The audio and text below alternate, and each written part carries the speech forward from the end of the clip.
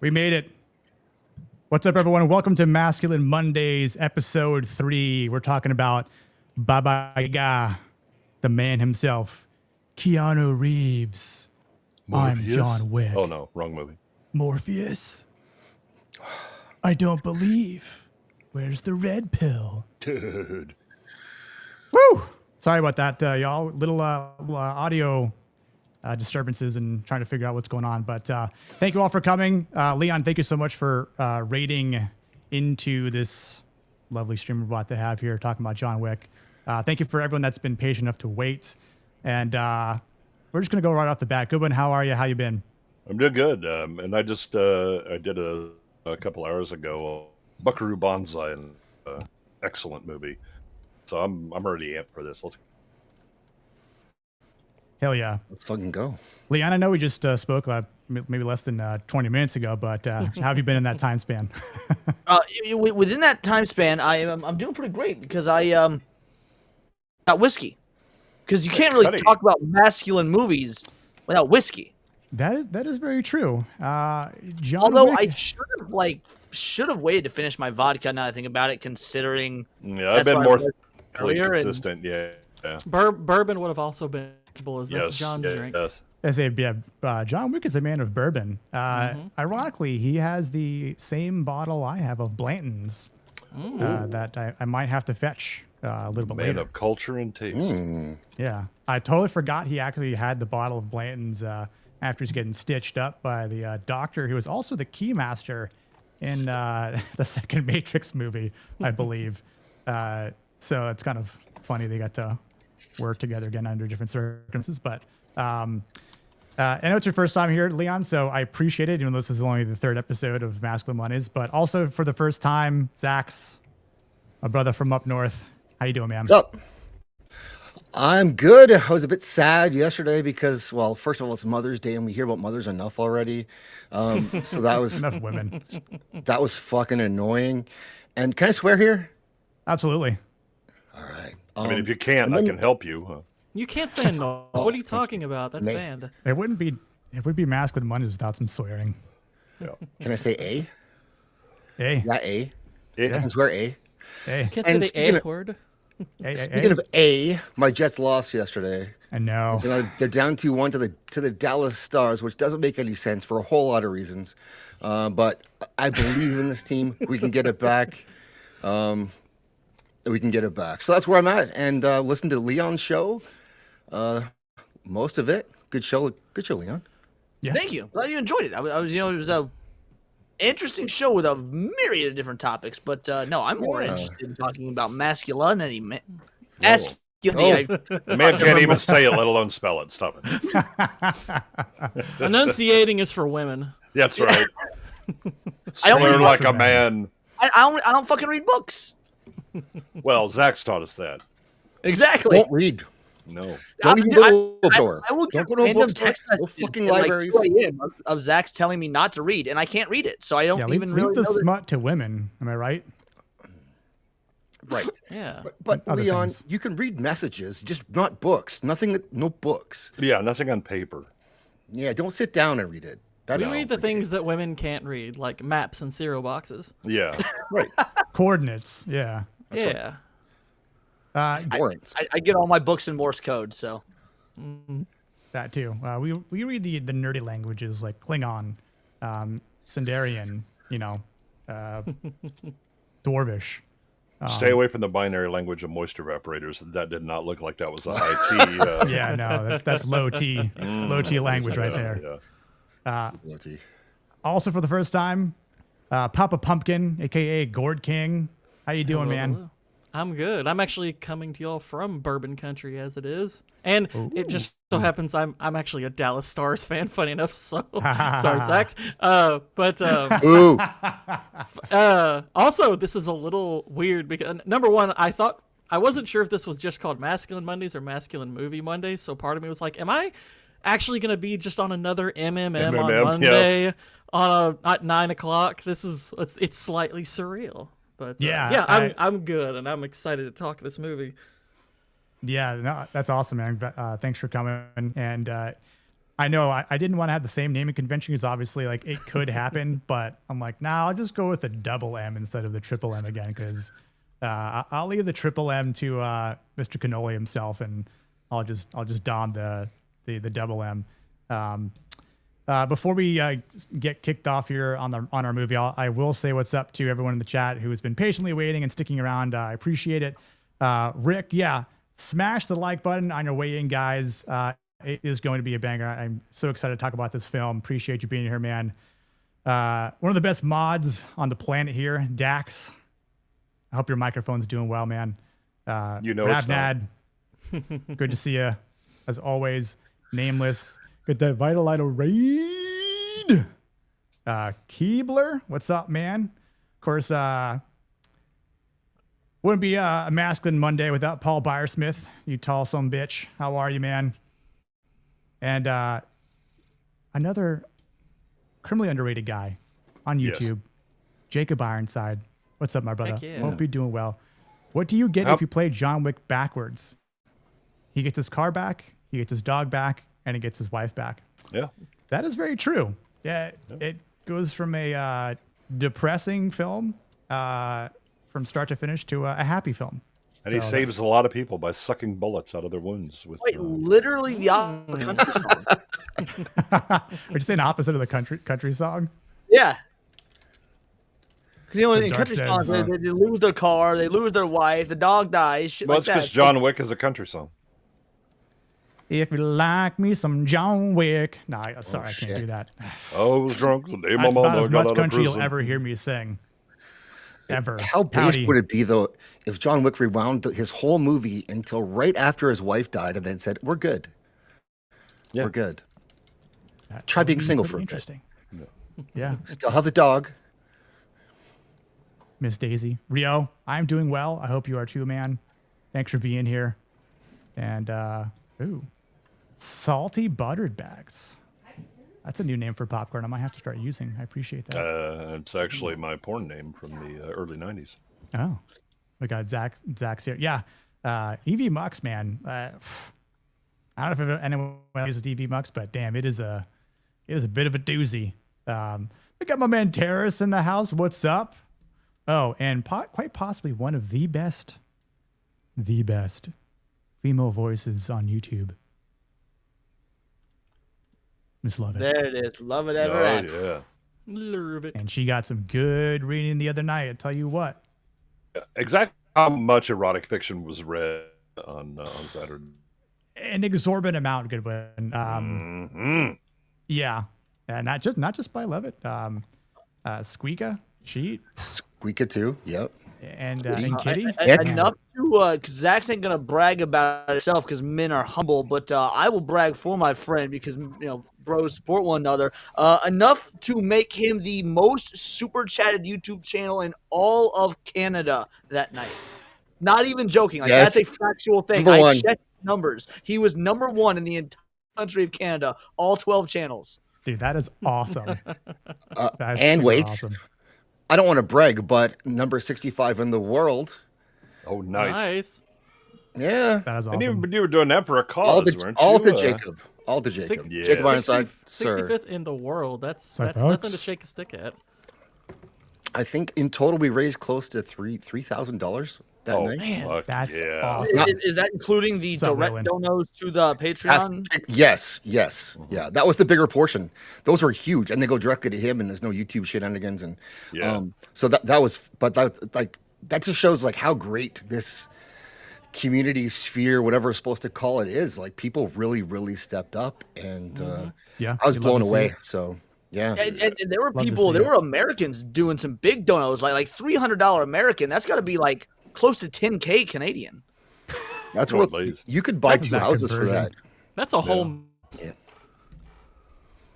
I mean, if he would have ran for like another 6 hours, we might have been able to buy all of Alberta or something. It'd been Could have Yeah, made but it would Alberta almost the feel like a 51st state. punishment to send Jacob to Alberta. Like, yeah, we know we said that we're going to help you move, but we're moving you to Canada. It's like, can you just...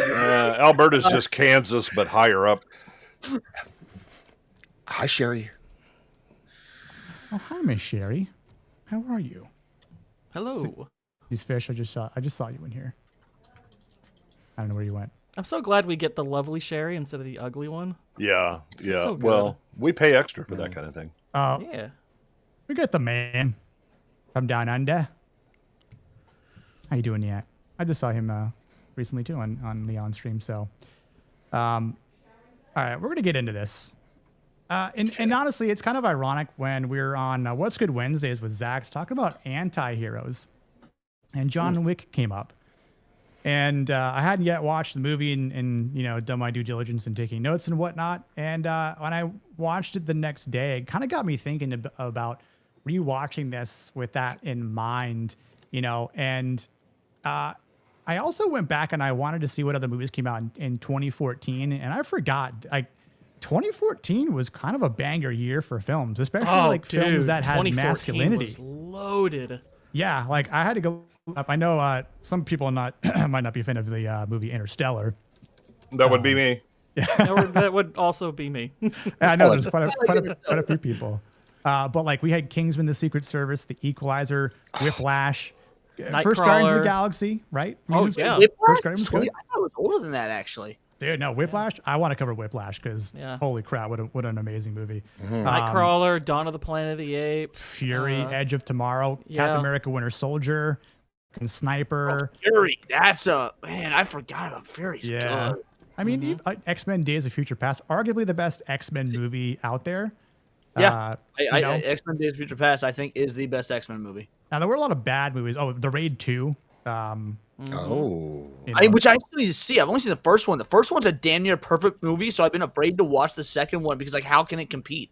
Yeah, we will be covering the first Raid soon for those of you watching, and obviously we will do the second one in due time. But Godzilla 2014. I mean, there were also a lot of bad movies that came out this year. Well, but hold on, underrated movie from 2014, which I always recommend when I get the chance, is Calvary with Brendan Gleeson. Highly recommend that. Yes. The most masculine movie from that year, though, has to be Paddington. Yeah, I mean, The Guest was that year as well. The Guest is a really good movie. Yeah, there's a lot of them. I mean, Dawn of the Planet of the Apes, The Expendables 3, there was a lot. Because I kind of forgot all these movies came out in 2014. I was maybe a year or so off in the either direction, but I think Gone Girl was that year. Yeah, Gone Girl was as well. And much like when Edge of Tomorrow came out, I didn't know what Edge of Tomorrow was about until I just saw Emily Blunt and Tom Cruise's name. And I was like, oh, well, I like both. That was back when we still thought it was called Live, Die, Repeat because they changed the name 9 times. Yeah. And honestly, same thing when I saw John Wick, when a buddy and myself were trying to find a movie to go watch, and we see Keanu Reeves, and I'm like, Ian McShane, Lance Reddick, yeah, Guest One had just come out this year, so having Lance Reddick in the movie playing oh my god, I can't think of his name in the Destiny game. Holy crap, what a gamer I am. One of the main characters, but R.I.P. But it's totally took me by surprise, and I think for, the introduction of John Wick, I think it helped redefine, modern masculinity with this growing IP in action cinema from, John Wick 1 all the way to 4. And obviously after 1 and you going back and rewatching this, it made me realize how great this film was compared to the sequels. And I enjoy the sequels, but with this first one, it could have been just a one and done film, and I would have been happy with it. I mean, it's I don't mind the idea of doing sequels because it built a world worth exploring that way. I don't think the sequels are particularly good. I think they actually kind of undermine this one a little bit. But this one stands head and shoulders above 2, 3, and 4. Yeah, absolutely. No, I gotta agree. The sequels are, to be fair, I think 2 and 3 are still good. They are not great like this one, and 4 isn't even good. But I will say 4 is fun, and sometimes that is all you want is just explosions and car crashes, and there are people like, oh, the fight scenes are exhausting. I was like, I didn't feel that. I absolutely did not feel exhausted watching 4. But again, objectively, quality wise, each one's a step down. But I think the first film is great, and then 2 and 3 are good. 4 is fun, and that's fine. It's fun. Yeah, it's like a pop. Bit flick. overlong, but Yeah. Yeah. You can only see someone fall downstairs 3 or 4 So many times before times. that part does get repetitive. Yeah. I No, it know. depends who I'm pushing down the stairs. That is also true. I want to put the John Wick 4 stair sequence next to the Slinky sequence in Ace Ventura 2 just to see which is longer. Yeah. Yeah. Also, John Wick does. what is going on with Blue Collar? I mean, he's in chat, but he can't join. I don't know what's. I don't know. Blue, what Come happened? back, Blue. We miss you. Probably. That's unfortunate. I don't know what happened. You have the link, right, Blue? If you need the link, let me. Do He you not thinks see me he's backstage. I don't see you backstage, dude. No one else does, right? No, I don't see him Nope, backstage nope. either. No. No, I do have a Cinnabear's Fish chat just stuck in the middle of my screen, but Really? Motherfuckers. I got Dax's up. Nah, John Wick 2 is a big downgrade. If 3 and 4 keep the same decline, then I won't bother. you know that one I see. It's just They above do. that. I just have a random Cinnabear Fish So chat 3 sitting work in there. well. To be fair, Dax, 2 and 3 work really well together. It's almost similar to Pirates of the Caribbean in that the first film is standalone. 2 and 3 are a package deal, and then everything after that is also more or less standalone. I think John Wick is the same way. 3 builds off 2 in a very well done way for what it is. Yeah, that terrible Well, I think Mobile that capsule it's- came out in 2014. Sorry, You Zach. think of John Wick, you can actually, the first film, you can go through all the sequences in your mind right now, like the action sequences, the story beats, all of it is right there when it happens in order. It's super easy to remember. It's very simple. It's very clean, and it's like. But then 2 and 3, they're a bit, like you said, they're more of a jumbled mess. It's tough to sort of pick out what happened in which movie. For me, thinking back, it's not as straightforward and direct as John Wick was. And 4, it's like. There's the cool top-down scene, which I thought was awesome. I liked the dog, and then the stairs are what everyone remembers is the longest stairs of all time. And like in there's a movie. It's fine, it's fun, but the first one stands alone. And for rewatchability too, it's the easiest one to just fire on and watch. Yeah. I It's didn't also- rewatch you it know- before the stream. I've seen it like 6 times. The movie's Yeah. committed to memory. Yeah. It's I agree, also Jake. this, unlike the other 3, has deep, like, more stakes to it. For one thing, I think the bulletproof suit thing is the worst thing they probably Oh my introduced to the God. franchise. Yes. It's really dumb. I do not like that addition, and it sucks because the rest of that sequence, with that guy where he's like giving him all the guns and stuff, that whole sequence is actually probably my favorite part of John Wick 2. But then the bulletproof suit thing, I'm like, oh, that's awful. But this one Yeah. actually feels much more dangerous, and like we don't actually know if he's gonna make it. If you're seeing this for the first time, you don't know about the sequels. It also, has, like Niat was saying in chat, that it has that emotional linchpin of him Yep. just losing his wife, him losing his dog. I mean, so there's Yep. that immediate reaction to, his grief and, how he's wronged. I think I just want to point out, you're not being very masculine. You're missing the biggest thing that he loses. His 1969 Boss 429 Mustang. Yes. Yeah. There are like 3 things that you can't fuck with in a man's property. His dog, his woman, or maybe I know some people could reverse the 2 and maybe just chop off the woman, just leave the dog. If you're divorced, but a car, a classic car, nonetheless. Yeah, Like there are plenty of women. There are a finite amount of Boss 429 Mustangs available. Well, you mentioned the car, which, by the way, this movie does the impossible, which just makes John Leguizamo almost masculine. You actually, dude. I was just about to bring that up, that they actually give him an above negative testosterone level. Yes. Because That's he's awesome for an associated assassin. with John Wick, it's rubbed a little bit off on him, and so that was able to raise him up. Yeah. Yeah, he's almost like isn't it aren't pit bulls, like pit bulls, when they lock on, like they don't let go. Well, as and Vigo explains that, right, when he talks about the oh, you have really fucked up. This man, what he does once he locks on, that's it, right? And Yep. and it's why he's the Baba Yaga. Yep. Yeah. Part of what also I think this movie adds, like, How many I times love the- Zax is going to mute Hitting us? myself. I love it.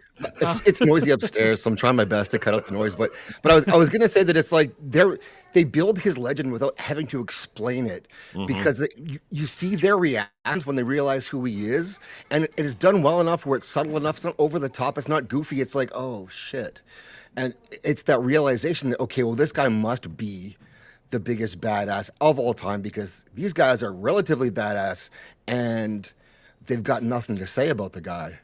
It's perfectly done. And And they do Canadian.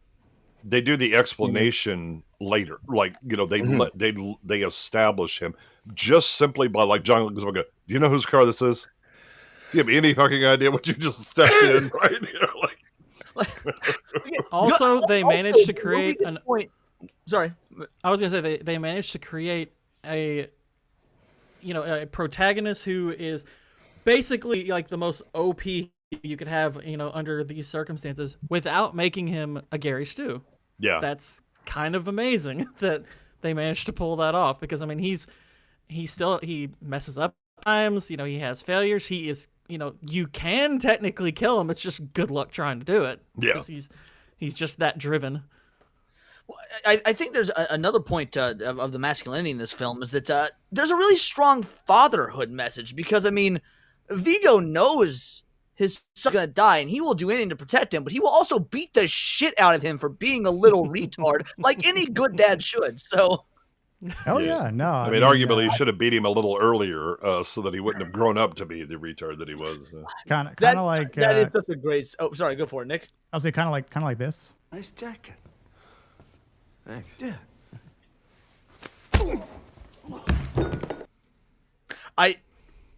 I wish that clip was a little longer. I know for YouTube reasons, but the fact after that happens, he just casually sips his fucking alcohol, like, okay, back to business. Like, it's a great little 10 seconds. It tells so much about their dynamic. Also, has anyone checked to see if there are any Mayhem commercials about John Wick? Because the guy from the Allstate commercials is literally in this movie. Yeah, there has to be some of those floating around out there. Maybe, but Mayhem does not cover, or Allstate does not cover John Wick damage, though. No, that's like God. Yeah. Yeah, and that's the one thing that does not cover, unfortunately. I don't know if you read your policy, but the Baba Yaga clause right here. Allstate is the Continental of insurance. Sub Gap After Dark. That kind of business isn't covered here. Yeah. So I want to start off. Obviously, like there's quite a few interesting characters. We mentioned Vigo, his son Joseph. There's Marcus, played by Willem Dafoe, right? My the man with the favorite character sniper. in the movie, actually, more than John Wick. It's weird because, like, as much as John Wick is this, anti-hero, like almost like a reluctant executioner until he's, forced back into it.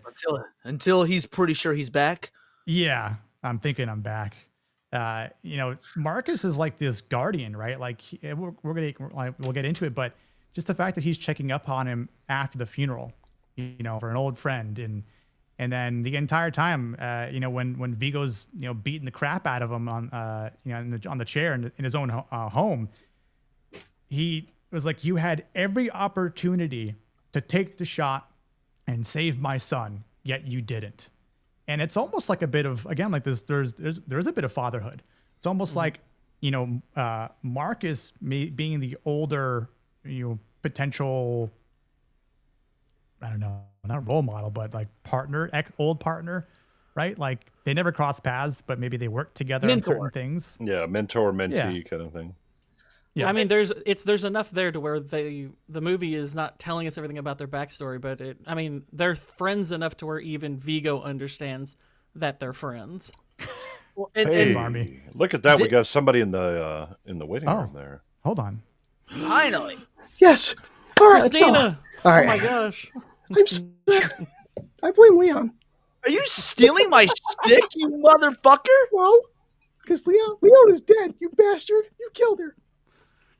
Yeah, I got plenty of fighting cock whiskey for Leon, because I'm gonna need it. This panel is so masculine. Why are you gay? We don't deserve you, bro. I mean, Cinnamere, we invited Cinnamere. She wasn't available. We had to settle for whatever we get. Yeah, guys, I'm sorry to disappoint. Cindy wanted to be here. She loves John Wick, but blame Kata, Mr. Foot Clan himself. No, Yeah. it's funny because she near the end of the show. I don't know if you left her by the time she was talking about this. She had to cancel on New Black Street because her voice was going out by the end of my show because she is still sick. And she's like, I can't. Oh, She was okay. struggling to talk by the end of my show. So she's like, I'm not doing anything now. I don't know, Pouty. Well, hello there. Yeah. What do you- Hey, Zax. Hi. Nice to meet you. I haven't seen a babe like that since Wanda from In Living Color. Hey, Jamma might have it right here. Blue collar -1. -1. Someone's birth doctor was a slapper. That's for sure.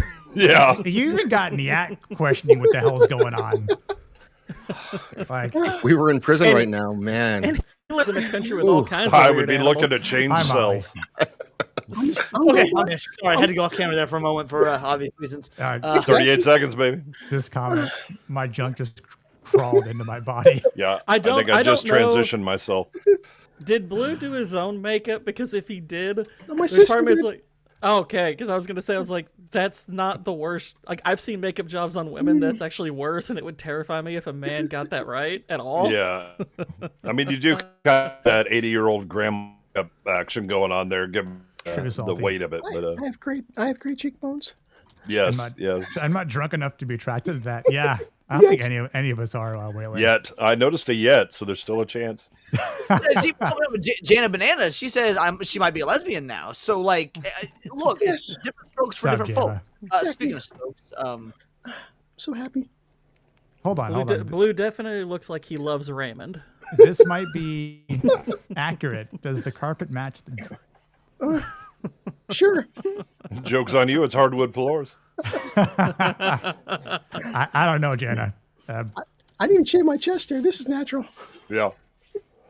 I That's You know me. don't know what the to show. I mean, it'll get. He's a C unless he shaves his chest. Oh, Jacob got it right. This is actually ugly Sherry. say. Oh, here's Jana's comment. I might be a lesbian now. I took too long off work for this. Oh, here's Nads. Here's Nadia. Why does Blue look like my sister? Look at Zax. I think she's saying you look Middle Eastern. Lovett said she's questioning things. I think God is questioning things. Right? Yeah. I think God has an answer, and He's not going to like it. No. What on earth is? It's not supposed to be. We're supposed to be talking about masculinity here, and we've got There's so much. Christina.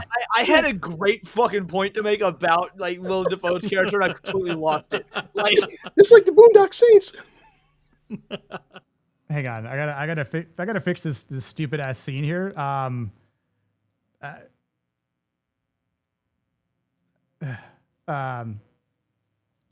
Yeah, blue collar. Before we go further, I have one question I have to ask Leon. Is this the real Cinevere? Oh, that's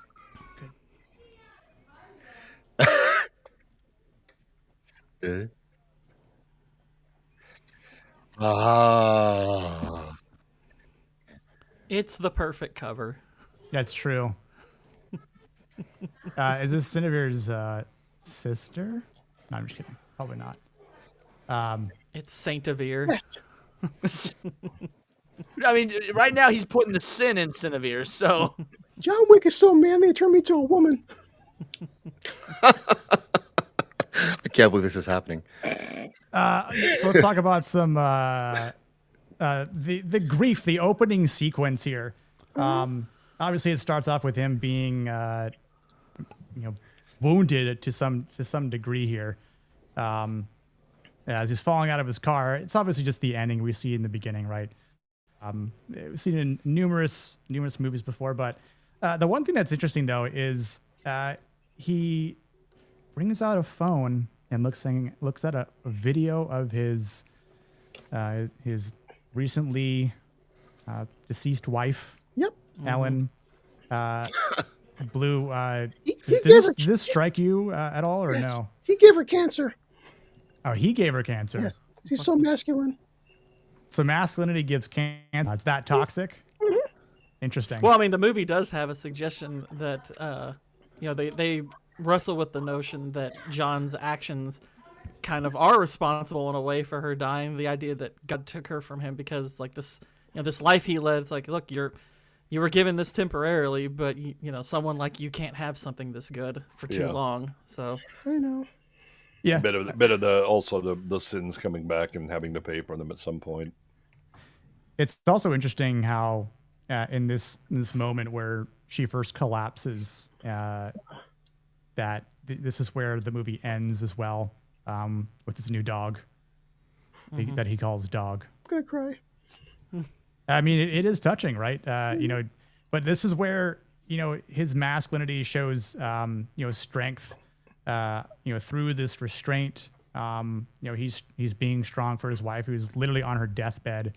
And he somehow finds a way to survive this grief without asking for it. I think after he got out of the violent world that he came from, he doesn't have any enemies here, right? I don't know if you would say that the emptiness that he's feeling is his only enemy at this point. But he's still finding a way, or he's still, like in the beginning of this movie, he's learning how to control, grief on his own terms. And, everyone handles grief differently.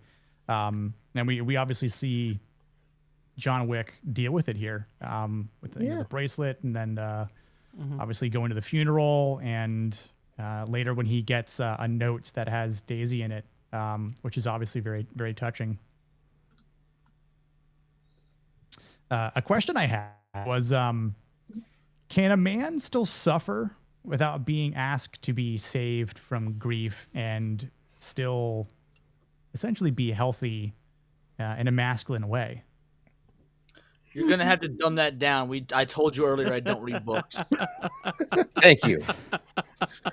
So John Wick is obviously suffering, but no one is, offering to save him. He's obviously trying to. He's figuring it out as he goes. As handles this grief on his own terms. But, in this scope, can his mental state of masculinity still be perceived as healthy or weak?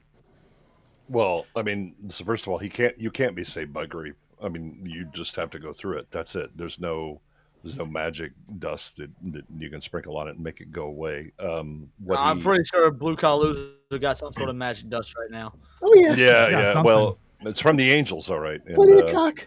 I'm hallucinating. The but the thing is that he any kind of masculine way to deal with grief or loss or an obstacle is you address it, you recognize it, and you have to go through it. You can't run from it. You can't try and hide or I'll just distract myself away from it. No, you won't.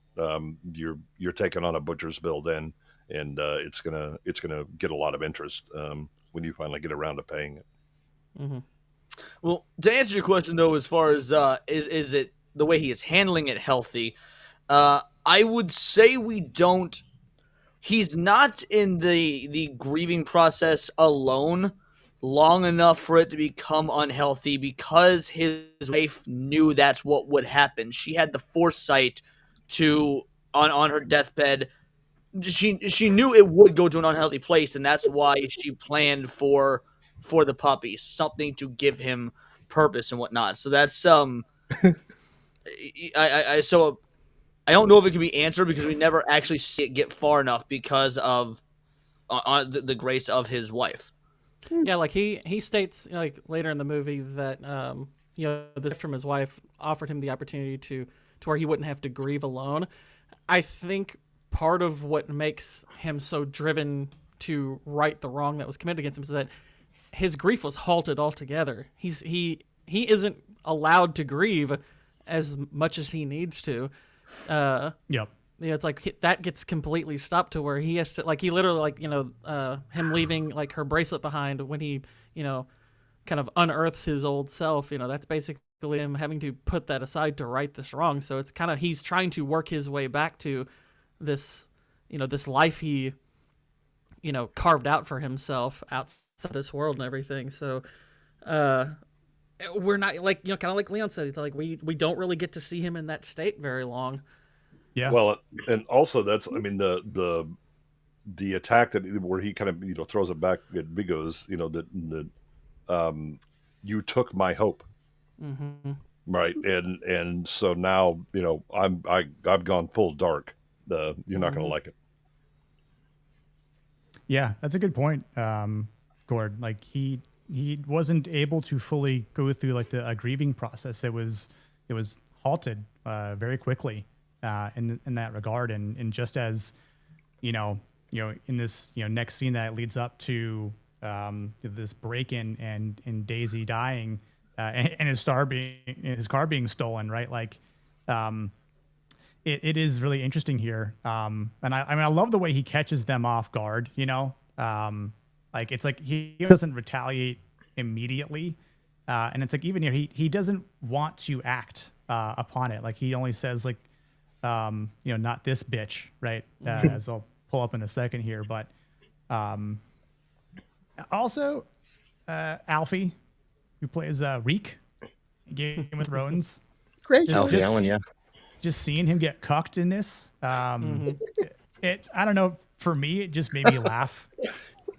Yeah, they clearly picked an actor who looked Weasley enough to where you would hate him kind of from the outset. They wanted you to look at this guy and say, okay, I don't like this person. Yeah, he's like the poster child for the punchable face, children's group. The punchable face, but entitled. Yeah, no, that's kind of a problem with this movie, though, is I've seen this actor in several movies since, and even if he's the nicest guy, even if he's the hero, whatnot, I fucking hate him on principle, because to me, he's always that dickhole from John Wick. And, like, it's not the actor's fault, but damn, he did a really good job in this movie, because I hate it when he shows up in other shit. Yeah. So speaking of that, though, watch him in SAS Rogue Heroes, the show I try to get people to watch. Yes. He's in it. He's good in it, and he's a good guy in it. And you might forget some of this stuff. He still has a douchey look about him. Nothing he can do about that. But he's a good character in that series, which you should be watching anyways, Leon. Yes, I definitely need to finish watching it. I started it when you brought it up on your show, and I was like, I need to finish this. You'll have to send that to me, because I drink a lot when I'm on your show, and I forget a lot of this stuff. Oh my God. I think here with Masculinity, like this is showing like the choice of when to unleash this power, right? Not just like the power itself. So like I'm sure right now, if John wanted to, he could just smoke all of them and just ride off, right? But he doesn't. Like it's this, not this bitch line, and like, bye, I'm out of here. And that obviously rubs them the wrong way. Right? Who does this guy think he is? Like, he's the Baba Yaga. What was that, Christina? It's the Baba Yaga. Yes, that's right. Yeah, I mean, the thing is, again, we've talked about it previously, that masculinity is not just simply doing violence. In fact, that's kind of the toxic brand, right? It's the appropriate time at the appropriate level that you believe is necessary to solve the problem. And these guys are just talking shit and generally being assholes. And if you go around killing everybody, it's an asshole that's going to get rid of you around here in a hurry. Yep. Your son, you could dash him beside him. Yep.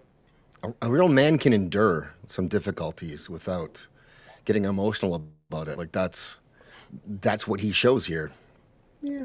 Or if you're going to get emotional, do it in your alone time. Yeah. Like, not around other people or publicly. Or on That's camera. for women. Well, rage is an all right emotion to show publicly. That's fine. Yeah. Well, I mean, you can think about it from. I mean, and this comes through in the rewatch. Once you know who John is, what he knows, the fact that he can speak the language they speak. So when you rewatch this, you realize the moment they pull up and are talking, he knows what they're saying. He probably has a good measure on these guys. He knows. Look, if this came down to us fighting, it's completely unfair. So he gains nothing by, actually doing anything like threatening or anything like that. Yeah. So he's being reserved. He's showing self-control because he's like, you guys aren't a threat to me Yeah. right now. Now, granted, that ends up kind of biting him here because it's like he doesn't expect anything like this from him, because while he knows their type, he doesn't know specifically who they are. Yeah. Right. Although Yeah. this is part of the problem of the sequels is they kind of make this sequence implausible, because the son would absolutely know who he is. If everything in the sequels is true, he would know who he is. It's part of what they undermine a little bit. Yeah, absolutely. And Yeah. I mean, what was that? Yeah, it's got great world building. Everyone knows the Baba Yaga.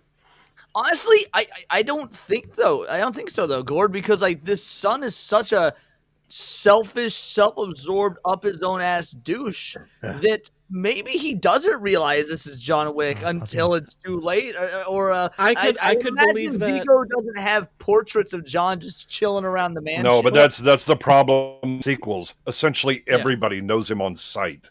Yeah, I can believe that within the framework Especially of this when being movie hunted by by everyone. itself, no problem at all. Because this movie, like, it stands alone really, really well. And if you don't think about the sequels, most of what happens in it, aside from maybe 2 or 3 scenes, is very plausible. The cause and effect is really strong. But once you get into the sequels and then you look back, you're like, he should know who he is. I mean, he really should know who he is. It's kind of insane that he didn't, because he's only been out of the game for like 5 years. It's like, he would know who he is. I should know who I am. sure. I'm the Baba Yaga, bitch. Yeah, I mean that's the thing about this movie, makes him like a ghost of a scary story that criminals tell each other at night, right? Yeah, I mean, even like the stuff like body disposal and stuff like that being a part of this one. The It's like in the cleaners, yeah. second one. In the second one, you're like, what's the point of the cleaners? It's like everyone's an assassin, everyone's killing everybody. Yeah, It's kind of ridiculous. Yeah. And it sucks because I mean, I that's one of the dumbest things about the sequels is that everybody is in on this whole thing, and it's just like, what is this world now? It's like a battle royale, but everyone's just out to get John Wick instead. Yeah, this one makes all the operations seem more clandestine and a little bit more behind the scenes. Like there is some interconnectivity that is a bit far-fetched for the real world, so there is still a hyper-realism to this movie, but it's not as I don't know if it's bonkers far-fetched as in the the other real world. ones. I mean, we all know what Black Rock. Oh, no, and, I'm not talking about like Blackwater I'm not talking about like the concept of a lot of people in on is far-reaching. I'm just saying the way it's done in this particular movie. It's like there's some reaches here and there that are different from how our world is. But yeah, it's just Reacher- not. It's not enough to Reacher or suspend John Wick? disbelief. yeah. What did you say, Leon? Gord King said reaches. I said, oh, that makes me think, who wins in a fight, Reacher or John Wick? Reacher will be dropped dead long before he ever gets close to giving him a hug. Yeah, That's true. that's true. They do a great job with hinting at the larger world, and They even the Continental. They don't need to explain it. They show you enough to make you think, oh, this is really cool. I'd like to know more, but I don't need to know more right now, and I want to follow this story. And so all those touches are so well done, and they don't. And so the sequels kind of ruin that, because you're right. They should know who he is, and it takes away some of the mystery that I don't think had to be peeled back. Yes. We didn't need to see, the wizard. We could actually just we wanted to see this part of the character, and that would have been it. And I didn't mind the Continental show that much. I watched the series. I was about to ask that, because the Continental, I think, is the best. That's not the first movie. Like of anything else in the I John agree. Wick There's Pantheon, only the 3 Continental. episodes, which is nice. It wasn't like Yeah. overextended at that point. I liked it. No, I liked Yeah. it too. Yeah, it was decent for adding something to the John Wick universe without doing too much for like other set out to do. But this whole moment here is essentially like John Wick's purpose in life is like being forced back into his life, essentially, like his past is being forced back into his present and his future, and it's like very violent, from his wife dying of cancer, from him getting beat in the middle of the night, a puppy getting killed quite brutally. They blur it out, we don't see it, but the way it cuts from him just like kind of cradling it, and then it's just boom, digging a hole out in the yard with like a shoebox, like it's pretty touching in that regard. But the question I had was, you know, I think we already kind of talked about it, but like, what was the puppy the trigger?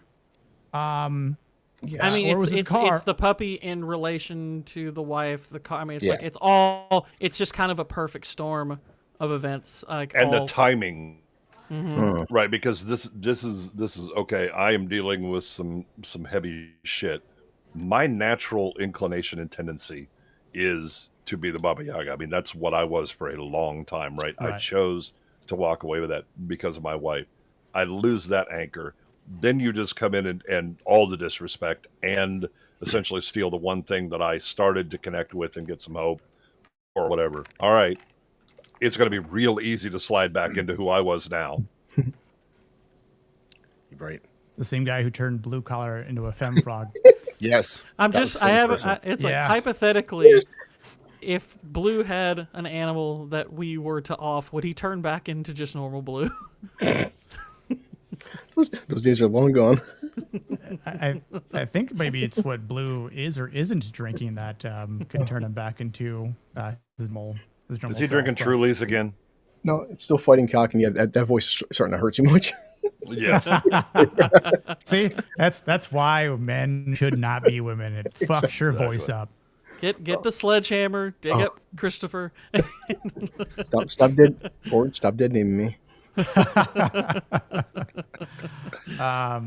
Yeah, so this sequence of events with one of our favorite characters, just kidding, John Leguizamo.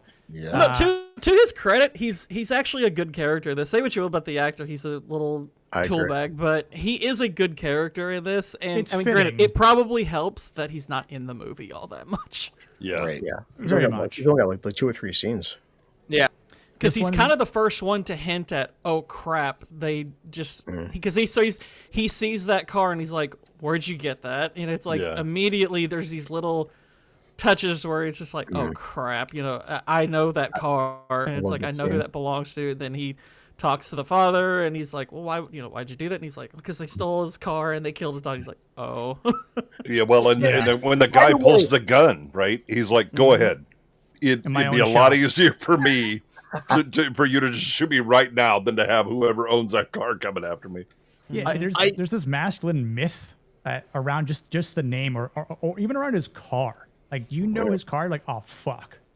Well, yeah, because what's interesting is you could, because I've seen some discussion about that part. They're like, why didn't he just keep the car in the shop? And it's like, well, for one thing, all he's wanting is like, I think plates and the VIN numbers to be changed. That probably wouldn't take very long. But also the idea of him helping these guys Yeah. is probably something he's like, I don't even want to mess with this at all. It's like, even if I were to keep the car in shop and I were to change anything about this, I don't know if that's going to make me in some way, Agreed. attached to these guys. So Yeah. it's like, it knows better than to mess around. Yeah, Also, the moment cannot be understated where like Vigo, we have an idea based on the beginning of the phone call with Aurelio is like, oh, this is he's effectively he's the Don. You don't fuck with this guy. You just punch this kid. Like, oh, they are about to like cut his head off and deliver it to his family. That sort of mafia shit. But the moment he says it's John Wick, Vigo's like, all is forgiven. In fact, hit my kids some more. Like, Yeah. Yeah. bro, Yeah. if even we don't Yes. know anything about Vigo, we know very little about John Wick, we know very little about Aurelio. Just within a few sentences, this dynamic is 100% set in stone. Yeah, and again, the John Wick, you've already seen it initially, right, at the gas station, and then with that, the guy goes, "Do you have any idea whose car this is?" Right now, Leguizamo has just pissed himself because of the fact that the car is even here. Then Biko, because you slapped his son around because his son needed to be slapped, and he's like, "Oh no, all is well," and you're like, "How scary is this man?" Well, Yes. Biko's about to explain it. also Vigo drinking vodka too. To answer Jan's naturally. question, I think yes. John. I Yeah, what do think we John think? travels the rocky road. So See, I was thinking Oh, he was yeah, more of a Willing coffee just said it. bean kind of guy, like a coffee bean ice cream. Not bubblegum. no. Yeah, not cotton Well, candy? maybe I don't maybe know. Baba gum. God damn it. Cotton candy. No, I mean he's gonna be like, he goes to the classics. It's going to be either or chocolate because Gordon's so it's funny. the classic. By the way, this particular sequence, the way it's edited, the way it's shot, the way they use the John Wick's theme as they're kind of, as he's beating him up and as John's breaking through to get his old stuff. The sequence is beautiful. I absolutely love it. I just love how Mr. Mayhem, I can't think of his name off the top of my head, but he's like, should I just go? And he's like, he just keeps yelling and rushing, like, no, you stay here. And he's like, Yeah, Like- I mean, this looks like a family thing. I don't want to be seen, seeing this. Well, and there's Which also is smart. kind of a Get good the fuck out of here. Yeah, Yeah. there's practical reason for him not to want to be there because like, this kid could be the heir and be my boss one day. If I'm sitting here watching him getting the crap beat out of him, he may want to get rid of me on principle just because he's like, Right. I can't have somebody who's seen me in this state. Yeah, So what's up, Blair? Poor Blair. Good to Hey, see Blair. you. Blair. Blair. This Blair, is. don't mind Christina. She's having issues. Oh, you can mind her. I would. So You should many- mind her. So many issues. Mine Yeah, doesn't. we're watching John Wick to change Christina back to Chris. yeah. So we thought Pun Leon intended, was the going to good- be the real problem to try and instill masculinity into, but then Blue comes up with this. It's, When John Wick answers the phone and doesn't Oh. say anything, that's fucking beautiful. yes, It's beautiful. So toxic. because he's basically just like tell me it's like the subtext is basically if you're not giving him to me, we have nothing to talk about. It's that Nothing. simple. yes. that's why I wore a You white know, shirt, it's like right, you already because of know this what I scene. want. I couldn't find I couldn't find my black dress shirt and black tie to dress like John Wick. So And see, I was gonna do the same thing, and I couldn't find my black dress shirt. I've got like the rest of the suit, but I couldn't find my black dress shirt. but I do have a white shirt, obviously. So I'm like, you know what? He's using a sledgehammer. Yeah. That's something I would do. So Some men wear dresses. Thank you. I'm just gonna let that sit. they do, unfortunately. But no, I agree. Like this sequence of going back and forth, his hair here kind of looks like from like Bill and Every Ted, single honestly. band from 2006. Or Keanu Reeves for most of his career. That's what I'm saying. Yeah. Whoa. Excellent. In a way, he is going back in time. That is true. But yeah, no, I think again, like this myth that surrounds him that Vigo is telling Yosef, because Yosef has heard the stories, but it's like it made me think like maybe he's never actually seen John Wick in person, But it's also kind of hard to believe, like if they used to work together, like you'd think that maybe Yosef was around at some point in time to potentially, see like, oh my god, like that's. No, I that's think the no. Vigo. So Joseph clearly hasn't seen him before, but also Joseph thinks that this is just like one of those myths. The big they talk it up big, and it's BS or whatever. But he goes like, no, allow me to explain to you exactly what's going on. I always took it as, and especially in this kind of world to live in, 5 years is a very long time. Yeah, that's why. Like I that's said, what I think said. in this movie, I think it's believable that he doesn't know who he is. It's just the sequels make it far less believable. Yeah. Yeah. But if we just look at it in the framework of this movie, it's like he could have been sent away. He might have wanted kept his son away from the business for as long as he could. And like you said, before John Wick left, they weren't what they are now. He literally tells him, the bodies he buried after that impossible task is Built what this laid the foundation. foundation for Yeah. what we are. Right. So they were probably a lot more small time back then. Still the best line. Is he's the boogeyman? No, he wasn't the boogeyman. He was the one who sent in to kill the fucking boogeyman. Yeah, exactly. Yeah, and when I was thinking of this, again from like a anti-hero perspective, and a question I had was like, do you guys think that he enjoys the legend or doesn't enjoy this legend of him being the Baba Yaga? And like, do you think he thinks it's a burden to him almost? I don't think he cares. Yeah, I'm with Gowen. I don't think he even considers it. And that's No. the terrifying part. Is like, to him, it's a fucking job. Well, I mean, the life at a particular point was a burden. That's why it left. But as far as like his own reputation, I don't think it means anything to him. I think he's just like he I don't is think what the he life was is. a burden, though, Gord. I mean, it doesn't. it's indicative that like if it weren't for the fact that he fell in love, he would have stayed in the life. Like it Yeah. wasn't a burden. Well, it was it's love. true, but I mean, it's true then. But he does he does insist throughout the movie that he's not back in up to a certain point. So it's like there's. I I always could but argue that's You could argue That's it's him conditioned. honoring. No, that's Exactly, him so- honoring the decision he made for his wife. yeah, exactly. That's how I took it as well. Is that, like he I doesn't guess want it to be just- back because then he loses whatever is left of what he and his wife were. Yeah. It depends. Yeah. I guess it depends on how you're defining burden at that point. It's like, does he feel like an emotional weight to doing what he is? I doubt it. But as far as like, wanting to honor his wife and whatnot, it's like, you Yeah, could argue okay, No, that's I a think form that's of true. I burden, think but, it's true now. I think that, but what he was asking is the idea of him being the Baba Yaga. Did that? How did he feel about that? I don't think he felt anything about that because he was just doing his thing, right? Did they wasn't I mean, his tell? it probably helped him. I mean, it probably helped him Oh, quite I'm a sure bit it for people to be assisted to some terrified of degree. him. Yeah. Although, again, if you get a hint that the Baba Yaga's coming for you, you're getting all the men around you, which then raises your difficulty level for him to deal with it. Yeah, and I was gonna ask another question. Like, you guys think that true masculinity requires fear to be respected, like John Wick?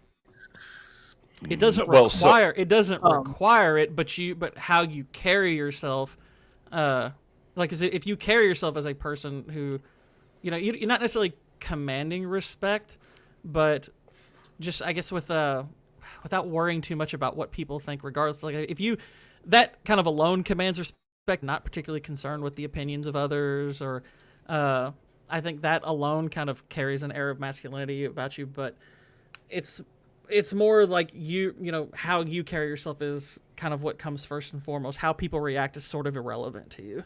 I mean, I think that any masculine person should be feared by others, not in the oh my god they're going to kill me at any moment, but there's a healthy respect and being fearful of what they can do if they decide. If you give them a reason to be violent, give them a good enough reason. Find out, right? And doubly so for young men. Young men need to have a certain healthy fear of older men because you're not really fully, built mentally and understand choices or whatever, moral or otherwise. But you do understand survival, and mess around with a grown ass man and find out how little they care about whatever posturing you're doing. I mean, there's a certain almost Machiavellian quality to it. Like everyone knows the old adage, if you can, it's great to be feared and loved, but if you can only be one, it's better to be feared than loved. That's the paraphrase. And I think that there is an aspect of that in the real world that is true. Like you are always going to want to be both. In fact, it would be beneficial to be both. But if you have to choose, feared is always going to be safer option for survival. And I mean, survival should be the key thing for masculinity because your survival, the people you love and that you care for, their survival is based on your survival. So you need to be the one that is feared. Yeah. And other men, the relationship with other men should always be a certain component of, I would be afraid if that guy decides he's going to get serious on me. I think what's also there's part of what's interesting about this movie, this underlying factor that you probably can't imagine as far as on the level of like a husband. John Wick would be like the best protector imaginable, and yet he lost his wife anyway because she had an affliction that there was nothing he could do about. Yeah, he was powerless. So that probably adds to his grief. Yeah. That for everything he left behind and for all the skill he had, it did not matter when it came to the love. It's like there was literally nothing he could do about it. Yeah, and I think there's an interesting little exchange when Vigo is explaining Wick as the Baba Yaga. I mean, he tells he eventually tells some of the scary stuff, but the first way that he introduces him, he's a man of focus, commitment, and sheer will. Yep. That alone should give you a bit of a pucker factor, right? Because that's the kind of thing you should be afraid of. You trigger it and make them actually come after you. Also, it's a good one. I've had many conversations with, notice with John, he's had so far in this film 3 lines of dialogue. most guys that are badasses and strong, they're not constantly bragging about it. Yep. And can Yeah. constantly, like, John doesn't walk Exactly. in saying, like, I'm the toughest guy in the room, because I've known many men in prison in real life who constantly brag how tough they are, and they're the fastest guys to get their asses kicked. Yep. Any man who must say "I am the king" is no true king. no It's true- that That is very kind of true. mindset. John Wick Yeah. doesn't have to go around saying "I'm the Baba Yaga," and he's just like, you don't have to say a word. Question. Yeah. Wasn't Well, there and like, people- what happened in the phone call? He didn't say a word, and when Mr. Mayhem asked, he goes, "What'd he say?" He's like, "Enough." Enough. Yeah, 100%. Because like that's where like he has such calm resolve here in this scene, and like he is so ready in a tactful manner. Like he already knows what needs to be done because it's like he's about to dish out lethal consequences here, and it's obviously where Vigo is starting to sing this From song the swamp people come. about the boogeyman, which is honestly the- just Take awesome. the children that don't behave. Yeah, it's like it is chilling though, because to think about what this man is about to do as he's getting suited up and like just the look on his face, just And that's this, what's this, scary. this right here tells you everything you need to know about what It's either what's bad acting or fucking great happen. acting, where Keanu has just no fucks given, doll shark eyes right there. Yeah, Yeah. the black eyes are what you're Dark, like, beady uh-oh. eyes, Yeah, lifeless eyes like a Yep. doll's And again, eyes. And by the and honestly, it shouldn't go unsaid that there's also a good, there are masculine qualities to explore in Vigo's too, character Jake. here because, when he so when he's kind of singing this song, there's a moment when he says the boogeyman at the end. It's like he has this grin on his face, kind of like we're screwed. We're going to die here, and yet he won't give his son up because he has principles that he has to hold himself to. Because the practical decision here would be, I just need to give him up because we're gonna lose everything if I don't, and we're all gonna die if I don't. But he knows as the man in charge, that's not gonna fly. That's not okay. Yeah, and he does. I mean, he does the proper masculine thing to try and solve non-violent, right? Okay, my son was a dipshit, and I understand that. Can we work something out? And the silence is telling Yep. him all he needs to know, and he's like, okay, and now he has to dealing with this, but but yeah, I mean, these are like the interesting thing go in Wick is that they both have motivations, right? Like what you would generally say they're admirable, right? That Wick has this sense of justice. Here we come, right? He has little morale applying it, but that's why he's an anti-hero. Yep. Vigo's the same way, right? It's protect family. And that's my son. Yeah, he fucked up and he did things. I'll beat him, but if the boogeyman is coming for him, then I'm going to protect him. And so you have these two forces going at each other, both properly motivated. One's right. It's like it's very masculine with Vigo. He knows his son's in the wrong. His son fucked up, but it's his son. If my kid's like, Dad, I killed my girlfriend. Oh, you're wrong, buddy, but I'll help you bury the body. So what you're saying, Christina, is that if hypothetically Vigo were president, he would pardon his son going back 10 years. It's so manly. But it is. It's like I always say with if you watch the first season of Narcos with Pedro Pascal, Pablo Escobar's mother knew he was a fucking monster. She's still defending her son tooth and fucking nail, knowing what her son was. Vigo knows his son's a fuck up, but it's his son. Yeah. I mean, and this is the first time we actually get a true glimpse of a rusty Baba Yaga, right? Like he's been out of the game for 5 years now. That's what's scary. This is him out of and practice. it's like this is a retired, rusty John Wick here that still just wiped the floor clean with everybody. Well, in a nasty. Well, fashion. actually, the floor was already clean. He kind of made the floor That's incredibly true. dirty. yeah. Well, the good news is he knows some cleaners. Yeah, He does. it's always funny seeing like the big that one like giant guy just wiping the window with a squeegee. Yeah, yeah. That's very masculine. Give a 350-pound man a squeegee to clean blood off of it. That was the premise of Rocky 4 when Apollo died. He's like, oh, Rock, I'm best shape of my life. He's like, Apollo, you haven't boxed in 5 fucking years. Do you understand what 5 years for a box? That's a lifetime. Dude, yeah, that is a long So time. this is John. John hasn't been training at the shooting range for 5 years. Yeah. So if he's this good now, imagine in his prime what he was doing. And you see him. I mean, again, it's the okay. This is the intro, and you're like, oh, he's kind of a badass. But I mean, there's getting some kicks around and this and that, whatever. As he continues throughout the movie, he keeps getting better. Right? He's like, I'm back on form now. And what's scary is the first action sequence. It's always headshot. The fucker doesn't miss. It's all headshots. Yeah. No. It's not just the first action sequence. So you have 20 minutes of heartfelt, like, oh, wife is dead, oh, dog is dead. Like, the movie kicks you in the dick for the first 20 minutes, but then for the following hour 20, it's all headshots the rest of the movie. Yeah. A lot of deaths, some blowing up, headshots. I mean, Like I'm saying, Leon, we're 29 minutes in. We're seeing the first action sequence. Stepping the bar up. This isn't a shitty choreographed film. We're seeing some badass action. Like, oh, I can't imagine what his KD ratio on Call of Duty would be. I was going to make a joke like that. I guessed it. Damn it, Gord. I do do think love he's this. using a Cronus or something like that.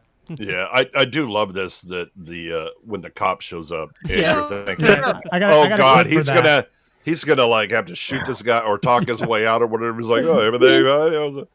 You working Hey, again, sir? Jimmy. That's all the cop has to say. Just, you working again, John? are you working again, John? Uh-huh. Also, And my Vito's boy here better than Biden. in the center is Sally. Warriors come out and play. Well, you can Wait, see that. that's who that is? Yeah. Remember Sally when I promised to kill you Yeah. Yeah, last? Sally. I promised I could. I lied. It really I is. lied. Yeah. What- And he's in The Crow. Yeah, he's awesome. The I love Crow. this guy. The Crow, yeah. What, earlier, what we said that could be because look at these guys. These are obviously older Real gentlemen. Jake. Vigo's son isn't old, so these guys, every older generation knows of John. The younger kids don't know who John is. Like I said, yeah, and like in this movie, Like that's brushing believable. off. It's Yeah. just I- 5 right. years isn't enough of a cushion for Rex the Vexton next says, one. I hope you got, I really hope guys like these actually exist. According to my grandfather, was a cop in Detroit in the 70s and may or may not have some mob ties. Yes, guys like this do in fact I would say exist. Rex is somebody who's with the prison. Yeah. I said we actually do know someone that's probably or somewhat like this by the name of Christopher Lee. Yeah. You know, maybe not in his home or anything True. like that, but in the brutal killings that he's probably had to deal with in World War. Well, that's why like films like The Godfather pissed a lot of people off because the mafia was so lethal because they didn't talk about it. Oh yeah, I know. So guys, I mean, This is John this- Wick is there were- just there were Christopher groups Lee's like Murder biography. I don't know what you're Incorporated. talking about, Chris. Yeah. John Wick is low key Christopher Lee's biography. Zach's deading me again. So Sarge doing well. Jake, you didn't know about Christopher Lee? Is that what you were saying? What? Dude, Christopher Lee's. No. He typed that when we were talking about how Homie was the kid from Warrior. Oh, gotcha. Okay, my bad. Stab man in the back. He wouldn't gargle like that. How do you know that? I know. Because It's also- this is what it would sound like. It's based coming up when he doesn't kill Kevin Nash. I love that scene. Yeah. Yes. He says, I don't need to kill you. And so he doesn't. That's also masculine. There's no Yeah. need to exercise force there whatsoever to this guy. John Just has let him go. rules. Because Kevin Or Nash- you can just walk away. Thank you, Mr. Wick. Because That's fine. Thank because you. John has no personal beef against his character. Why? He only wants one person. And Yeah. Yeah, it reminds me that's similar to the scene with Tom Hanks where he's the mob assassin, right? Oh, from the Road to 30s. Perdition. Right. Road to Perdition. Yes. Yeah. When he comes up to the big black guy, the guy looks like a NFL lineman or something, and he's like, "I'm a big fan of your work, sir, and thank you very much." He just walks out without shooting him.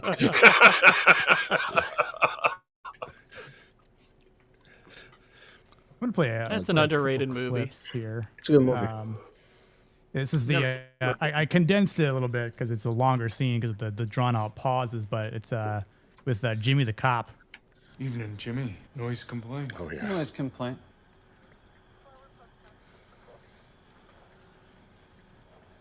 You working again? No, just sorting some stuff out. Love that. You working Also again, great. Mr. Wick? it implies so much lore without having to explain it all to us. Like we know there's a lot Thank there, you, Zach. and that's cool. Yes. Yeah, it's just one line of dialogue. You've got like an hour of lore. Yeah. You could have a lot, like without the sequels, you could have so much discussion off just that little exchange. Yep. Yeah, there's a couple awesome scenes that we already talked about. I don't know why they're not putting because EV Mux sucks, but But I think again to Zach's point, like even with Jimmy the Cup, it's not Wick isn't unnecessarily violent, right? He's not looking. He's the definition of necessarily violent. Right. Yeah. Absolutely. Right. It's the rational application of violence that you need to be scared shitless of. Right. Not the guy that's just like mindlessly violent. This was probably one of my favorite deaths. It's brutal, but it's the neck snap. Oh yeah. Ooh. So disgusting. Like just hearing that, I'm Yeah. like, So gross. Yeah. Why don't as you somebody hold who has that a for bad me? neck, I'm just like, yikes. Good stuff. Kind of harsh, but See, I don't know. As somebody else, as someone else with a bad neck, I kind of was like, man, I wish I was that guy right now. Yeah. I might My feel better. That's a good chiropractor point. makes That's a good worse point, Leon. noises when he works on me. Again, we mentioned the Continental and just this slight universe that we're just kind of like seeing into with peering Marcus as he looks Best over. character in the goddamn movie.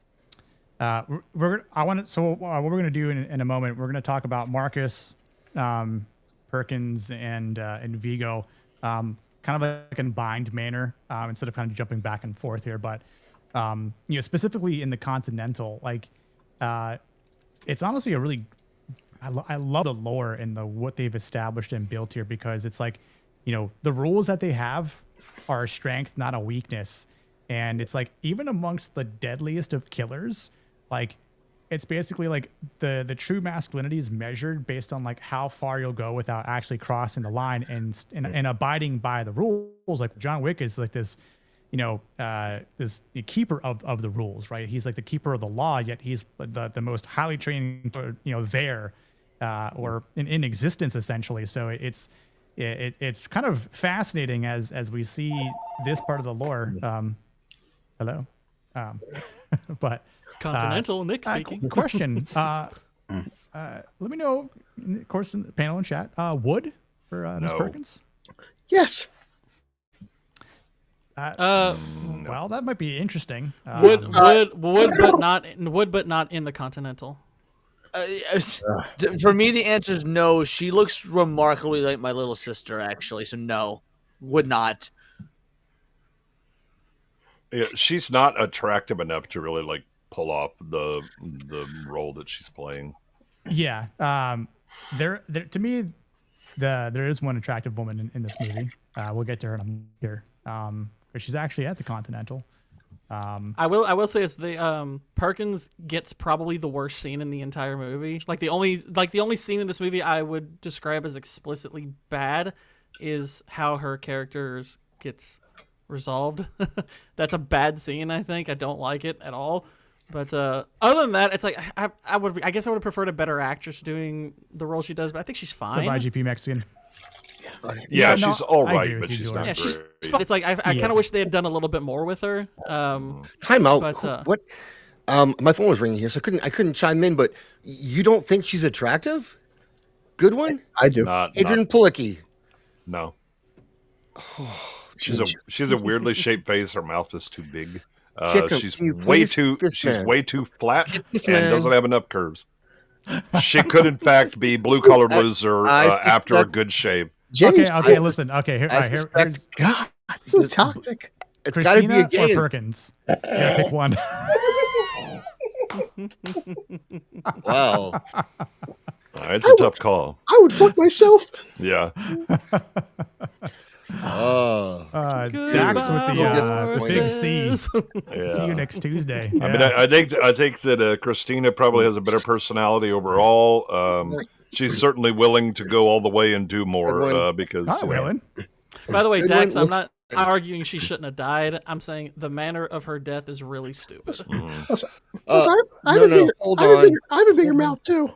The furry in the chat is agreeing with Goodwin. Like that's I don't know if that's the company you want to keep on that one. Look, all I know is that presbyopia does hit men who are 45, and I pray for your family. You could get your eyes checked so you can see better. Oh no.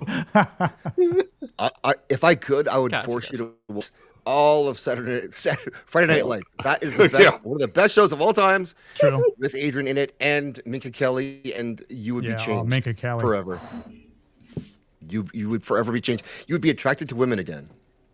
I'm attracted to women. I'm hoping you will be at some point too. This flat board that you're looking at right now. Now, I will say, when she was much younger, obviously still of age, mind you, but like Supernatural, you know, when she's in the first season, you know, she's Jared. I found her attractive. That's right. Then. Yeah, she is attractive in that. Yeah. Yeah. She was a lot. She was more attractive when she was younger. When before she started, like I don't know if she had women or every. Well, yeah, like. I mean, what are we talking about here? Shut the fuck up. Yeah. She was better looking in her 20s, weren't we all? Leon's so exactly, Waylon. We'll get to her. I got a clip. I got a clip of the bartender. Don't worry about it. Yeah, some women age well. She is not one of them. Oh, yes, some women age well. Is that Leon on stage in the red dress, Salty? Is that who you were inquiring about? She's a black woman, right? I don't know if Leon identifies as a black that would be woman. Sammy then. He's the black lesbian. Yeah, true. I love Ian McShane and everything, Dude, and he is great in this. He's literally never done a bad performance ever. Yeah, he's made a lot. He's made bad movies watchable before. I don't know if any of y'all have ever watched that movie Seeker. It's a terrible movie, but it's worth watching just because of him. Yeah, that's why I watched it. Yeah, I swear, in this every John Wick film, he's like the Hannibal Lecter. It feels like he's in the entire film. He's got like 5 minutes of airtime. Right, and he's not in it a lot, but he feels like he helps is. them out because like the one thing I love about this, and again, like through this masculinity, like they established like a code, right? And it's like, well, Jonathan, like there are rules here. If I know you've been out of the game, but you can't kill anyone on continental grounds. And even though he's like, I need to find out where he is, and sure enough, he's like, oh, there's a drink on, it's on the house, and he just gives him a toast, and he's like, he's helping him out. Like there's this brotherhood, even though when John Wick first gets there, he's like, is it still under the same owner? And yes, it is under the same owner. And it's like, oh. So it's like, I think John Wick is like materializing, going, you know what? I might actually be able to get a lead here, and I actually might be able to, continue on with this, vengeance goal that I've got in mind. So, question, and this isn't really masculinity. This is more of an actual general film question. Do you think that they already had it planned for Winston to be his father when they made this movie, or is that something you don't think so? No, they've said that they made this movie. They thought that was it when it made money, and then they came back and they're just like, all right, we're just making stuff up. I think it was right. That's almost 99% of Hollywood films. Whenever you get a sequel, it's like, was this planned out? No, it wasn't planned out. He was great. Yeah. He was great at voice acting, even in Destiny. Oh, he's fantastic. Great, just awesome voice. He's great voice acting in Kung Fu Panda. Yeah. His Funny or Die is fantastic as the horrible manager. He's fire as well, right? Yes, he is. Yeah.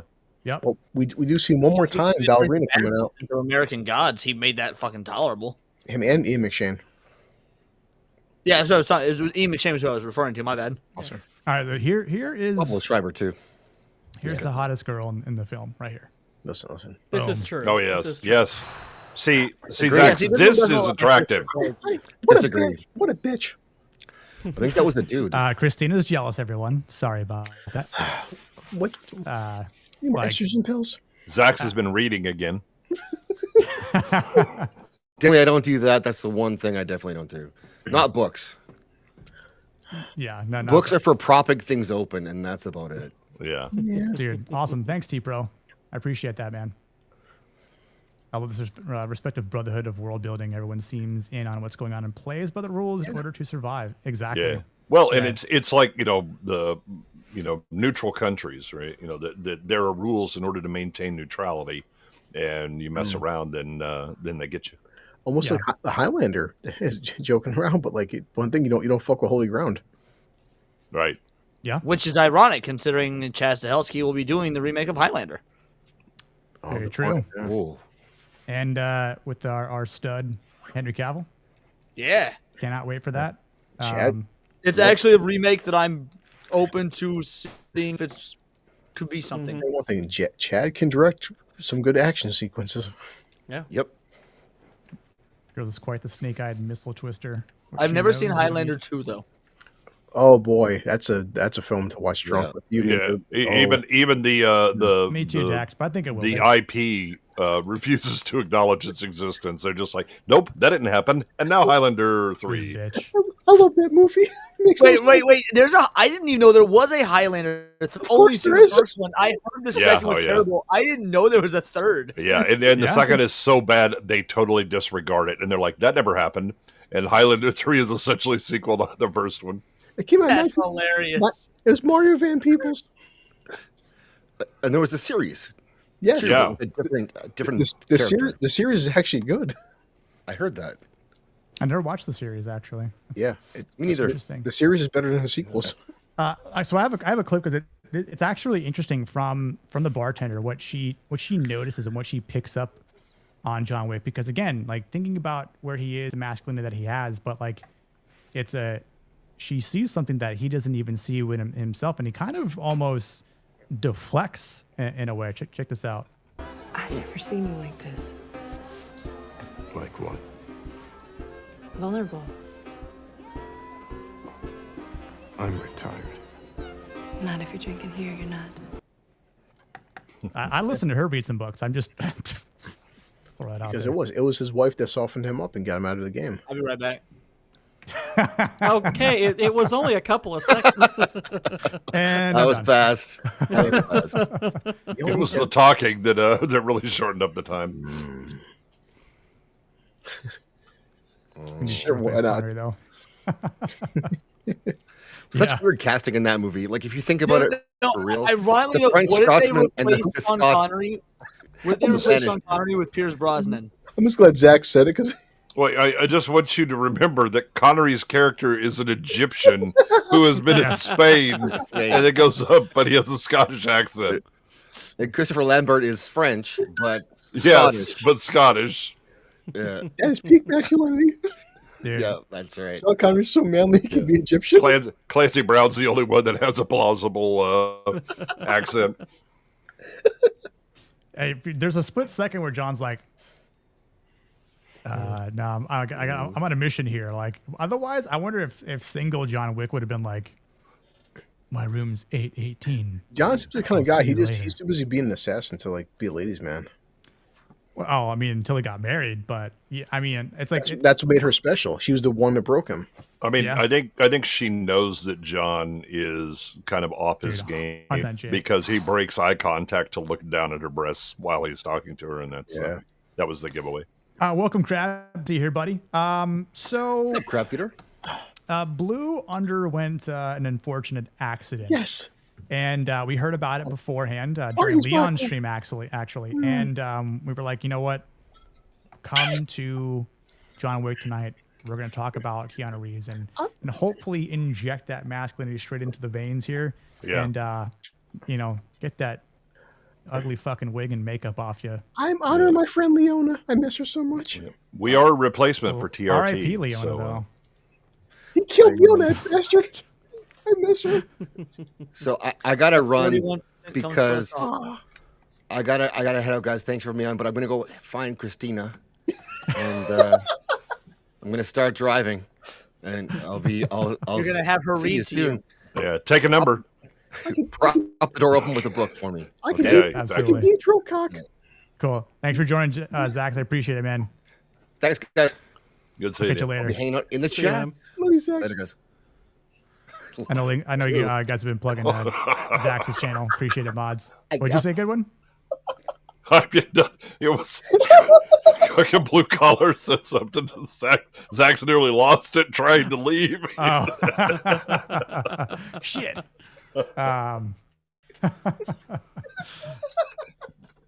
Yeah, we'll get Blue back in order. Don't worry, guys. Yeah. Hang on. promise. If I'm gonna be next to Blue, I need to change something real quick.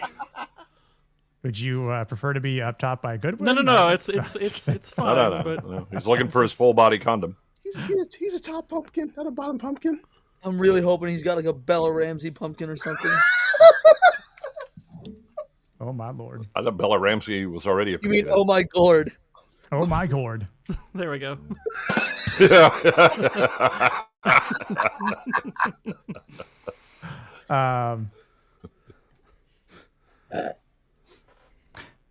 Anyway, We saying that? so the club, the Red Circle Club, is where we see John go to, and it's one of the greatest scenes where he wears body armor. Yeah, not Body magic armor. suit jacket. Yeah. Don't worry about that. His vibranium suit that he's able to purchase. This is kind of cool to see just because of the way he gets ready. Right, he's God. embarking on his quest. Christina, I know there's a lot of guns, probably I'm more than you're so- used to seeing. Hopefully, this is turning you on in a good way, and I mean by turning back to Blue. Yeah. Well, Not I mean, Turning suit-up things scenes- back on that have shut off. This is an Suit-up scenes are estrogen-free kind of channel, a, except for those lovely ladies in the chat. That's we'd like to keep the estrogen there. For me, I got a pearl necklace still. See? Oh no. Wasn't me. What? Ignore that. So they're obviously checking around because they suspect, right, because of Vigo, that John's going to come and kill Yosef. So He's yeah, coming. they're doing their rounds, trying to figure out what the hell's going on. No one sees him, and everything's all clear. Lovely shot here. Yeah, that looks pretty clear. I'll leave it on this just for a second here. There you go. I think Perkins just dropped to number 3. Yeah, Perkins. There's one thing that's perky The here. ass and assassin. Nick, Yeah, it wouldn't be a proper This is why I'm a assassin song lesbian. without a proper ass. What's that? this is why I'm a lesbian for. I don't know if that makes Dude, it yeah, better or worse. I think I've seen the Hacksmith before. Soul. They You make don't some want to see awesome the stuff. pictures. Does that YouTube channel also, did they create a suit that prevented other guys from shooting him in the face, like the movies? It's like the Indian tiger hunters where they put a face on the back of their head because tigers tend to attack from behind. But John Wick just has it on his chest, so they just keep shooting that, thinking they're shooting him in the face. I'm trying to swap around. I'm like looking for Blue, and I see freaking Christina, and I'm like throwing me off.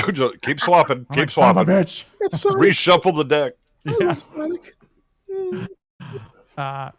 So we've got the beta male here, Amy. right? Which this is I want this bottle service. Holy shit! Am I able? Yeah, share screen. Okay. Is there a way for you to share my screen real quick, Nick? Oh Yeah, my yeah. God. I just wanted to let you all see the John Wicker man. Yeah. Oh, nice. John Wickerman. Yeah, but he wouldn't say not the bees. He would just say, yeah, the bees. Bring them. Yeah. He didn't care. Yeah. The bees would eat be 'em. terrified of him. Yeah. The bees would be saying, "Not John Wick." I would be totally like John Wick 5. I would approve of if he goes around punching people in a bear suit. One of the greatest moments in a bad movie ever. You do $1 billion.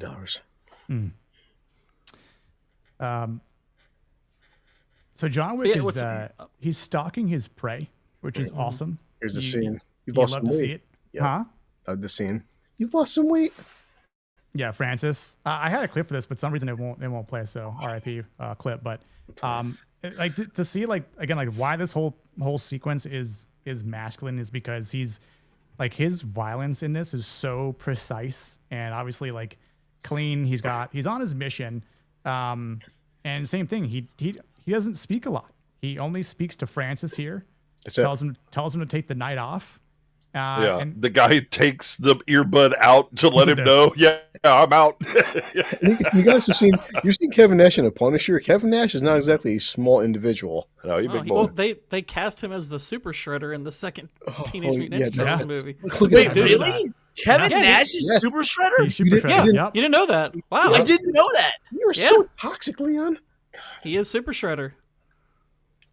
You can super shred me. Oh no. Yeah, Rick. Christina likes weird guns. Yes. Love guns, as Love gun. Yeah, Kiss yeah. would call them. Is this another one where he's like, are you working, Mr. Wick? And he's like, Yeah, I'm afraid he's like, so. "You're Right? Right, so There's a number of Yeah. people that keep like asking him that because once they realize he's on a job, they're like, nope. Yeah, this big guy. Granted, he's like over 60 pounds, right? Like he just decides to like, that's it. Nope. He's like, you can take the night off. Yeah, it's like you can either keep that progress going, or you'll lose Yeah. about like, "All right." 0.1 pounds more, and that'll be the Yeah, end of it. yeah. That's when in real life, don't ever assume that size equals strength. And yeah, it's like, look at the size difference between Keanu and Kevin Nash, and like he's terrified of John. Like, thank you, sir, for like sparing my life. I mean, well, few things are more OP than getting the drop on somebody. So it's like he's got him dead to right. So it's like, Yeah, I'll just take the night off. I'm good. Yeah, and this like sequence in the bathroom is kind of cool because it almost seems like the boogeyman. Like he just takes out the one guy, stabs him. He drips down in blood on against the like locker, and then he catches wind of what's happening here. Hope he's showing Nick the best scene the whole film where he stabs the one guy, stares at him. Yeah. Well, I love this part because he kicks him right in the nuts, and like he's bare jumps this bare is- hanging Doesn't out. he snap his leg? Or Or is that a different dude? I think that's a different dude. different guy? Okay. Kicks him in the balls. But this is Yusuf's number 2. So this is a pretty significant kill. I know some of these Russian guys do kind of blend together, but this is the guy who, when he was at his car, he's the one who kind of pulled him back and everything. He was very more directly involved. So And the one it's one that of the few killed the Russians dog. with a face. Gordon, Yeah. do you know what Yosef was thinking during this moment? Ooh, tell me. Better Ukraine than me. What's up, Mr. Miyagi? Oh my god. Always look. Leon's always funny when I'm drunk. No, this is a pretty significant film. Wow. Kill. Because of the stakes. Because he remembers his voice when he was there, kicking the shit out of him as well, in his own home. So this stare, I love this because he already precisely eagle eyes Yosef, and it's just all like this. I just imagine like the rage that is just building up inside him, and obviously like his silence, like amidst all like this violence, is louder than him like kind of just rushing out there like like it's like he doesn't need to do that, and that's probably the more scary of things with John so Wick. glad One, that- he's sizing. Oh, and he also, you can infer that he's sizing up the circumstances. He's looking. It's like, okay, where am I at? I love that. What's the best way I can approach this? He kind of does that with almost every location he enters. Is he actually pauses for a moment. Here. There's actually Yeah. a tactical aspect to This what is he the worst does. scene in the film. Yeah, he I didn't capture it correctly, but like, yeah, he's just for you. looking at him like this. It's like, I'm like, that's so brutal. Try to find it for you. Like, Again, back on target. yep. He's like, I kill. Then, I don't know if this is this guy in the black here that's saying he's here. I don't know if he's technically Vigo's number. I guess he's like number 2 potentially. I don't know. Number 3 Mayhem would be, but he's the most sorry. he's clearly the most capable person guarding his I son. get it. One of the shows. Sorry, Nick. Oh yeah. Yeah. Damn, that sucks. But yeah, I think you're right, Gord. But he actually gives John Wick some trouble. Yeah, he's smart. Like he's the one who Well, actually he's the is first telling Yusuf, one you to- need to be afraid of him. So he has like proper respect for him. Yep. But they have a couple little fights here. He gets away here. They end up he doesn't get him until later on in the warehouse. But yeah, it's he's a capable fighter in his own right. And I'll see it again. That Muscular dude, John always He may hit 2 body shots. He always finishes with a headshot every time. Yeah, that's how he was trained. And I know Zombieland kind of might have stolen that. Well, no, this came up before after Zombieland. Just kidding. So, double tap, but yeah, this whole best club sequence since Collateral. I was gonna say, like, I love this club sequence, and dude, Collateral is a underrated film, I think. Yes, it is. Collateral's awesome. Lord, have you ever seen the YouTube video Hell's Club? Hell's Club. I don't After know. the stream's over, remind me to show it to you guys. I think you'll really fucking like it. It's like 10 minutes, but you'll appreciate the hell out of it. No pun intended. Okay. Like that Nariyashi Magagi said. If you're a cinephile, you'll love it. I'll put it that way. Gotcha. Yep. Mozambique. Drill. Yep. 2 in the chest, 1 in the head. Yep. The voice in John said, "Dude, you killed my dog." My dog. The wild stallions have to go back in time to save John Wick's dog from dying. Also worth noting, it's kind of throughout the movie, but this sequence in particular, numerous examples Kitty. of well-implemented soundtrack. Yeah. Oh, there's a nice girl with a nice voice. A proper Kitty. female Yeah. Kitty, unlike Christina here, that has taken over the body of Blue Collar Loser. Also, this scene is in Beat Saber. There's a thing called a gun grave, and this whole they're playing it. It's really yes. Yeah. There's a Beat Saber game that it says inspired by John Wick. It's fantastic. Yep. Damn Rhodesia, mercenaries. come visit. Oh, what's up, Boosh? Gord is here. Yeah, Bush. Boosh. He I don't know is if you know here. who's in the bottom. Bush is Bottom panel. he's so toxic. I know. We already explained kind of what happened, Boosh, but long story short, Isn't that how John is like this too? He's like on the side shooting his gun. John Wick is medicine we're trying to inject. We need your help. We need Yes. everyone in chat. We need your help. Right? Lend us your energy. I want to be injected. Properly into his veins, not Not somewhere else. hot beef. No hot beef. No. Yeah, no hot beef. Hot beef is not for dinner. Yeah, I loved this part. I mean, I remember watching for the first time, thinking that John was untouchable until he actually takes bullets to the chest with his vest, Finally. and then he gets dumped from the second floor, and I'm like, man, that had to hurt. Like he absolutely felt that. That was Keanu without a stunt double too. That was actually Keanu doing that. That shit had to fucking hurt. Yeah, Keanu is. No, I assure you, they on a bag and then they cut out. Yeah. Well, he did save for Jay for the fourth one. He actually did throw him down a fucking flight of stairs like 25 times. Yeah, I love this line though. Everything's got a price. Repeating the line from before. Yep. Yeah.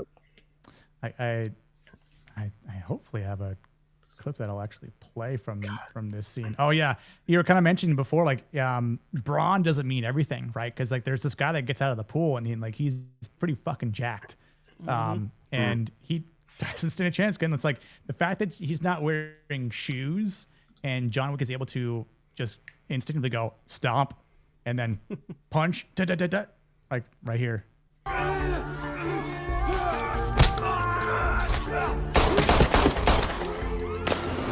3 shots. I mean, if you're gonna come to a club wearing a Speedo like that, you get what you deserve. Yeah. Yeah. I mean, if you own a Speedo like it, you get what you deserve. You'll never catch me in a Speedo. Ever. For this stream, I bought panties. So here's a question. Is this John Wick or John Nick? You decide.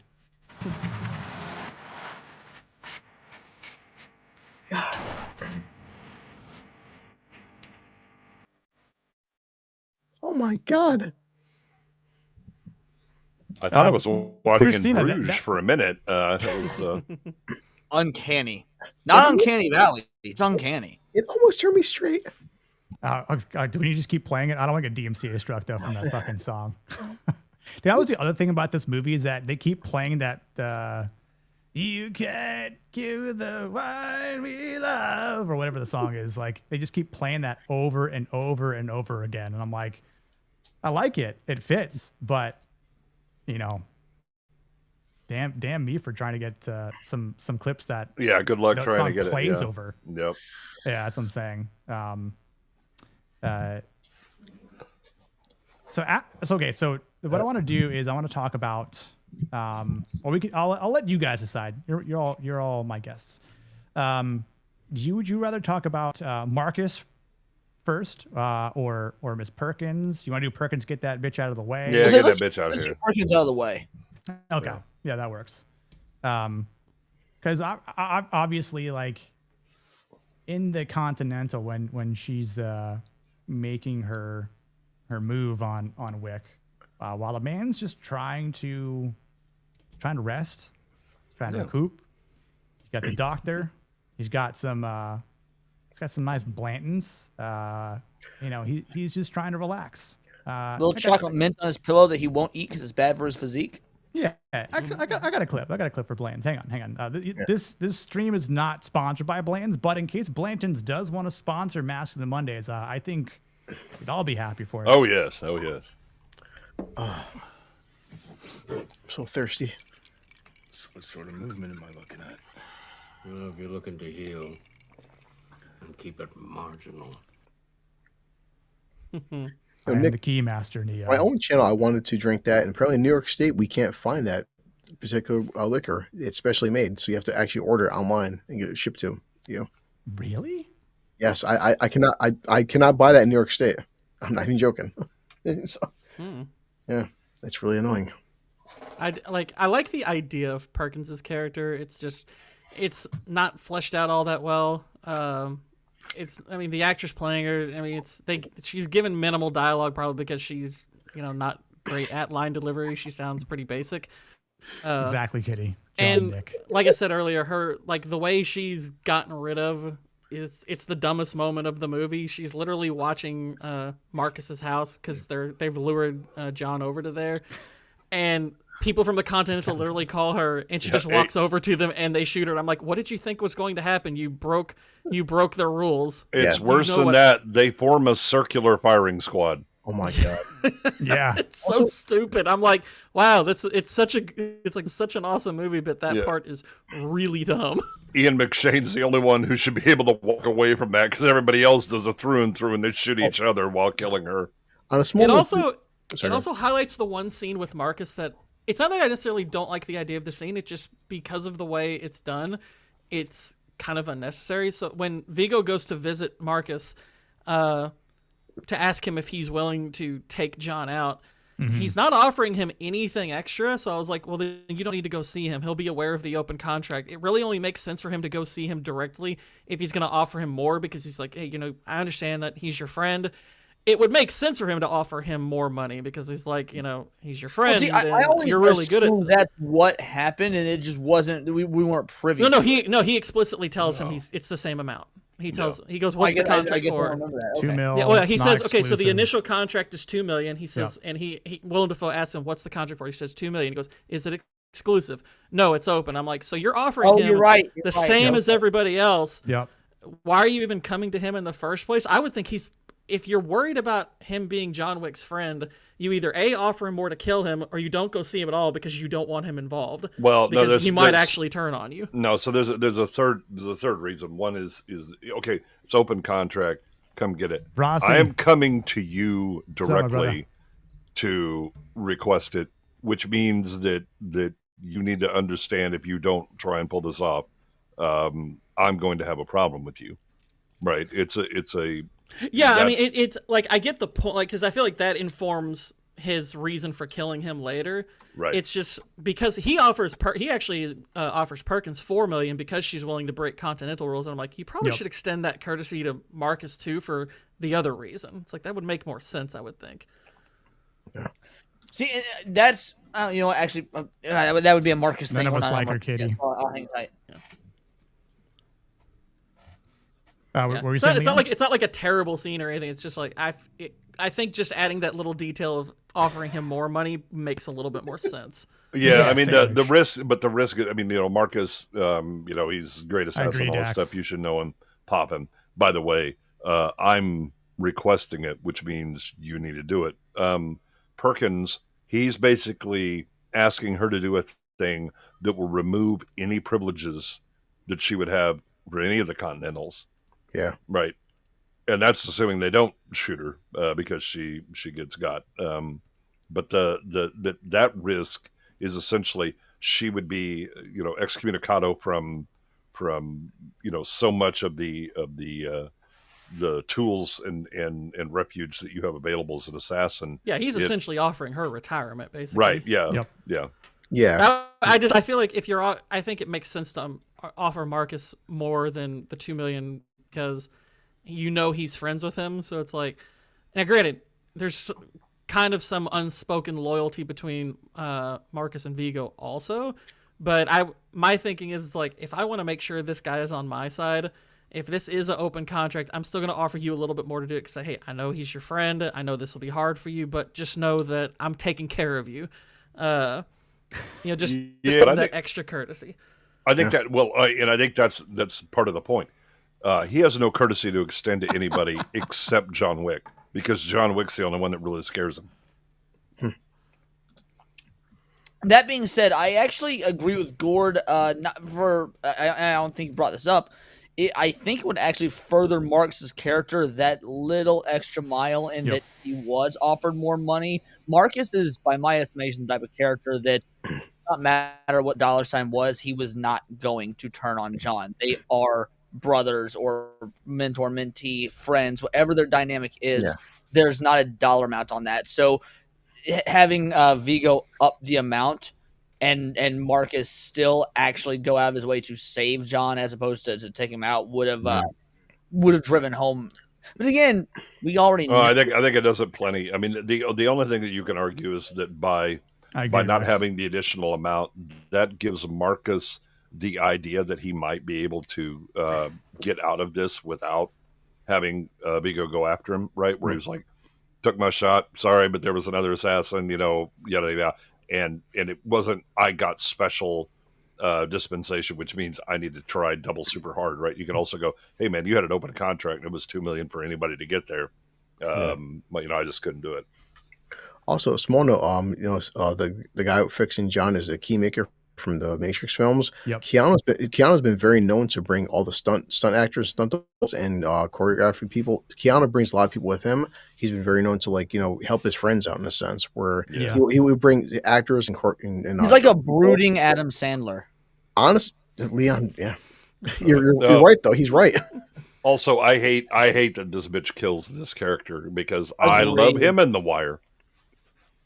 I've never seen The Wire. I just really liked this character in the movie for as little as he's in it, and it was annoying that it was kind of telegraphed and obvious, but to elevate how dangerous Perkins is. Oh, she's willing to break the rule. Like, nah, I don't like this guy died. Well, and honestly, part of why I also don't like this scene is because, number one, because she hasn't killed John at this point, if she just knocks this guy out, you could argue that the Continental probably wouldn't have taken her out. They might have said your privileges are revoked, but you're not excommunicated. It's like you're not. We're not going to kill you for it.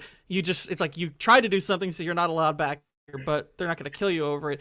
I feel like her killing him is just to justify them killing her at the end. Which, granted, it doesn't change how stupid the way that's set up in the first place. But I'm like, it's.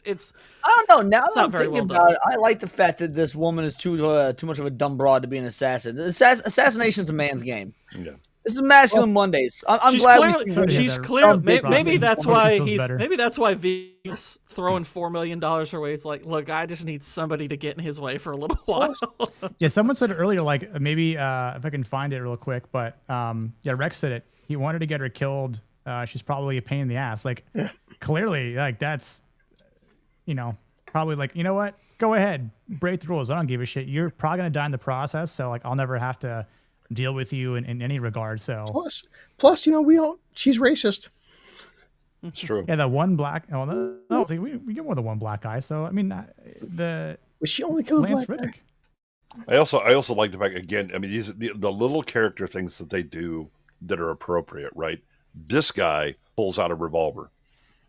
right? And he's an older guy. Okay, that cool. that would have been, it's what he's familiar with, what he used, right? And he's kind of like, Or she you just robs go him, with too. the classics or whatever.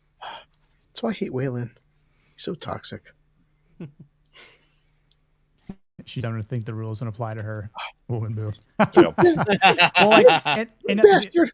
the thing I kind of thought of is that John didn't show her like mercy here in that regard. It wasn't like, I'm not killing you out of mercy. It's like, I'm not going to break the rules. Yep. But I'm gonna but you're still going to pay for the consequence, and I know what that consequence is because my boy Winston's gonna come and basically have you killed because you broke the rules. Yeah. So it's gonna be far worse. Like, sure, I could pop you right here, but then I'm being a hypocrite of what I'm trying to uphold in that manner. So like it's weird. Like he values the system more than the individual in this film.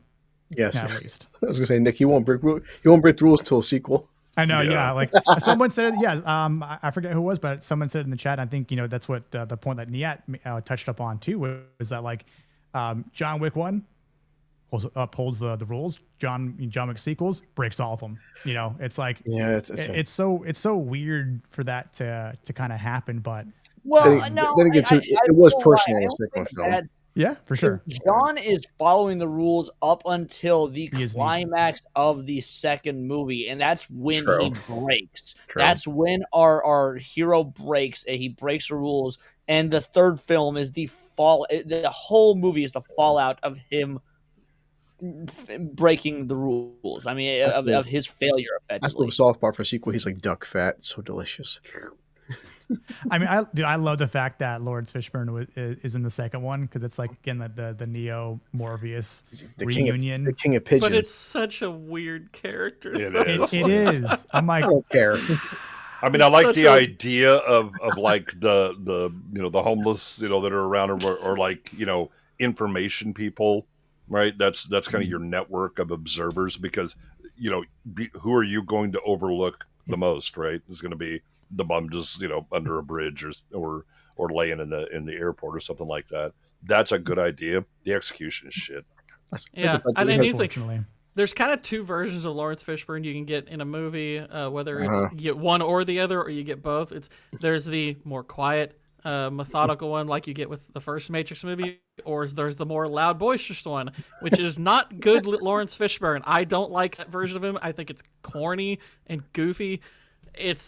I like him being in John Wick, but I don't like his character at all. Yeah. As much as I love the movie Predators, Gord King, that is my. Yeah, he is the worst. He is the worst part of Predator, and Adrian Brody is bad, but Lawrence Fishburne is worse. Walton Goggins, however, is the best thing about that. I'm so glad Gordon said Sure. Walton Goggins is why I will defend Predators. Walton Goggins 5 o'clock. Anything is great though. Dude, no, I like Predators. It's got its flaws, sure. I mean, the first Predators film is dumb fun. It's dumb fun. I 100% agree. I like it. I watched my It's kid. fun. I watched it with my son 3 weeks ago. It's a stupid film, but it's so fun. Yeah, it's not the it's brain the third cancer best. that is the Predator. Yeah. Shit. That It's the was third best Predator movie. I agree. Yeah, I honestly we don't discussed know that. if it's second or third. Like it and T2 and Predator 2 both have flaws, but they're different kinds of flaws. They both have pros, but they're different pros. So like it's kind of hard to weigh for me. Leon, Predators doesn't have Bill Paxton. or the Scorpion. I'm just glad that we Or all King agree Whitney. that those. I'm just glad we all agree that those three are better than Prey. He's like, Yeah, that's easy. Yeah, I mean, Masculine Monday, we rather- ain't playing up fucking Prey. I'd rather watch AVP, the first AVP, than Prey. don't mention. I'm still trying to watch the second one. I'd rather watch Eat, Pray, Love than Prey. Have you seen it? No one has. AVP is stupid fun. It's a dumb. No, it's stupid. It's stupid, but it's like I saw it in theaters once. It's not the worst film I they did made too. us watch. You know what I'm saying? No, it is not. Okay, we're going to talk about one of the other best characters in the movie. Leon, you said he's your favorite character. Vigo. He is. Not Vigo. No, That's who's on screen Marcus. right now. Oh, Marcus. who likes Marcus to drink. is my favorite character in this film. Yes. Some nice little. He's got such a big member. Veg. It's not my fault. You are gay. What's funny is that actually sounds like Lance Reddick. I know. Why are you gay, man? You guys see Why the did, that would be a great way for him to greet people at the Continental. Why are you gay? You guys see the Northman when he whipped it out? I was like, oh my god. Uh, I seen the Northman in theaters too. okay, yeah. So the AVP game was sick. AVP On 2. on AVP PC. 2, the game Yes. is the best. Arcade machines. Yeah. The second one.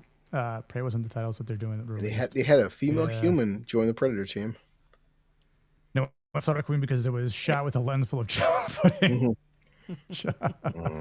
Chocolate Jello. Requiem. Oh my I agree though, Leon. Like there's something about Marcus here, and again, like the masculinity that Marcus shares with John is the brotherhood, right? Like, it's seen in the actions that he takes without saying words, essentially. Like, and there's real loyalty shown here with Marcus and John. And that's, Marcus is what John would have become if he made peace with who he was, but never found love. And like, I think that there's a mutual. Obviously, the friendship is real, but and the brotherhood is real. But there's a mutual understanding between the two of like, John respects Marcus for all that he is. Marcus respects John for not only being good at what he does, but also being able to get out to at least try for that normal life. There is a two men whose paths inevitably hit a fork in the road, and that they didn't let that necessarily, even though it physically separated them, it did not sever their connection, as brothers. And or again, father, son, mentor, mentee, whatever it may be. Marcus is just the ultimate bad guy with a heart of gold style like character in the show. I think Willem Dafoe's best work as an actor is when he is that when he's playing a role of some sort of repentance, and that's why I give Marcus. I know. Well, it's in this movie. It's like he may be played by Willem Dafoe, but for John, he is Willem Defriend. Gordon, I'm glad you're here, man. The one thing another thing I'll say, but like Defoe, like in his for a number of years was playing some serious over the top characters, right? This very reserved, understated character is really when Defoe is at his best because of he has an expressive face, right? But it's not over the top, Green Goblin, lunatic face, or the Boondock Saints, right? That kind of thing. What was that Vietnam movie from the 70s that he's in? Platoon. It's in the 80s. Yes. Oh, yeah. Or 80s, my bad. Sorry, 80s. Like, Platoon is a fucking masterpiece, and he's.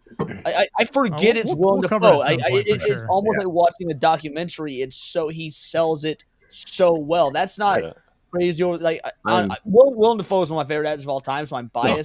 He's America's Gary Oldman. He's that kind of chameleon. That's how I see him. Yeah. That's a Gary really Oldman. good way to. I agree. I'm gonna steal that, just so you know. Defoe's an asshole because he dressed like a woman. Like, who the fuck would do that? Yeah, I don't have any idea. There was a firefight. There was a firefight. What a legendary line. And I agree. He's like, I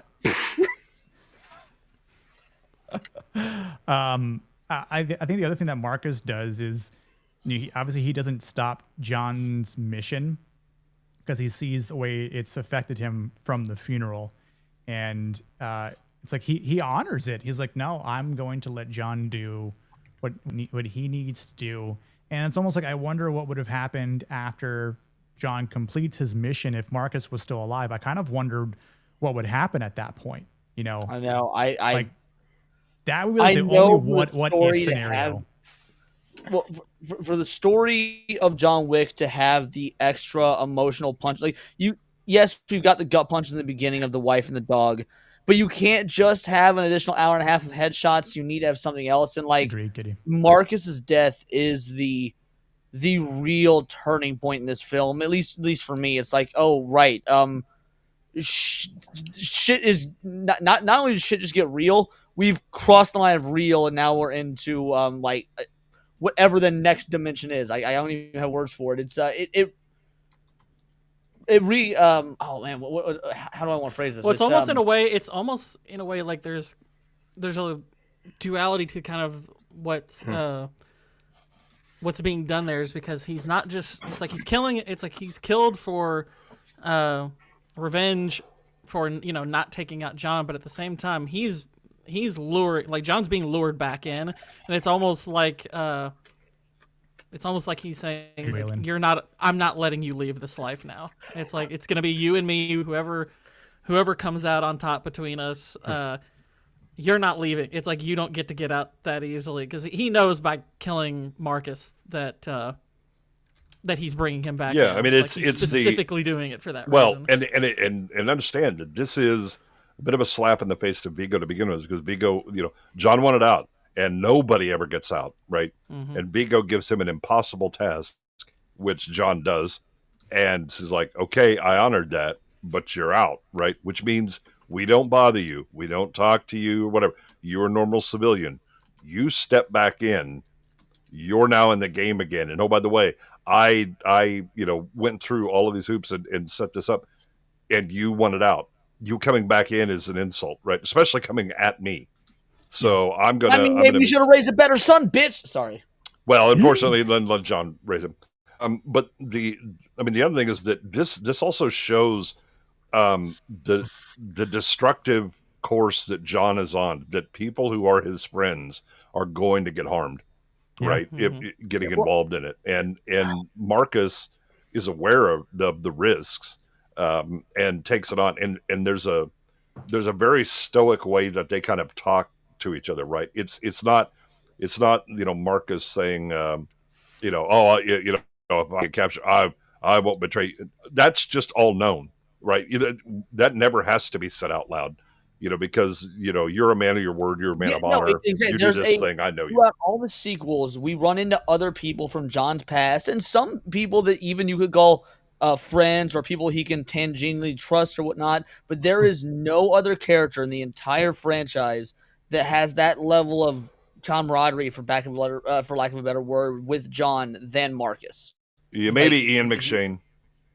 Yeah.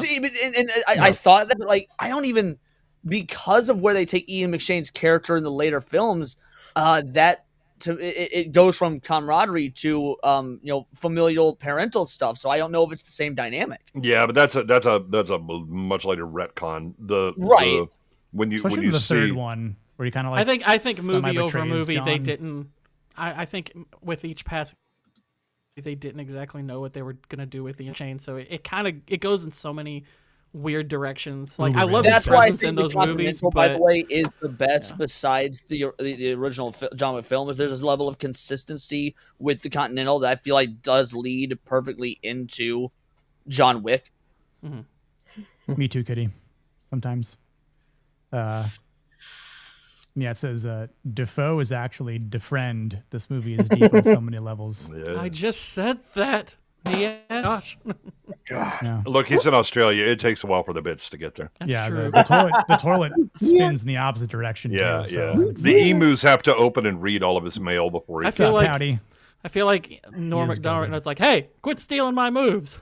We've got like hold on. We've Yeah, got like 63 people watching. I appreciate that. Yeah, that's Y'all not half rock. the man Gord is. I'm half the man, but I'm half the vegetable. Yeah, I love Norm that Macdonald. line, It's yeah. not very good, Norm Macdonald. I need to get a better Norm. He gets beaten to a pulp here, which he takes this it is like one a of the most man. visceral scenes in the movie. Yeah. He goes out and The stab to the knee is the but one that really. he goes out and hit on his terms. What a boss move. Yeah, I mean he's like That's forced into Peace this. masculine. Mm-hmm. And even I even like Vigo's response to it, where he's like, he just is well played, my friend, because like Uber real, he too. likes him, Dax, but this is a matter of principle for him taking him out. And like I said, it's And a matter of pride, not just principle, but there is pride. pride It's here. principle, and he is making sure John's pulled back in. Yep. And the worst thing about it, this bitch. It's this bitch. Yeah, it's this bitch's bitch right here. Fuck Perkins, bro. That's why we all hate her. And it's honestly that's kind of why I don't like her death. Aside from her death being stupid, I wanted John to come here and kill her. I wanted John to get rid of her. Leon is so toxic. Would have been way more satisfying if John had actually killed her here. It is upsetting, yeah. Dude, this was a good sell. Why does he keep killing women? Oh my god. The 14-inch. one wood. Those are rookie numbers. She's making the C face. Yes. Mm-hmm. Christina, you have a fan. Oh my god. Lovely Sherry, Christina or Perkins? You pick one. Sherry, you get to pick one. Christina Wait, taking my estrogen pills. or Perkins? Hold on. Which one? Who? I'll let you respond. I'll let you think on it.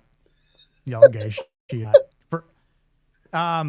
be fair, Boosh, I don't Boosh, think... no, you weren't here yet. She's not. I can understand why others find her hot. She looks too much like my little sister. It would be very fucked up if I found her hot. I could. We got to answer. Boys. I think she's plenty good looking. It's just this franchise has numerous other women that are better looking.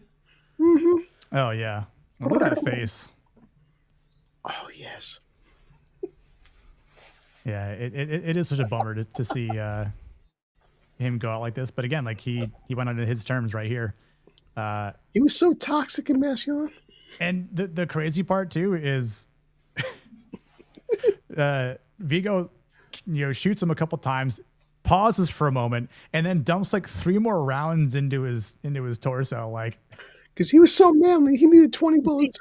And that is Vigo losing his cool, and like Boosh can fix Perkins. You see Have at Vigo it, my man. crack a few times in this movie, and it's so good. Well, I think there's 2 things to that. One is, he's irritated by this guy, but also this helps send the message to John. Mm-hmm. He wants him to find him in this state. Anthony, Yep. Welcome aboard, sir. I don't care if she's hot. She's a bitch. I agree with Kitty here. I'm with Kitty on this one. We already talked about Bitches who the ain't shit. hottest. Yeah. We already talked about who the hottest woman in this film is. We'll go back to it because we're basically at the end of our Marcus arc here. But Boosh, Boosh, I got 2 clips for you. Hold on. Can we go back to the ass of the pool? Yeah. First, we'll talk about. I've never seen you like this. Like what? Vulnerable. I'm retired. Not if you're drinking here, you're not.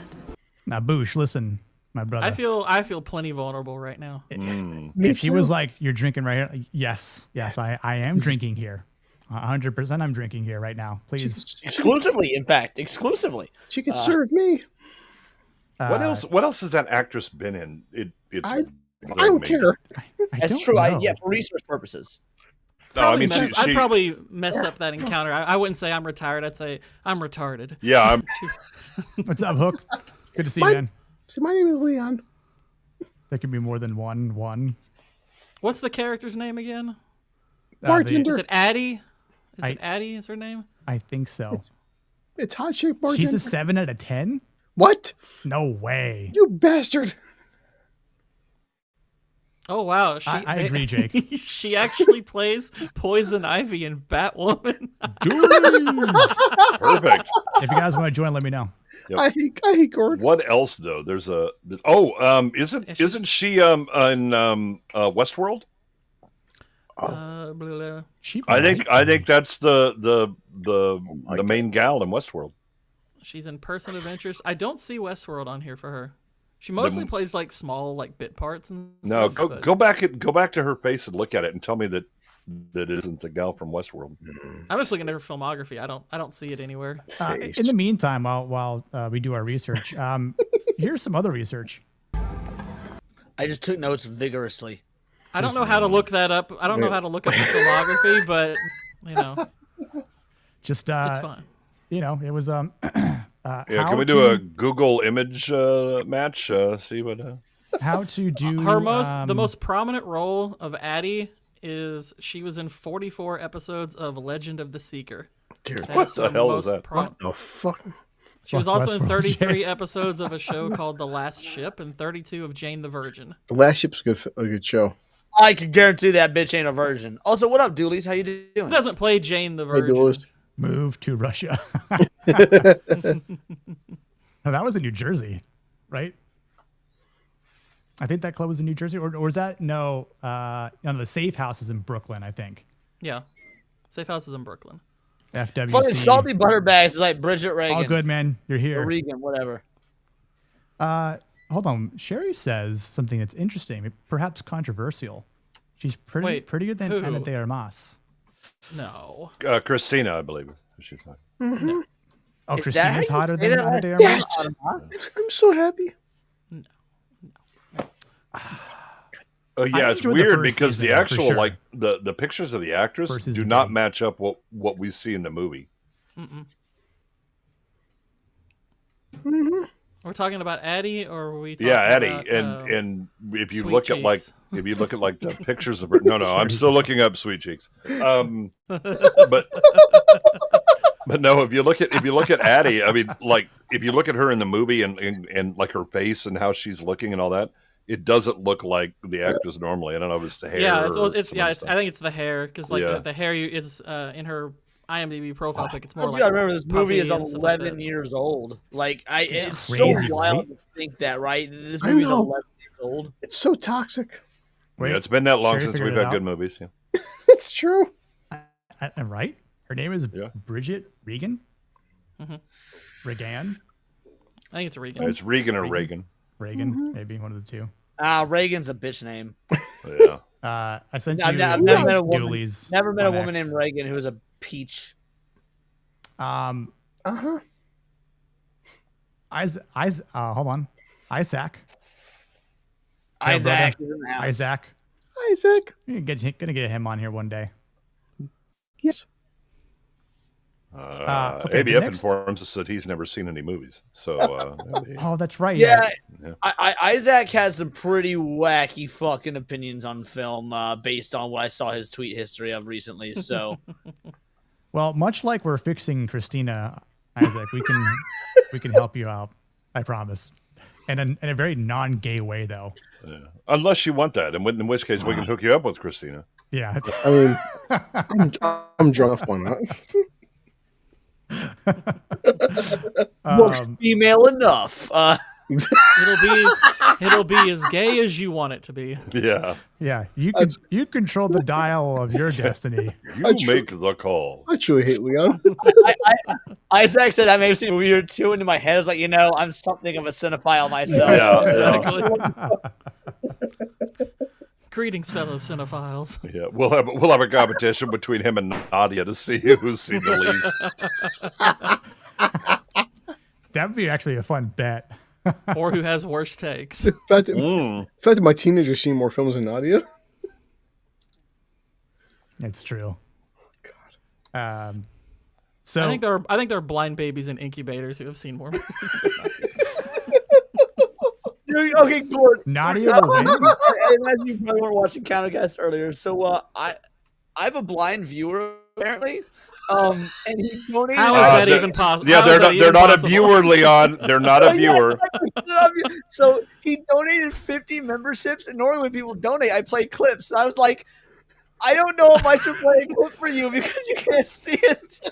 I don't even know if you push the right button. You may have only meant 5. I just wanted to say, what if he meant 5 and he actually put 50? I donated how many? Yeah. Nick, We thank you for the $50. contribution. You never say the amount. I don't want Nick. I can't Gordon say a blind baby's watching more films than Nadia right now. Indiana Jones, the Dislator of Destiny. Oh dear. Dilator. Yeah, there we go. Oh man. Oh my god. Oh, hold on. Well, if you're tranny, you won't die too much later. Yeah. Got good odds. Hold on. I thought for a sec that was just a clip. I was like, why do you have a clip of the dualies? Yeah, I was like, how the hell did Katie get into this movie? Hold on.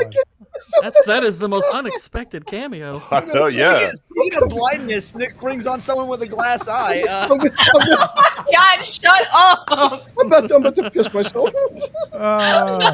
EVMux is weird. It does weird shit. You know, I'm experimenting on it because I'm waiting for Mose and Boney to give us a good fucking I hate that result. pumpkin. That pumpkin's evil. This pumpkin? No. Oh my god. Not good, King. Vigo has that look on his face like he just saw Christina. It's like, the fuck am I seeing? It was like, I have an online date, and he sees Christina on the other end. Exactly. Like, I wish I was Leon's viewer who can't see. These Russian cauldrons sure got ugly. Oh, yeah. I love the idea that this is Vigo's catfish face. Do I make you horny? Oh, he did? Oh, that sucks. Yeah, he did. Yeah, he passed away. Mm-hmm. Now there's 2 women. Well, one for each testicle, right? Well, it technically hasn't lost balls. It's just the ratio has gone down. I have way more that's estrogen true. than Carrie and Katie. I'm glad okay? we have one Carrie. female. Catsy, whatever the hell your name is. Listen. I'm seeing 2 of Katie's right now. Darlene. Yeah. That might actually be a funny clip. I have to say. I'm seeing 2. I'm seeing 2 of Leon's drinking right now. Oh my god. That's not Well, Wayfair. that's double the balls, though. Chris, By the way, Wayfair, very progressive of you to ask who is Christina rather than what. That's true. What? Christina. Yes. Was blue collar loser Wayfair. Was. That's why he's here. Not We're anymore. trying to inject masculinity back into him. Now instead of blue collar, it is blue cardigan. Christina turned the Elliot Page of his shit. life story. Ooh. I love Ariel. Page. That was clever. Christina is a babe. I know. Her biggest fan. I hate everyone except Katie. That's fair. Fuck Andy. Oh, Bud was collecting already called dibs on you, so it's fine. Yeah, screw it. Yeah. Okay. Pink colored winner now. Did he or she shop up? I really hope you're off work tomorrow, Blue. I really am. That's why I do You are? Yes. I put it. Okay. No, he's actually at work right now. Be fired. I was gonna say, it's like, if you're not off work, don't change before you get on the bus. Yeah. I want to know what happens. Exactly. Just walk right on there. Is this true, Katie? What Rossi's saying here? Yes, it did happen. This stream is gonna haunt me for so long. Wait, hold on. What happened? Nadia and Katie told me in Vegas Leon was going to take a picture of them. Nadia on the veil. Did that happen? Because when I was taking a picture with Vex and Nadia went to get in the picture, and you're like, no, you get out. Wow. Yes, it did happen. I skipped some bad comments. Was From there whom? a movie we were watching? Yeah. Anyway, Slight I'm starting to feel intermission. like Vigo now. I've got kind of this. Yeah, Oh, so I we're did tell talking Nadia to get about. out, 'cause Nadia wasn't brown enough. I remember that now. Okay. Yes. All right, so we're talking about where John is hunting and killing Yosef, which Vigo's basically just sold him his son after he makes this deal with him, which Yeah, he accepts we'll it. cover, and there's obviously like this masculinity about closure through the actions that John has to take, not through like this validation, because again we already know this. John doesn't have to prove shit to anyone, right? Like there's no catharsis, there's no drama. It's just like execution, and then actual execution when he finally kills poor Alfie here, but Yeah, once it's he very- locks it's a onto very- you, you're fucked. It's a very Okay, unceremonious this moment death right too. here. That's kind of what I like about it. He just kind of comes out of the blur of the camera shot, just like the Grim Reaper walking up to him and just ends him. Doesn't even let Hold us on. finish his sentence. So the fact that they do not. I'll bring it back up in a second. Hold This on. is the guy that stole his car and killed his fucking dog, and they don't make a big deal out of his death. He doesn't even get to finish his line. He says just a fucking headshot, and then John keeps walking. Like, it is literally the most minimalist way you could have done this, and it's such a brilliant way to shoot that scene. And like I meant to, my pictures were backwards. Sorry. My folder was pulling a Christina there for a second. Well, Leah knows a man should always finish. Yeah. Well, like to me, it's like what's interesting about this movie is the movie isn't John Wick versus Yosef. It's about two sides that both have principles, and which one will win out. I mean, that's really what this is about. Yeah, you have Yosef two is motivated just- men. Yeah, Yusuf is he's a walking inciting incident. You know, it's funny, like, it's kind of funny, like, after his dad tells him who John was, he's saying all this stuff like, let me make it right. He does nothing after that. It's like, no, he's not allowed to even attempt to make sense. Exactly. No, Like, you're going to be hidden away. It's like, you're way out of your depth trying to go after John Wick. He's throwing a joke before his son dies. Dude, that's the part that cracked me up. Like, you know, he doesn't really show any emotion because, in fact, like, he's trying to suppress it by getting insanely high. And like when he first lights that joint up, he takes like 4 huge like inhales, and it's just you could just see it affecting him. It was like actually really good acting on that regard. He's less stoned than I am drunk. Right here, and he's just letting it hit him because he's like, I'm trying to forget about what's actually happening in this moment here, you know. And it's like all Wick is trying to do meanwhile is not trying to go through this completion for satisfaction. It's like, okay, I need to honor the weight of consequences that you has broken, you know. And Wayfarer says Eva Longoria helped save this masterpiece. Really? Wait, what? Is there some like backstage lore that Eva Longoria was involved with this film? Also, yes, I do, Boosh. So Vico's he's in the joint. He's like, look, I threw. She invested $6 million into the movie. Wow. Really? Oh my she God. still she still gets returns on it. Nice. Wow, that's I had crazy. no idea. I think I had loosely heard something about her having involvement in this, but I'd never really looked into it. But yeah, she helped. She contributed like almost a third of the budget. But I love the fact that Vigo smoking weed. Like, you know what? I've thrown everything at John. My kid's gonna die. I'm accepting it. Fuck it. Yeah, dude, like this part here, it's kind of like a little bit in slow motion, but he's playing Call of Duty like a bitch. yeah, and it's like kind of humorous where I almost called him Reek, where Yosef is like you turn the video game off, and meanwhile like he can't hear shit because he's got all he hears is da da da da da da da da da, and meanwhile he's just getting his temple completely penetrated from one end to the other with that rifle shot. Again, Nick, is that a pause moment? Nick, say penetrated. Yeah, I was literally the same phrasing. I'm gonna let an actual woman say penetrated. Katie, you're up. Say it. Did you see him get penetrated? Got penetrated. I mean, deep. that worked for me. I don't know how it worked for another woman though, but I'm so happy. Well, I knew she wasn't talking about me when she said the deep part. I love how on Masculine Monday, Andy hasn't said a goddamn word yet. He's practicing stoicism, the ultimate masculinity. Yes. Andy's got so much testosterone. That's why. I mean, Andy doesn't have to say anything. He's the closest visual approximation to John Wick on the panel. It's true. it's true.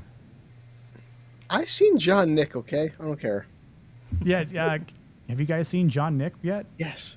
I know. I'm asking Katie and Andy. Yeah. Show him John Nick. I have to turn my camera off. Hold on. Oh my God. Yes, John Nick.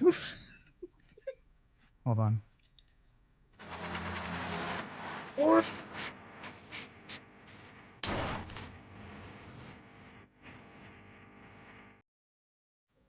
Oh my god.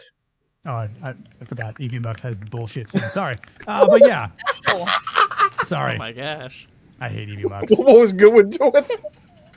Nothing. He was. I thought that was you, Christina.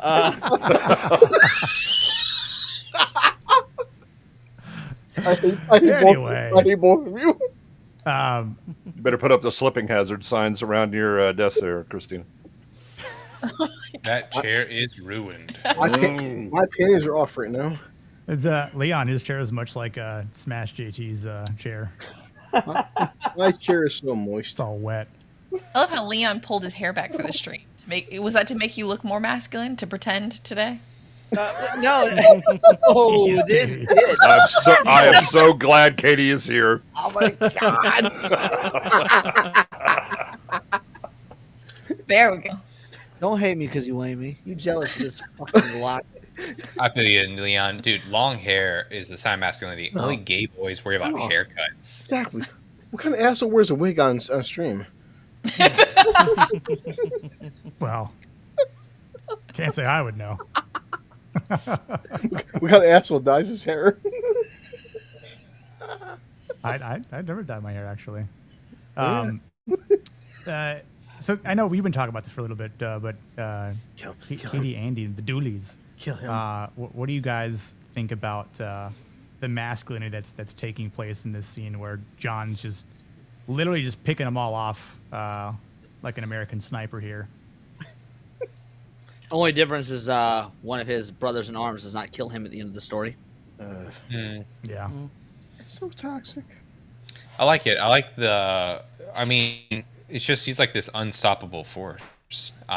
It's just so causal. He's not emoting. He's not being a little bitch about it. It's just like you said. These are just consequences, and I think that's like a thing that's been lost in society is when you trespass against another, there are consequences to that. And I love that this whole film is just that's what happens. They trespass against him, and like this is what happens. I do have to wonder how on earth did he get explosives in those cars? How did that even happen? Stop asking questions. Yeah. Are you Like that's one of those things where I'm like, wait, he went in there once, put explosives in, left, and then sniped? Huh? because he's How John did that work? Because he's John goddamn Wick. Or maybe there was I mean, it's possible there was just a leap forward in Nyrex. time, Oh, and so he no, I think threw right timed guys, sorry, I explosives think in right there, I guys. guess. But I was a little like taken aback because I forgot that the cars blew up, and I was like, wait, he put explosives in the cars? Killing time versus pumpkin time. Yeah, I mean, it's like he doesn't make Yosef special. Like Yosef is essentially like a nobody to John, and he just easily removes. Like he doesn't even let him finish. He doesn't give him like an ounce of like, okay, plead your case or try to. I'm still going to shoot you, but he's just like, I don't give a shit. Like it was just it kind of reminds me because like he doesn't relish his death either. It kind of reminds me of that line from Tombstone where he's like, it's not revenge, it's a reckoning. It's like Yes. Yeah. This is righting a wrong. I'm not here to relish, to revel in your death. I'm righting a wrong that you caused. Well, but he has the guy who actually killed his dog, John Wick does spend a little bit of quality time with him in the bathroom there at the club, right? Disassembling him before he kills him. But I mean, this guy is he's a spoiled idiot who was he instigated the situation. But he wasn't. He didn't actually do anything, which makes him like twice bitch mode, right? Because he's to start something, but not actually be the one that'll do the dirty work or handle the consequences. But John is just like, I mean, look, this was who started this. I'm coming to finish it, and that's the end, right? Pop, have that. Well, it's also very interesting. I truly believe this was intentional in terms of the way this particular frame is shot. You don't see Yosef's face. All his back's to the camera. All the focus is on John. He is so unimportant. We don't even see the look in his eyes when he's snuffed out. Yeah, I was going to say like he's not worthy. Like, he's not a rival. Yeah. Right. Like he's like, this is a course correction. You're an error in my life, and you're going to be corrected right now. So it's so masculine. Actually, speaking of masculine, I have a couple questions I wrote down with this sort of killing montage. Is masculine strength shown more in how you win or how you finish? I hate that that was a choice. Son of a bitch. I blame you for this, Christina. Yeah. It's all about how you finish. I mean, I think the so Katie gets define win. Define win. Yeah, like I don't think he's won anything, right? So I think this is about how he completes, not finishes, completes his mission, his goal, his quest that he's on. That's Go how ahead, he Katie. finishes it. You said no. You know what you meant. He's how he finishes his goal. Exactly. Come on, Yeah, I don't want to say it. I don't want to give Christina any more space. There's not even any. At least, maybe this is why it's masculine. There is no visible catharsis for John after this headshot. Yeah. Exactly. Yeah, he doesn't fool himself into thinking that this is because the thing about revenge is a lot of times people think, oh, if I do that, then I'll feel better, right? There'll be some sort of emotional payoff. He is under no such illusions, right? And yeah. So this is merely again that he's focused, and once he gets on the track of something, once he makes a decision, this is how it goes. This is how it's going to go, and it's just a matter of how many bodies he has to drop to complete that. Yes. Which, to be fair, the number could have been as low as 3 if Big Daddy Crime Boss Vigo hadn't decided to try and stop the inevitable storm that was coming. He is at this point, he has resigned his son to death. He could have done this an hour and 20 minutes ago, and there only been 3 bodies, but instead there's like 300 bodies because he thought for whatever reason he could get his cronies to stand up to John Wick. But then it wouldn't be a movie. But part of what I find so interesting about this dynamic between them and the dynamic of their principles is because it ultimately becomes about who blinks first. And he does, because he does not want to give up his son. That's a bad look. It's blood. I think he's resigned himself knowing that, look, if I'm going to let him kill him, but then I have to kind of take the same route he did. Now I have to try to get a similar kind of reckoning. But yeah, it's like that's what I think he's resigning himself to, is like, I'm either going to kill John Wick or I'm going to die. It's that simple. Yeah, 100%. The last thing we're going to talk about is just the arc that John and Vigo go on. So there's some parts that were sort of. Well, can I ask a quick question before we do? Absolutely. Because you talked about doing 3 masculine archetypes earlier, and you brought Perkins, Marcus, and Ian McShane, but I don't think we actually dove into Ian McShane, Winston's character. Was that something you still plan on doing? Or? Yeah, we didn't, but we can. Because I know he's not in the film a lot, but we can certainly talk about him. He gets more screen time in the sequels. Yeah. He also gets more screen time at the end, so if we want if we're still going through clips of the film, if we want to wait till the end when he has that little monologue with John. I was just curious if that was intentional or not. I was just wondering if that was maybe just it's all about we had forgotten because we got carried away. Rules separate us from the animals. I have a clip of him? I think I have a clip of when they're talking. Yes. Hang on. Also, Kitty, that's...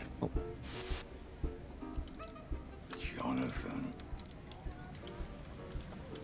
Now, as I recall, What you the one tasked to dole out the beatings, don't receive them. I hate McShane. He's so masculine. Kitty said, "Get Wick or die trying." That was clever. Anyway, sorry, continue. Get Wick or die trying. Yeah, I think that Winston is again a rule. He is supposed to be a neutral party, right? He's Switzerland, play by the rules and everything's fine. But if you fuck around, you find out. But he's not. Yeah, I know. He's not just the I helped no one. He will help within rules, especially for people that he cares about, has some sort of relationship with.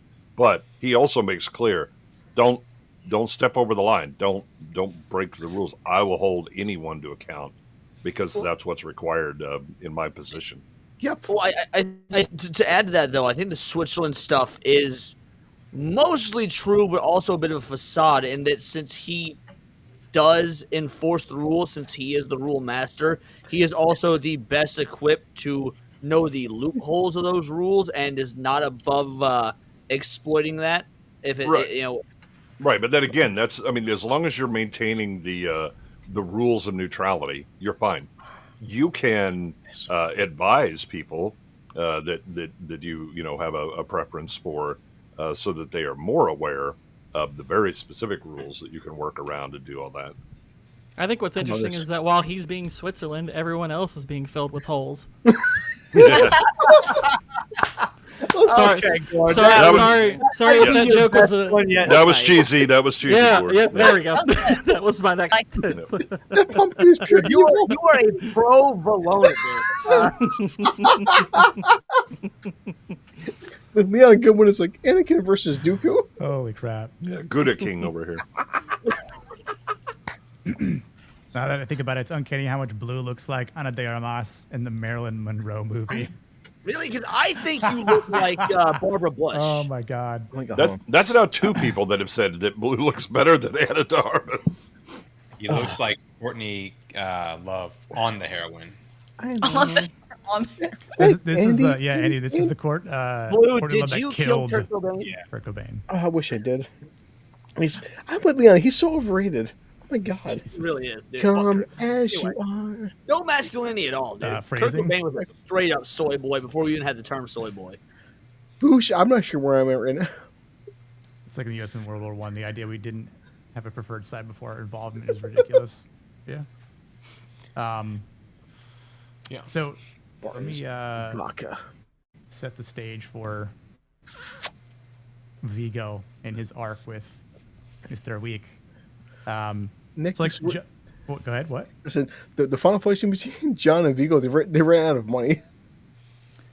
Oh, well, I said I'll say my cheesy line when I get to it, but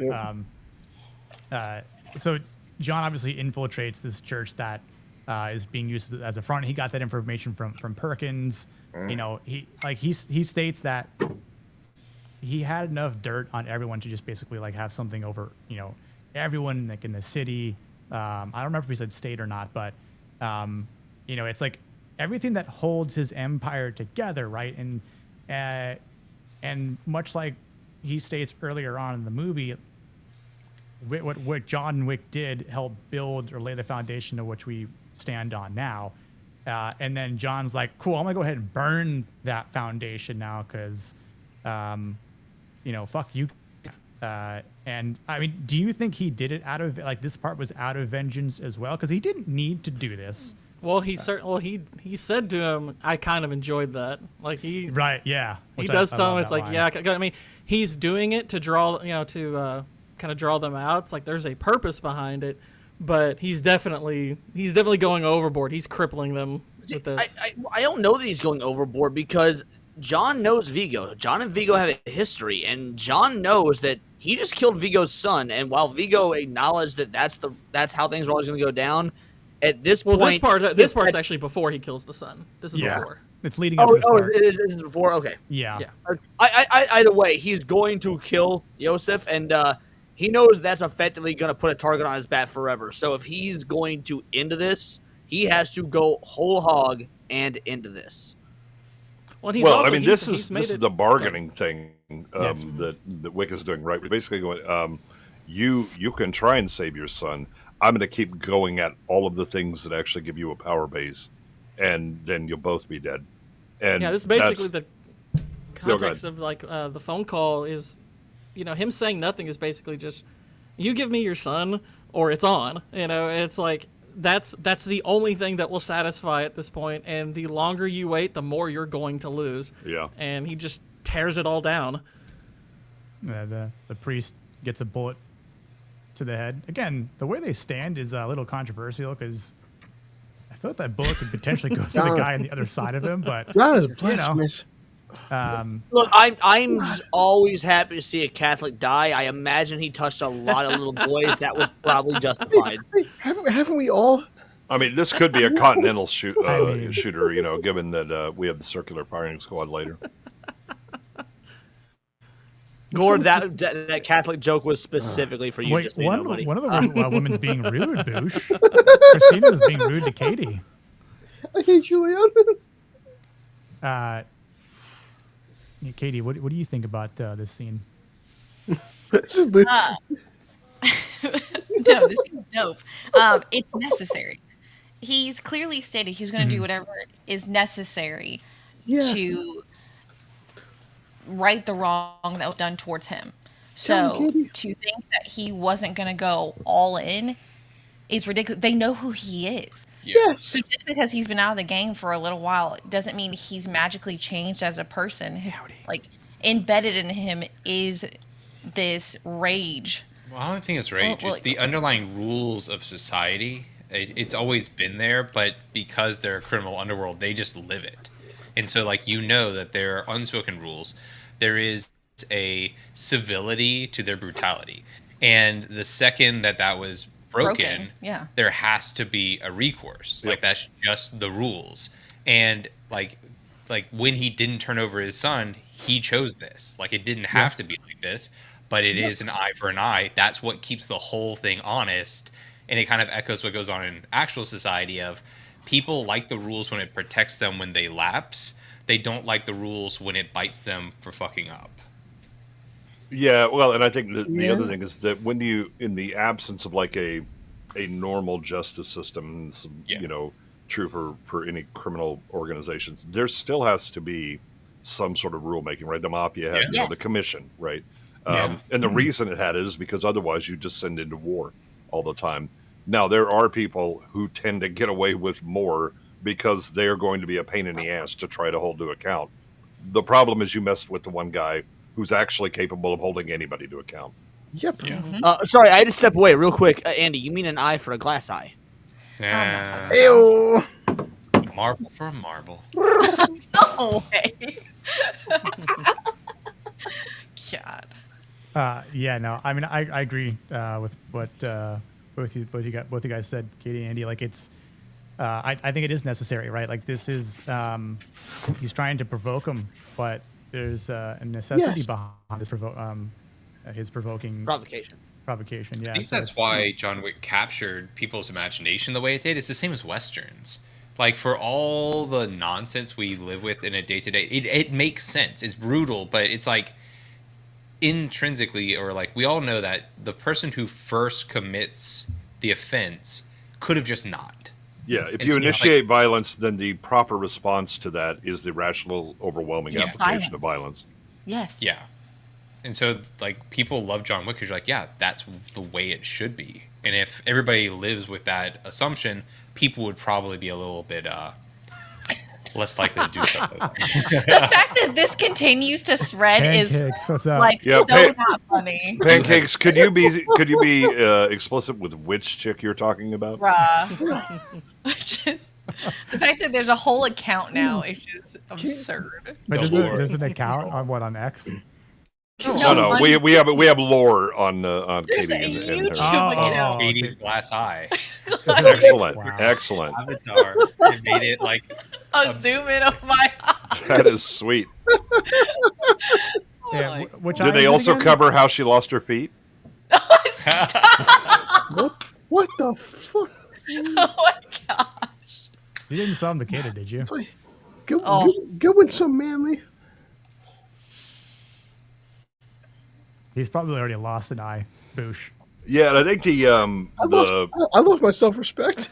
We talk about we have a when you have justice, there's a dispassionate system that deals that out. But in the absence of justice, vengeance will do, and that's essentially what Wick has to opt for.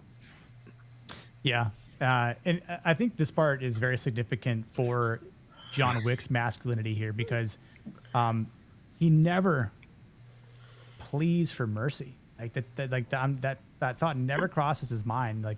He accepts where he is, and as he's yelling at him, took them from me. Like he kind of starts getting angry. Like, and you haven't seen an angry John Wick up until this point. Like, or like, I'm you know, back, dude. yeah, keep people just asking me, I'm back. I'm thinking, yeah, I'm back. And like, it's really cool to see that in this moment. Cause again, he's a man of few words, but in this moment, he's very loud. He said, Vigo, your car speaking a lot.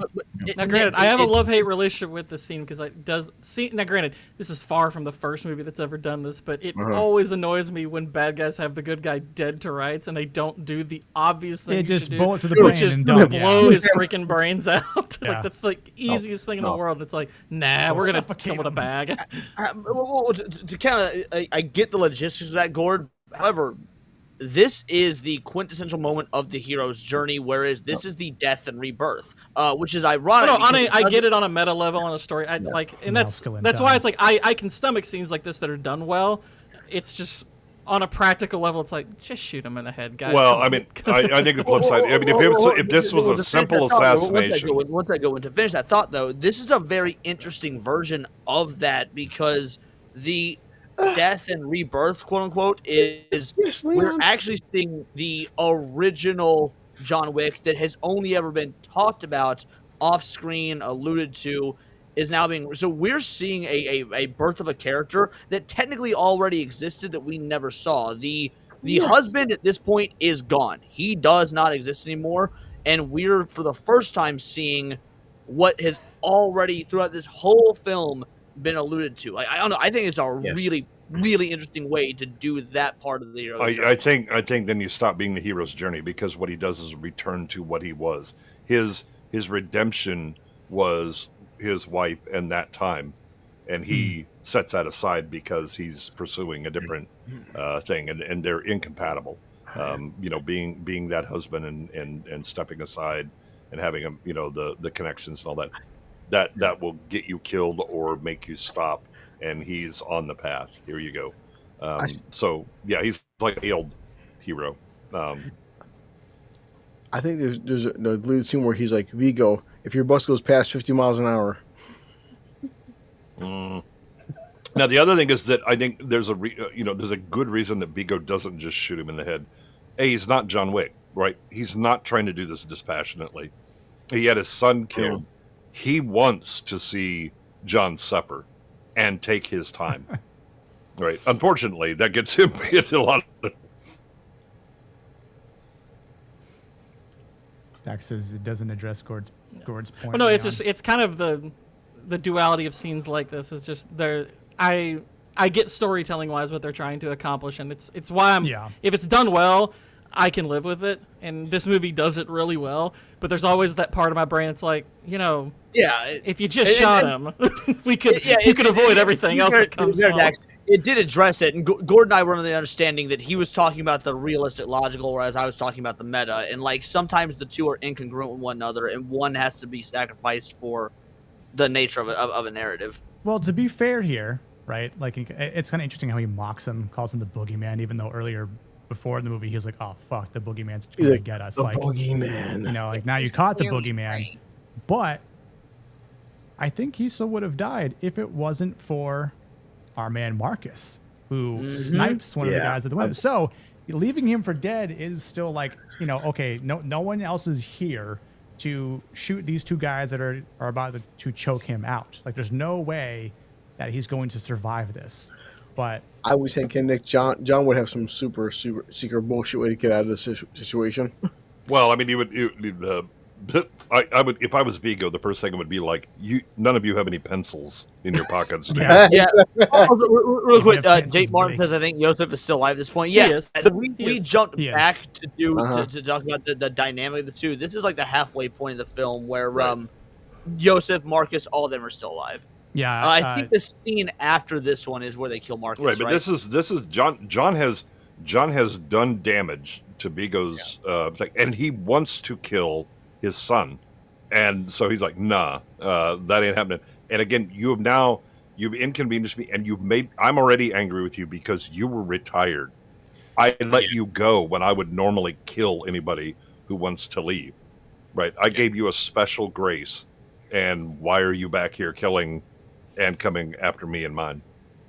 Yeah. And it's this number 3 guy that he actually again, fights for the second time, if I'm not mistaken. And it was a battle, which... And one thing I like about fights like this is granted, I can't get inside the director's head for moments like this, but I do like when characters that are intelligent and that have that have good ability, that they kind of get a death that's sort of honorable, like not like, I mean, he doesn't get shot in the face or anything. He doesn't go out like a strangled. He doesn't go out like that. He it's doesn't an earned get death. Nothing defiled or anything. It's like the better man wins.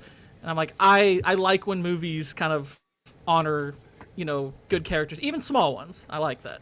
I mean, they stepped away. Katie, Andy, maybe. Yeah, they're not showing off lines, so they're still here. We're still What here. they thought about this? Are you still here? Yeah, I'm still here. Okay. What? No, what I do you think guys it's about this? cool. Well, I think it's cool, and I get what you're saying about like it is funny that he doesn't just shoot him in the head, but I think it's also to show that John and Vigo are kind of on opposite sides of this. I think you have the whole kind of the subplot or the whatever you want to call it, that like Vigo only has this because of John, and he's not befitting of the success he's had, and so men like him can only attain this level of greatness if they're allowed it. And so it's like John didn't want it and he leaves. Vigo thinks he let him leave, but that's only because he doesn't comprehend what John's willing to do. And he even says he gave him an impossible task. And so multiple times you see the complete difference. Like, John is a man of absolutes. Every single person, no matter how big or small, is taken down with ruthless efficiency. You repeatedly see Vigo underestimate people, think he can manipulate situations. He reacts emotionally. He's capable of great fear. None of those are in John. And so when you get to a scene where you have a character, and what I like about this movie is both characters are locked into, what causally you'd expect from their character development or whatever. John, yes, he's in a chair. He's in a bad situation. But Vigo, I always felt, is that type of guy. Like, Vigo, if he was more of a man, should have killed him himself. But Vigo would never do that. And so because he's unfit, like, of course, his empire's going to fall. And if it wasn't John, it would have been someone else. Like, eventually, it would have crumbled no matter what. Yeah. Well, and you see that with Yosef, right? That's the product of Vigo, the son that's spoiled and thinks that he can do anything or whatever. And it was like, well, your family wasn't going to make it a generation anyway. Exactly. He couldn't even raise his son properly. His son's a piece of shit, and that's just his weakness. I think he's sober now because, and I know this is a later scene after he escapes from being tied up after Marcus helps him escape. Because I just wanted to talk about all the scenes that included John and Vigo together.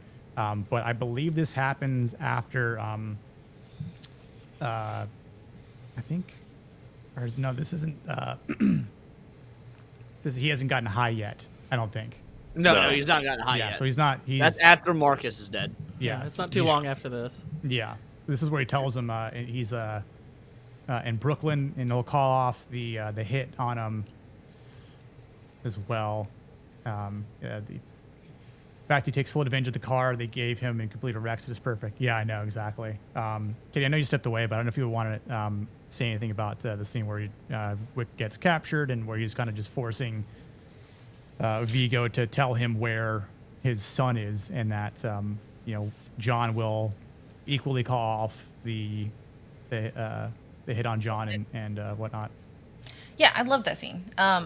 I agree completely with what Andy was saying, but also just the fact that it's clear John's not scared. Like, he's not concerned, even though he's clearly at what Vigo thinks is a disadvantage and that he's tied to the chair. Like, it's clear he doesn't feel any fear in that situation, and that nor does he feel any concern about the choices he made. He's resolute in where he is. Yeah. And the last time Vigo dealt with him, John wanted something. He wanted out. He wanted to have a life with his wife. And all that's gone. And like you said, you took away that piece that, that what he had kind of attained. So, even in that, Vigo's underestimated. You took away his right to grieve, if I recall the exact line. Yep. Yeah. So it's Well, like, and his hope, I think, is also mentioned in that, right?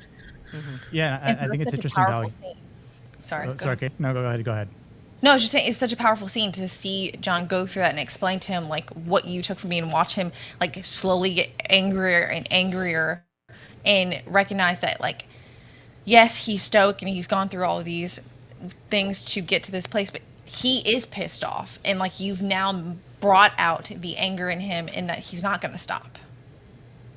Well, I think the other thing is that you know, in the negotiation with the shotgun scene, you know, Vigo still has something to lose.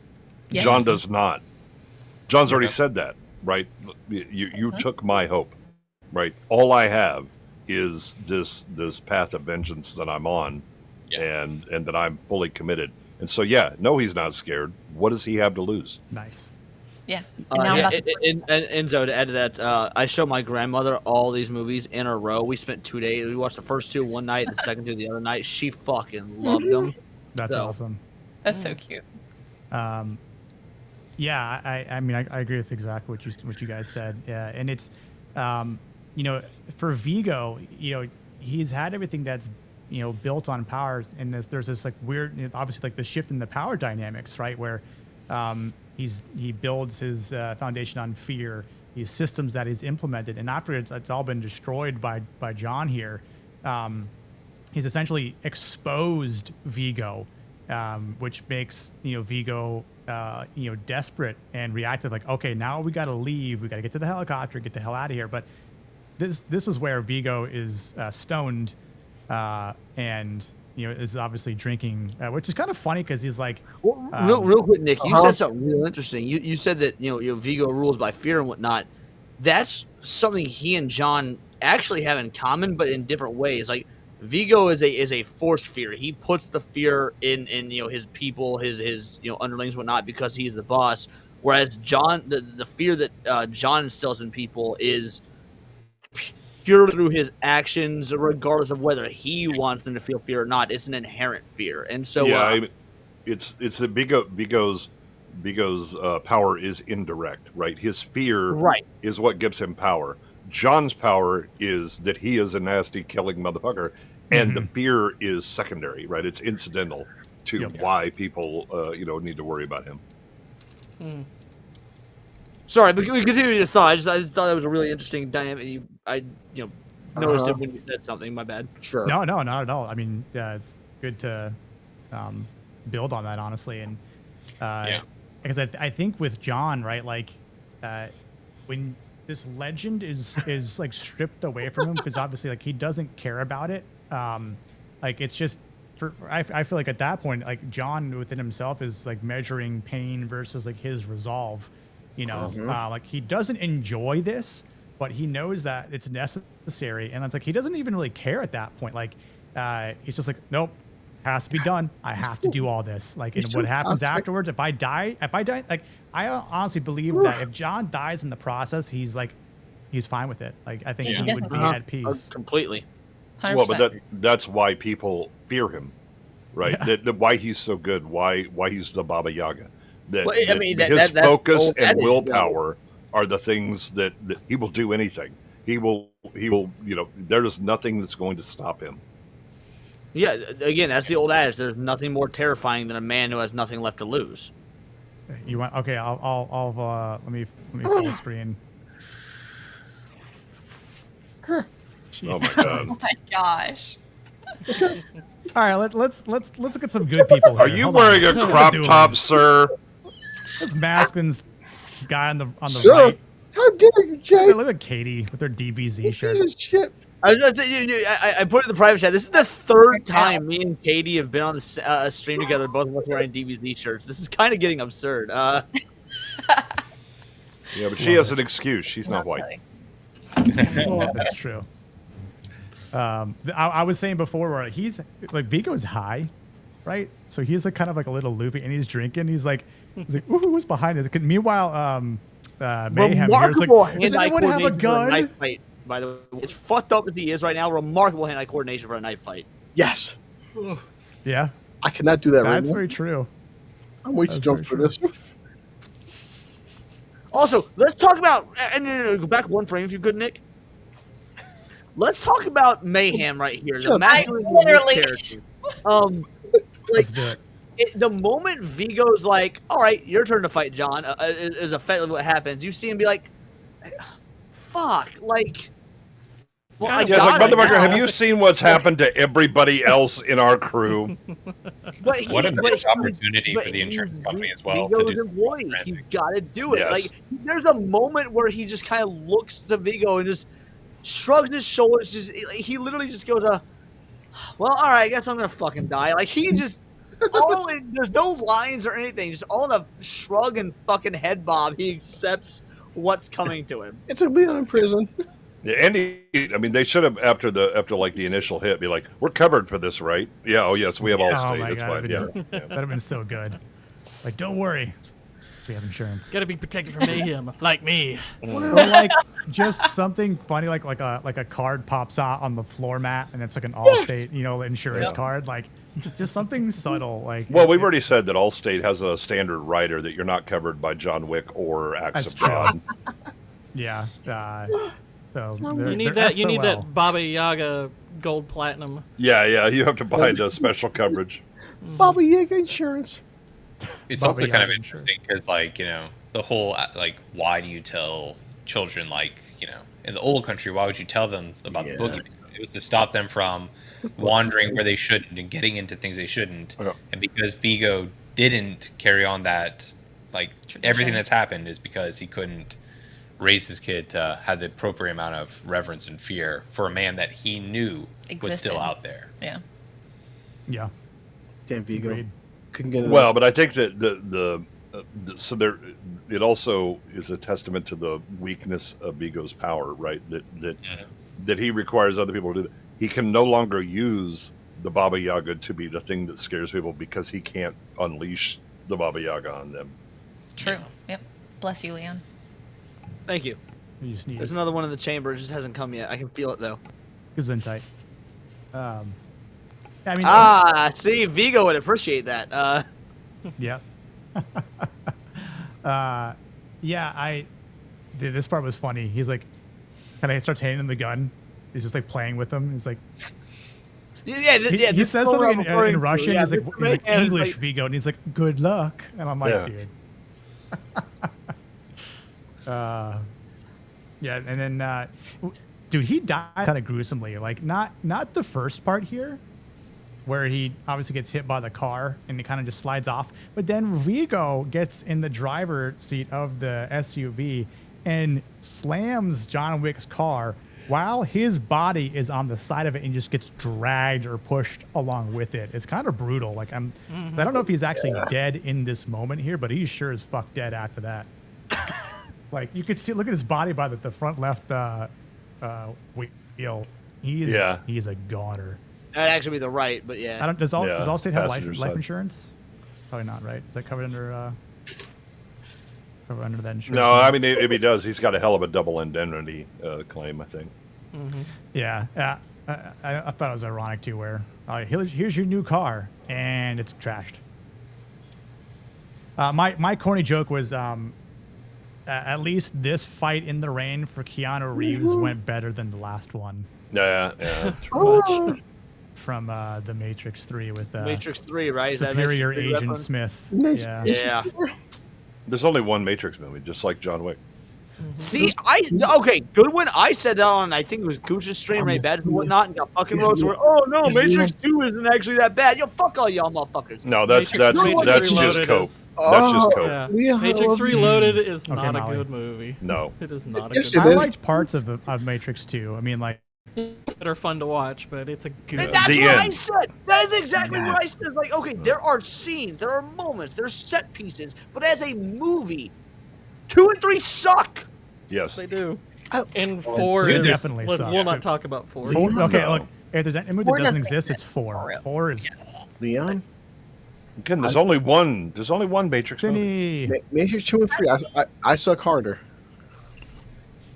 Although I had a worker who was in some of the rape scenes there in the the city. rave. Oh, rave I mean, with I a thought you V. said Oh. Grape. Oh. Yes, All Cindy, right, this is Cindy's blue. just getting here. She's that. I'll tell you about it later, girly. We don't need to reestablish. No. I'd rather talk about Katie's glass eye than. It's a far more interesting subject and better looking, actually. Yeah. Yeah. It actually looks like a real glass eye if you kind of peer into it. So Yeah. Oh my goodness! Stop it. It's a literal window to the soul. Yes. Thoughts on this? I mean, obviously, masculinity, hands, brawl. Like he says like no guns, John, and then he kind of pulls a cowardice move and pulls out a knife. Like He is a coward, though. Yeah. Yeah, and it's also interesting because after he gets stabbed, like Vigo kind of pleads with John, and John's like, whatever, I'm just gonna keep going. The bitch. Yeah, that has been established this entire movie. He's not a good person. He's a bitch. He's the lower tier, estrogen fueled man. Low T. Yeah, low T. Yeah, and that's there's also the reason that John doesn't beg for his life, because that's not what he does. He would if somebody was begging him, it wouldn't stop John. And John would assume that everybody else is like him in that way. Yeah. And so this I'm begging, and he's like, do you remember who you're talking to? Vigo was like me in a prison shower. Vigo is such a Christina in this moment. Yeah, absolutely. Yes. Very wet. However, to Vigo's credit, maybe this speaks to the writing of this film, because as much as people want to chalk up big dumb action movies, things like that, we've had 3 hours thus far of a discussion of the masculinity of John Wick, and we're still going. Vigo is a memorable character. He is a great character. He's awesome. He We really understand his motivations. We understand how his psyche works. Like, he's a sniveling bitch, but damn, I really like the guy. Part of what makes the movie so good is that the fear the villains have for John creates a certain amount of empathy towards them. So there's a complexity to the villains, particularly Vigo. It's like he's a very well fleshed out character. So yeah, he's a really good villain. Yeah, you understand his motivation. Great acting, dude. While we were kind of dogging on the sequels earlier, like John Wick 2, that whole intro scene with Peter Stormare as Vigo's brothers, like I bought every bit of that opening scene. Was a fucking pencil? Like, you're fucking it's weird. so good. A pencil. Yes. Man literally said I got that. pencil. Who does that? Who does that? And like, listen, when he mentions that, I know all of us were like, kind of want to see that happen in a sequel now, and then we got it, but like, it was just a nice callback to that moment. But here you go, Nick. What? Oh, damn it. What is this? I'm terrified by what this. I'm so concerned. Do you try to play this? No volume. Yeah, we can't hear it. Damn, man. Rip. It wasn't meant to be, Christina. So. Yeah. But yeah, I mean, this part, this ending here, this last battle that John has to go through, is like the perfect completion. Well, almost a completion, for this arc of his chapter of like his. It's like now he can properly find some closure and clarity on everything, and meanwhile he's like, I'm trying not to die. Like, so it's interesting because he's not. If he wanted to just go, he brings his phone back out, right, and he watches that video of his wife again. Yeah. And I feel like if he wanted to just be like, you know what, can't without her, I'm just gonna lay here on the side of this, I think he's tempted to do that. He is. I think in a way, it's like that when he pulls his phone out, that's him like going back to him saying being allowed to grieve, and then deciding in that moment whether or not he wants to live, and he decides to live. Right. It's like he continues to press forward. He continues to I'm going to continue fighting. So it's like I mean, do you guys think that because he got a taste of what his old life was, because it's been 5 years, that he's just like, I think when he's looking at that video of his wife again, he is reminded of that life, and he's like, it's kind of why, like in hindsight, I do wish this was the only one. And granted, if they had done the sequels right, I wouldn't be saying that. And and the sequels have their moments, but there's something really cool about the idea of an ending where he sees that image of the life that she gave him, and he gets up and he goes on trying to live it. It's like that's a nice ending. I like that. Yeah. Yeah. And again, when he gets the dog, and then that's there. He's reset it. He has done what is required, and then he puts it aside. He sets it down. Yeah. The first time the dog is given to him, and it's like the life she wants for him. It's forced upon him. Like he wants it, but like she has to pull the trigger, and then he actively chooses it the second time. Right. Yeah. And unfortunately, then we have the sequels, which undermines all of that. Don't explore that at all. Yeah. Yeah. I mean, what do you guys think about the fact that he, ironically, steps into a veterinarian, place, and obviously, like, he's like, wow, Bro, nothing more masculine than theft, and he stole a fucking dog. I was like, Masculine someone, AF. one of those dogs just got stolen. No, it's actually on the tag. It says it's going to be euthanized. Yeah. That's right. Well, so he saved it. Okay, so look at that. Which is crazy, because that means they Saved have a dog's science life. make That's shit even more younger. masculine. Yeah, it's even more based. Man saved Yeah. a dog. Yeah. It was pretty stupid where the fact that they had a CGI poop dog versus practical poop. Yeah, it did look like Daisy dropped the poo Yeah. emoji. Yeah, they said when the dog took a shit, it was CGI. Like you couldn't buy a dollar store piece of poop, guys. You spent $25,000 on dog shit. Or you couldn't just take You the couldn't dog wait outside. like 20 minutes and the dog shits. There, I got it. It's my group with Disney is spending like, oh, She-Hulk cost $300 million. Where? Yeah. Right. There's barely any poop in that. Like, where's the CGI budget going? Yeah. Yeah. So Dax, actually, that's the choice is what his wife made when she chose him. Yeah. Yep. Pitbull probably fighting. Probably. Well, in the pit, yeah, I mean the nature of a pit bull actually, in a lot of ways is that similar is to his actually talk about the writing all you want, talk about the narrative, how it undermines characters. The biggest sin of the sequels is the lack of how much he has his canine companion with him throughout the films. Like, yeah. Well, it's just because all he is the Baba Yaga. I mean, he's just running around. I just kill. Yeah. But then Halle Berry in a third film. So. Yeah, there were dogs. Honestly, I love that sequence. Like when one of her dogs gets shot or whatever it is, and she thinks she's gonna die. Like that's I actually think it's a really really great part of the third film. Leon, you see behind the scenes for that film, that shot, the sequence, man. She really trained with the dog for 6 months. Yeah, I heard that. I've not seen the behind the scenes, but I did read that. Yeah, that was all Halle Berry. I would say for the sake of like what the choreography, like the all the coordination that they put into the sequences of the shots in the sequels were mostly well done. That's why I like parts of the second Matrix movie, like when they just actually built that huge highway. Right, like that's one giant, literally a giant asset. So cool. Like, so I appreciate when like the work that goes into it, because it's not like Keanu Reeves is a statement piece for saying like I'm going to learn how to train and fight and do whatever, like do my own stunts, and then he understands and pays respects for stunt people as well. But yeah, like it's kind of hard to harp on that, but we're not talking about the effect. Those are actually the movies that piss me off twice as much when he goes into the set people are doing their job to a really high level, the costume department's doing all that, whatever, and everything's getting wasted because you had a shit writer or shit director. But the story and the writing, yep, it's not sticking the landing. Okay, Nick, we know that John Wick and Keanu didn't learn nunchucks until John Wick 4.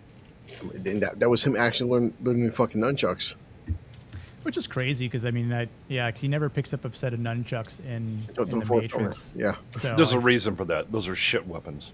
Yeah, I mean, come on, they're invented by nuns. How good could they be? Yeah, exactly. Yeah. So the fact that Keanu actually spent 6 months doing nunchuck training for John Wick 4 Still pretty badass. Yeah. And yet, for whatever reason, he still isn't as good as a giant mutant talking turtle. Fucking Well, you know. fellow chugger, huh? That's not even fair competition. Fuck Liam. Sorry, Michelangelo's my favorite turtle. I gotta represent. I figured as much. Team Raph, come on. Well, but I think this is you know, Andy's right. This is very much a Western, wearing different clothes, right? And this could have easily gone like Shane, where you know he dies at the end, and but you know his job is done. He did what he was supposed to do, and he's out. Frankly, I wish he did, because then we wouldn't have the sequels. Although they'd still figure out a way to revive him. But I think this other one is again the idea of redemption and all that. Those are also common Western themes. You know, the man who has to do the nasty things that no one else will do, but then has to come back from that darkness, and so John does that. This is a well written movie. It's far better written than it has any right to be. I think the acting and characters are fantastic. There's a great moral tale, which is always what Westerns were good for, right? You know, to kind of do, you know, we don't have the Iliad and the Odyssey, but we do have, you know, Shane and Rio Bravo and High Noon and things like that. And we got away from that for a long time. That's one of the reasons that this movie was kind of a slap in the face when it came out, because it was so tonally different from, you know, so much of what we had, you know, not just the we don't use 87 cuts like a Bourne movie. Taken. And we don't do the ironic wink, you know, meta bullshit and not take it, you know, not treat things sincerely and earnestly. It does that, right? And it has a very strong moral story that it's telling. There's just a lot of bodies get to drop. Well, but to add to that, so I think a lot of folk didn't see this film in theaters. My buddy did. He saw it in theaters. He loved it.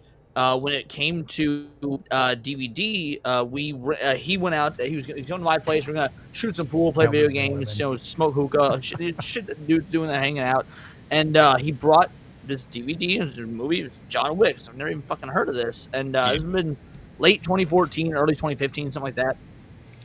And he was like, "Come on, let's put this on. Let's watch this movie." And this is, you know, when I'm starting to really get into film and really get into you know, learning about the business and trying to, you know, critique movies, things like that. And like fucking Keanu Reeves action movie, like you're talking this up like it's amazing. I want to fucking watch this. Let's shoot some fucking pool. And I said, no, I promise you, it's amazing. Just watch it. And so we turned it on, and we're about 20 minutes in. I was like, "Yo, is the dog about to fucking die?"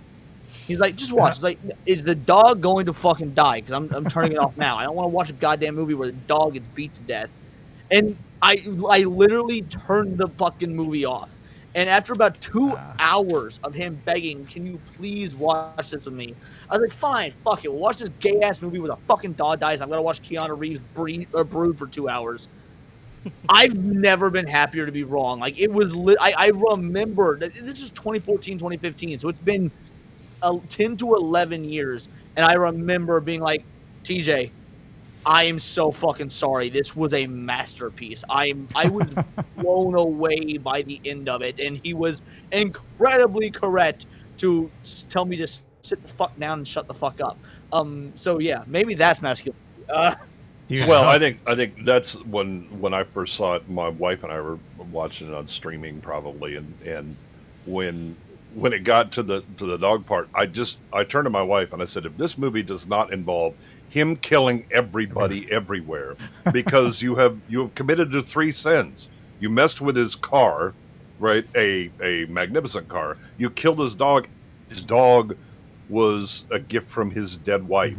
That's the trifecta, right? That's that. It is the man code requires that everybody gets dropped, right? Let's go." Imagine if you were given him at the end, and it was a lesson about how violence makes. Yo, kick Andy. Yeah, exactly. Yeah. You need a Neil Druckmann to go ahead and write this. Yeah. No, That's the Last of Us 2 Last of Us argument. 2. Yeah. Cuckman, yeah, that is The Last of Us 2. And then people unironically are Holy. like, it's just such a beautiful story. It's like, yeah, if you're a fucking cuck.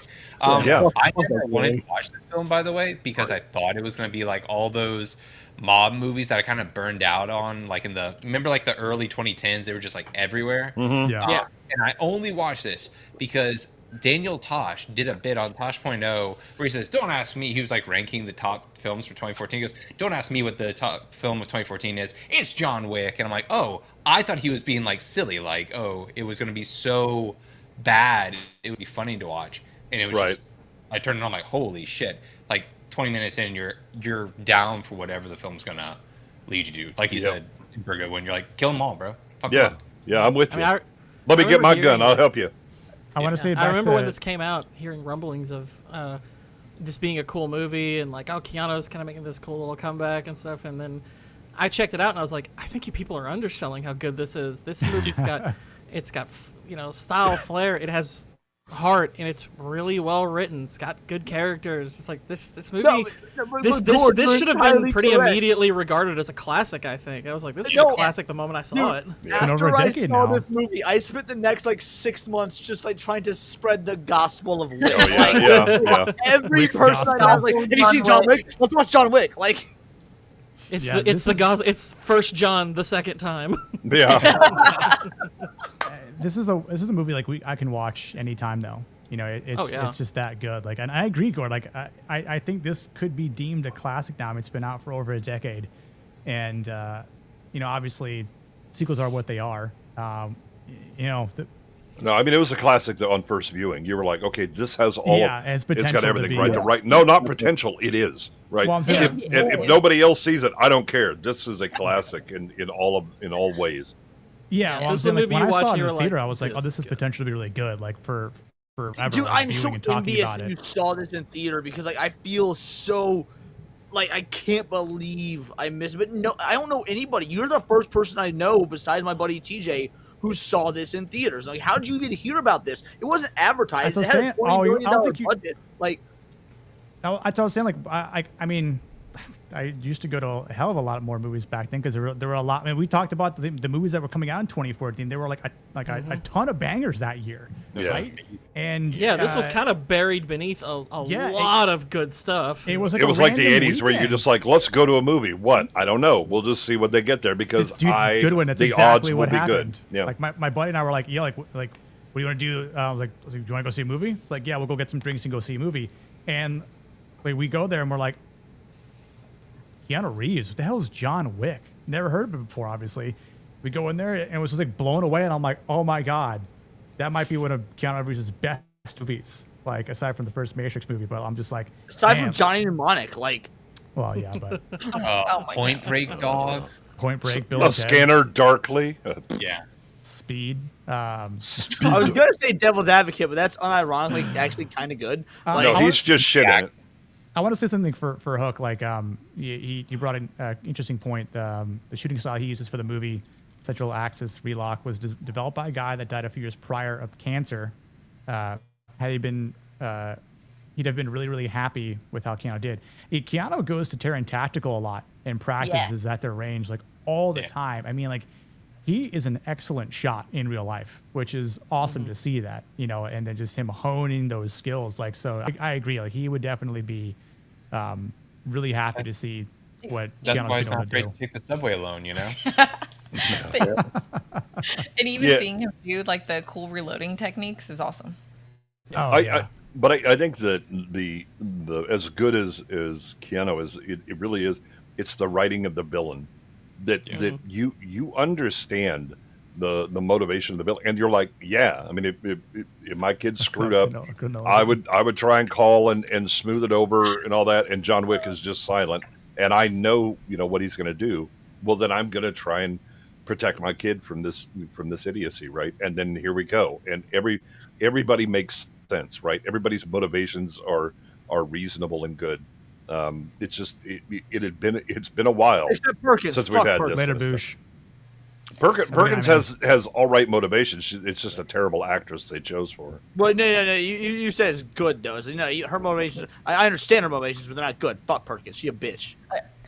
I love you guys. We have to go. We've been chewing y'all. We're gonna wrap this up here as well. Okay. What is your masculinity scoring for this movie?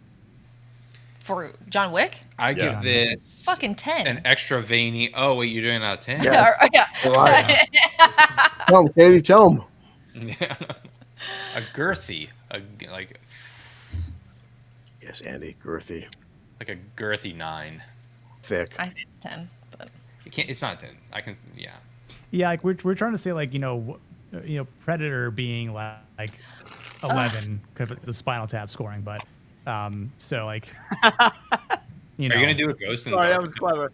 The Ghost in the Darkness. Are you gonna do? That's a good movie. That's a good eventually, movie. yeah, for sure. It's a dope fucking film. Yeah, of course. fine. I'll be more reserved. It's a 9 then. It's an amazing film. Honestly, that's what I was going to give it. I was going to give it a 9 out of 10. So, Julius, do you want to tell the people where you at, what you doing this week? Peeps, we stream all the time. We're having the Everything Good and Perfect podcast all night tomorrow at 7 p.m. Central Time with Bone Bridger and John. We have WTF Wednesday on Wednesday at 5:30 p.m. Central Time, and then Fan Rant Thursday on Thursday at 6:30. And then we have videos up coming there, out. Andy. Way to be masculine, bro. I always clutch it. I always one who drops the stuff. Do you know how a harem works, Leon? Do shit. Always the one who reps our stuff. But yeah, check out our videos. They're doing great. Our Last of Us videos, both of them have outperformed Leon's videos. I laughed and I laughed when I saw that. True. Their videos have outperformed mine, and you know what? I love to see it. I'm so What is proud your video at right now, by the way? Out of Which curiosity. one? My Last of Us one? Yes. 700 or 800. Hold on, let me check. So when we made the joke, ours was like at 5. It was like so pathetic. That's why it was funny, because it was like you were at like 250, we were at like 5. It's like, let's make a little spectacle of this. Yeah. No, my Last of Us video did shit. 654. I actually overshot. 654 is what's that. Our video got so big, John Campy decided to come on our stream today to argue with our points. So wait, did he really? Yeah. I don't know if it was a fake Campy account. I mean, said his seemed name the in his dude, picture. He dropped a 20 to tell us he thought we were wrong. So yeah. But Damn. he was polite. He was polite. Interesting. I haven't had a video hit above 1K since May 1st. I had one hit 2K. Since then, everything's been under 1K. So yeah, you guys are kind of crushing me right now, and I truly do love to see it. I want my friends to do better than me because that gives me motivation to do better than them. That's so awesome, Leon. Yeah. Yeah, because you have no friends. That's not what I said at all. Fucking tranny. That's exactly what I heard Katie say. Oh my god. Katie's like, we're not friends. My biggest disappointment is now that I've switched everything to my meme channel, I don't know if I'll ever outperform my best video. What's your best video? I mean, granted, I'm very happy with how that one performed. It's amazing, but I'm like, I don't know if I'm ever going to do another video that does 500,000. That's ridiculous. Yeah, that's going to be a tough one to beat. Yeah. That'll be tough to ever top. Yeah. You have one I video peaked way too early. Huh? Yeah. We have one random video that did like 100K. It's somewhat of an outlier. It's like the Fallout one. Yeah. Yeah. Nice. Well, I appreciate you guys joining. Hopefully next time. Yeah, we love you. We would like to be on here as much as possible. It's just we stream Absolutely. at the exact same time. So. I know there is no time we can actually stream that we don't, run into you. Dude, I want to say fuck you two, fuck Nick, and fuck ABF. All three of you stream at the same time, and I always feel so bad. Who am I going to raid at the end of my stream? Because all you start right at the end of mine. And I'm like, I'm upsetting someone if I don't get this. Fuck all three of you guys. Trump, we need more hours in the day. Can you help us out? Just kidding. We need that. Dude, daylight savings would give us like 8 extra hours. Yeah. That's how daylight savings has work. Yeah, that's how it works. Still feels like it's not enough. Yeah. So, thanks for having us on. Love you guys lots. Yeah, Katie, Andy. What's Bye, next guys. week? Later. Yeah, what is next week's film? Dread, Carl Urban 2012. You Bro, that's son a of a bitch. film where I'm from. All right. That's just yeah. how it looks, by the way. That's just how that looks. Like it's It's a perfect. You don't have that many tall South buildings. Africa, really? we do. Yes. We have slum buildings like that. Some, And not that many. Not that many. Yeah. But you know, like they copy paste. You know. They copy. Yeah. Exactly, Grin. Well, Yes, yeah. no. Let me know. Next week. I mean, We'll just let probably me know do when the you're same done. thing we did tonight. We'll definitely Yeah. jump on. Yeah, let me know. I'll slide into my DMs. Sounds Oh good. shit. Oh All right. my Bye, guys. God. Have a great night. Love you. So Take it's care. gonna seem like a crazy question. How do What? I get off? Do I just exit? Unplug the computer. I mean- Unplug the computer. There's a- Hey, as- Katie, as- I don't know as- you well enough to tell you how you get off. I mean, that's Now, I would be willing to Phrasing. give you instructions. yeah. I mean, I'm You could willing just to kick the try. power but- cord like Smash JT did earlier, What but was Leon? Is this cheaper than StreamYard? It looks like it has more features than StreamYard. It's free. Oh, it's free. no, no. This is the It's free paid for feature. Nick. It is cheaper than StreamYards. It's what StreamYards used to be cost. Yeah. Yeah. Andy, But yeah, there's a lot of weird shit you can do with it, which is why it's kind of finicky in some regard.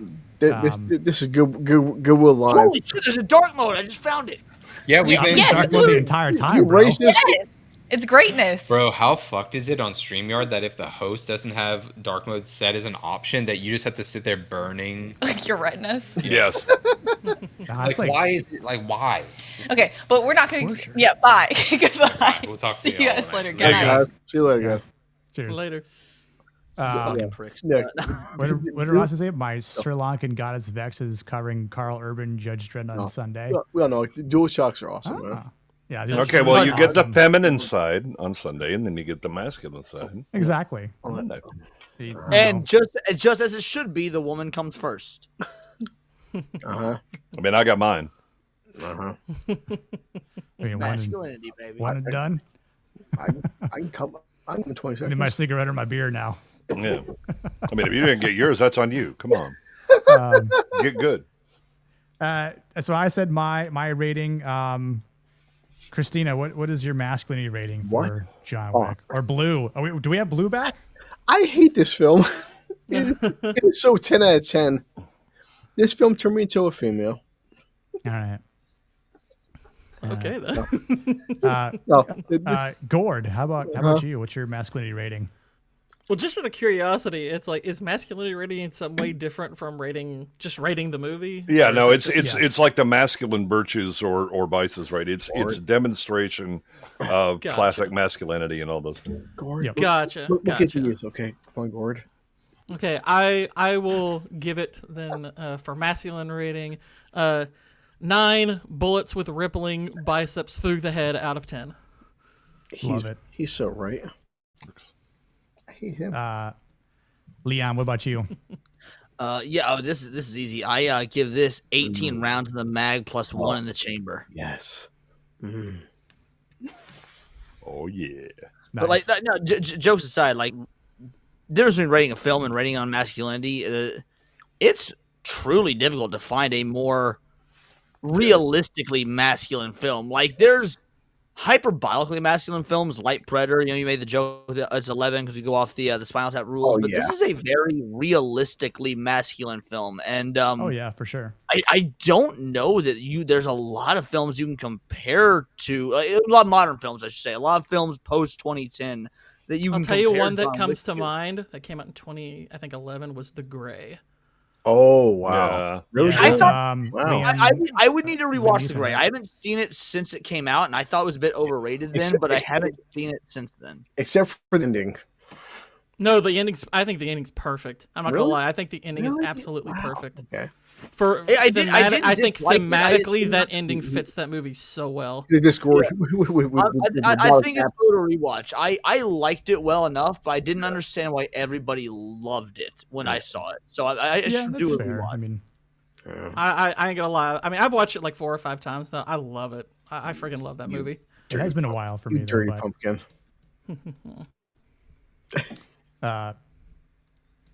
so what did you say, Leon? Yeah, 18 rounds in the mag plus 1 in the chamber. Okay, yeah. Oh yeah. Because I live in the Midwest where we're allowed to have 18 round mags. So that's true. How does that translate in Hogwarts money?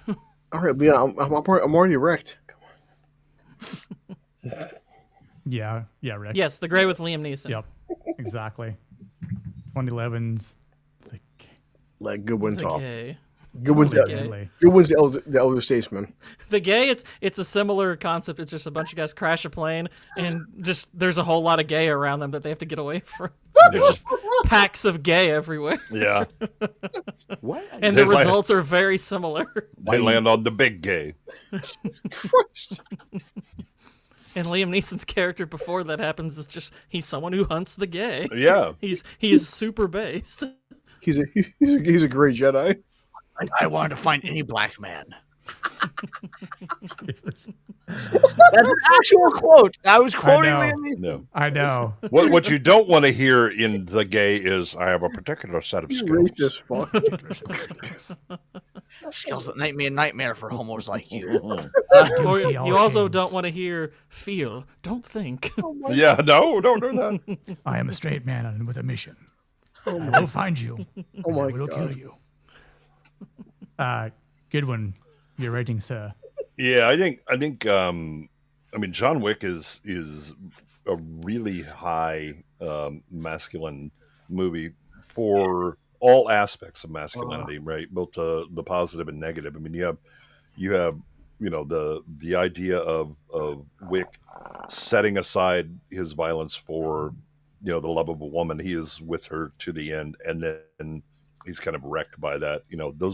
Those are things that are legit, masculine behaviors. Not the cartoon masculinity. And then he is attempting to get on with his life.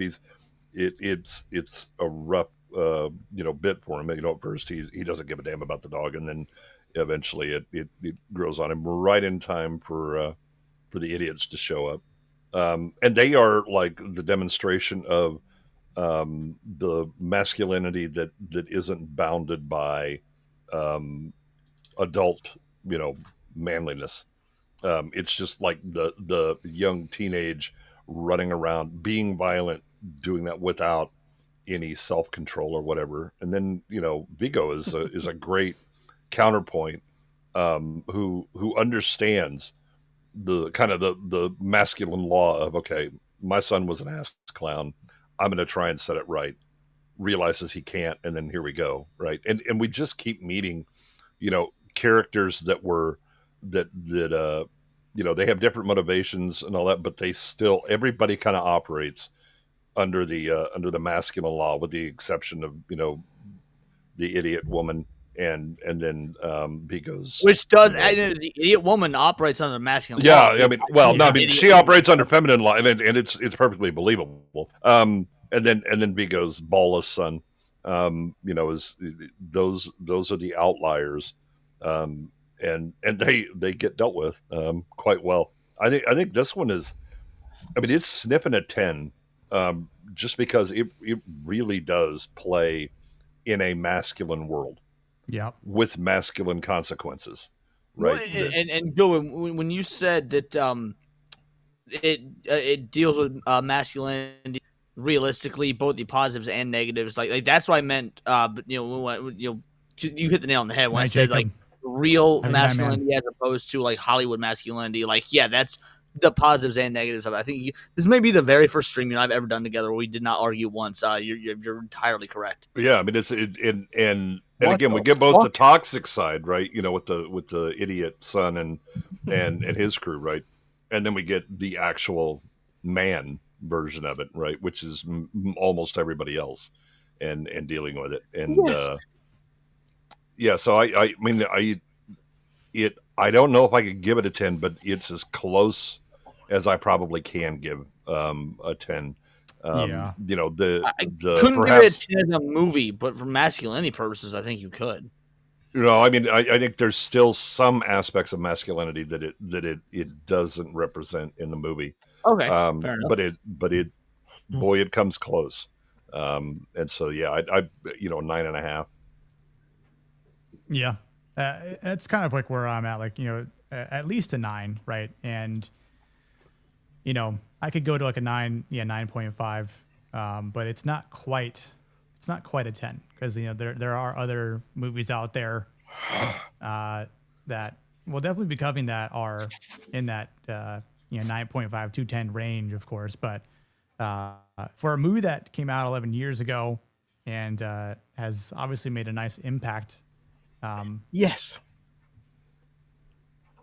I think it stands, especially watching it now. It is so different than what we get now. Very. It's not, oh, we have to have a big lore dump because all the soys in the audience don't understand the masculine code, right? The assumption was, if you're watching this movie, you know damn well that we're ticking all the boxes of the time to go ham because they have broken all the man codes. Let's go. Yep. I agree. That being said, I think that about wraps it up. Phrasing. Awesome. Oh, wrong board there. That pumpkin. That was the pumpkin sound. Yes. Flip the feminine switch. I got that joke. We once maybe watched Nobody. Never seen that one. Nobody's pretty good. Dude, I like Nobody. Nobody is awesome. Yeah. See, I always consider like Nobody is like John Wick light. Yes. Yeah, I was gonna say it's like a lesser version of John Wick. Well, but they said that. Well, the premise was imagine if John had a wife and kids. That's a premise. And also was an actual human. Yeah. Right. I mean, that doesn't have like the superpowers of the Baba Yaga, right? That he's getting his ass kicked. This summer is part 2 is coming out this August. Yeah, Nobody's a bit more grounded.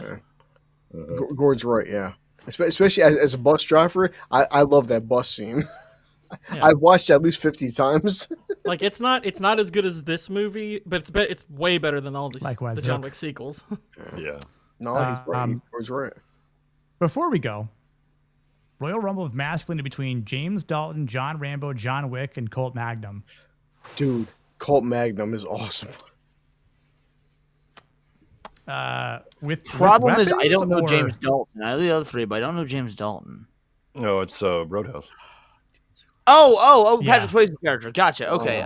Christ, man. I mean, like we're just talking fist fight, or are we talking weaponry? Oh, masculinity. Colt Magnum. Oh, just masculine. Wait, who is Colt Magnum? I'm blanking. Gord, it's Michael Fassbender in the Kung Fury sequel. He wrestles lions. Yeah. No. Yes. Oh, so that's you've already watched the 10-minute trailer for that? I've watched it 5 times already. Oh my gosh. So, I haven't seen it yet. I didn't know Michael Fassbender's in it. Yes, Gord. That's amazing. It's perfect. Crazy. It's perfect. Honestly, Colt Magnum in this list is a joke, but I would actually go with James Dalton. Like between the other three, because Colt Magnum's a joke, I would go with James Dalton. Because at least the three, Dalton, Rambo, and Wick, they all attempt to avoid violence until they don't, and then here it comes, and boy, does it come on hard, right? Yeah, that's a freight train. I think that Dalton, with the exception of the ripping out the guy's throat, he stays in control. Wick does as well. Rambo, he's damaged, so once he clicks, he's in a different mode. But it's a mode that neither of the other two know or really have, which is combat in war, right? That you just go, right? Wick is he operates in a dangerous world. True. He does not operate in a full combat war. Yeah, but I think that damage from Rambo kind of puts him at a disadvantage. Right. That's why I was saying that I think because he lacks the kind of the masculine ideal of self-control. That once he flips, he's in control of like tactics. Right. He loses sense of the big picture. Wick, I don't think ever really does that. He's a very tunnel visioned individual. And to be fair, I think that Wick honestly gets more tunnel vision than Dalton. I think that in terms of like being able to take a step back and look big picture, I think that Dalton has the edge. Dalton does that, but Wick, I don't think ever loses control. Dalton does. Okay, you know what? Fair enough. That's true. So I mean, it's always the balance of the you know, Wick is kind of a specialist, a one dimensional kind of operator. He's a savant. I have Rossi. Yeah, and Dalton is very good, but he also, again, he has a much broader view, and he's also willing to the hell with this, pack up and leave, right? Move on to a different place. No one to because hold things him, no have one to gotten a hold little him. bit, yeah, Shit, I'm out. yeah. I think Dalton is probably you know, more of the masculine ideal. Yeah, dude, it's tough. And then even Wayfair poses another one. What about Inspector Dirty, Harry Callahan? I mean, yeah. I don't know, that's almost like a caricature of masculinity. Like, it's good and fun. I dig the movie, but I don't think it's got the same. I hate using this word, but gritty realism as the others listed. Yeah. It's done like it's kind of based on a real thing, while at the same time having to exaggerate quite a bit and change things up in order to have its movie. I mean, I love Dirty Harry, but yeah. But it's a bit cartoonish. Yeah.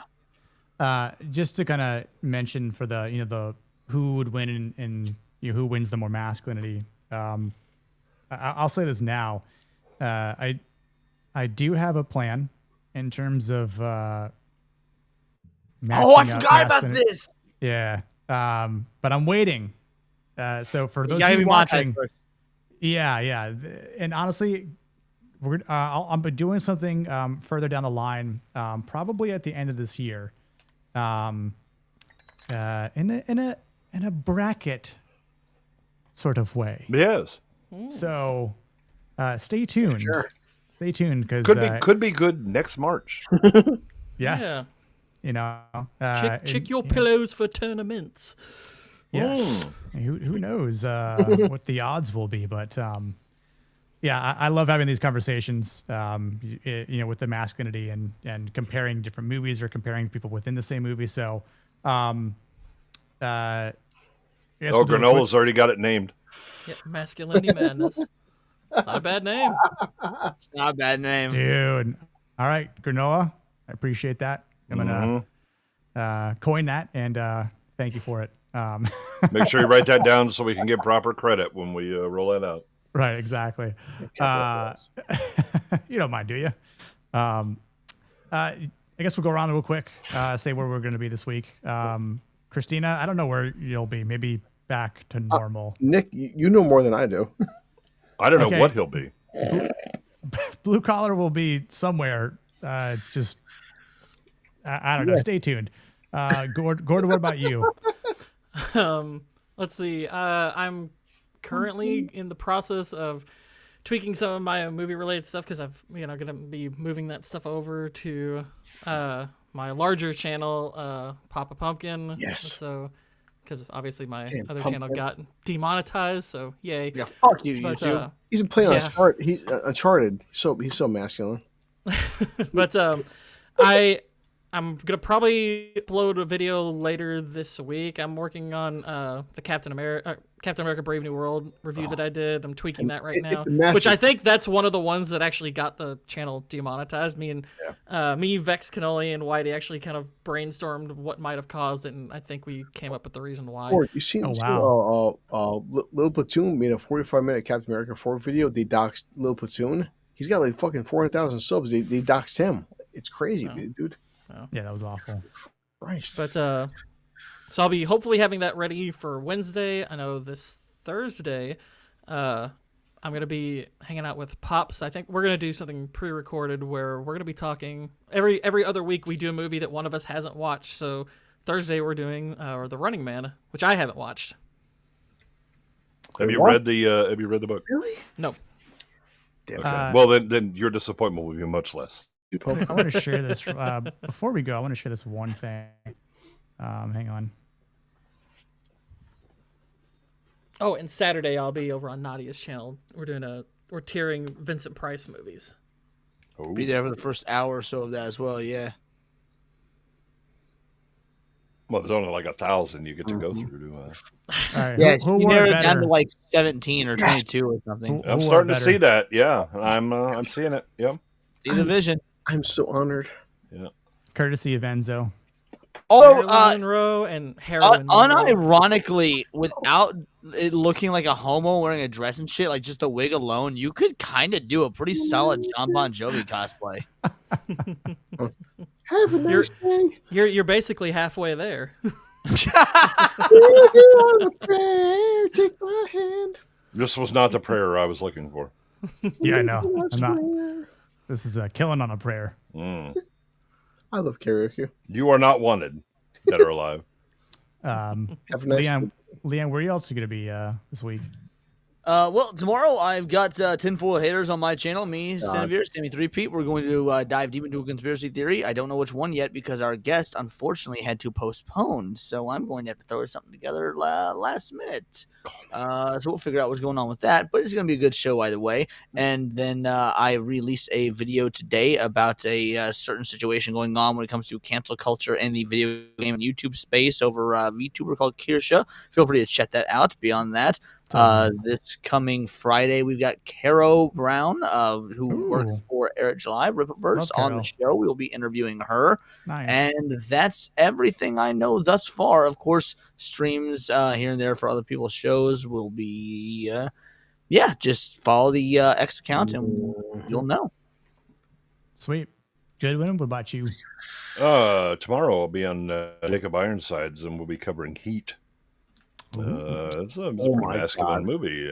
Love that. Speaking of Heat, Christina, are you in that? Huh? What?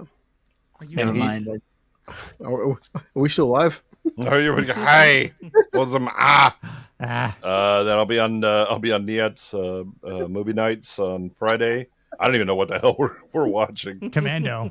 Oh, Commando, dude. Yes. Yeah. Which I've only ever seen once, and I remember loving it. But The sin.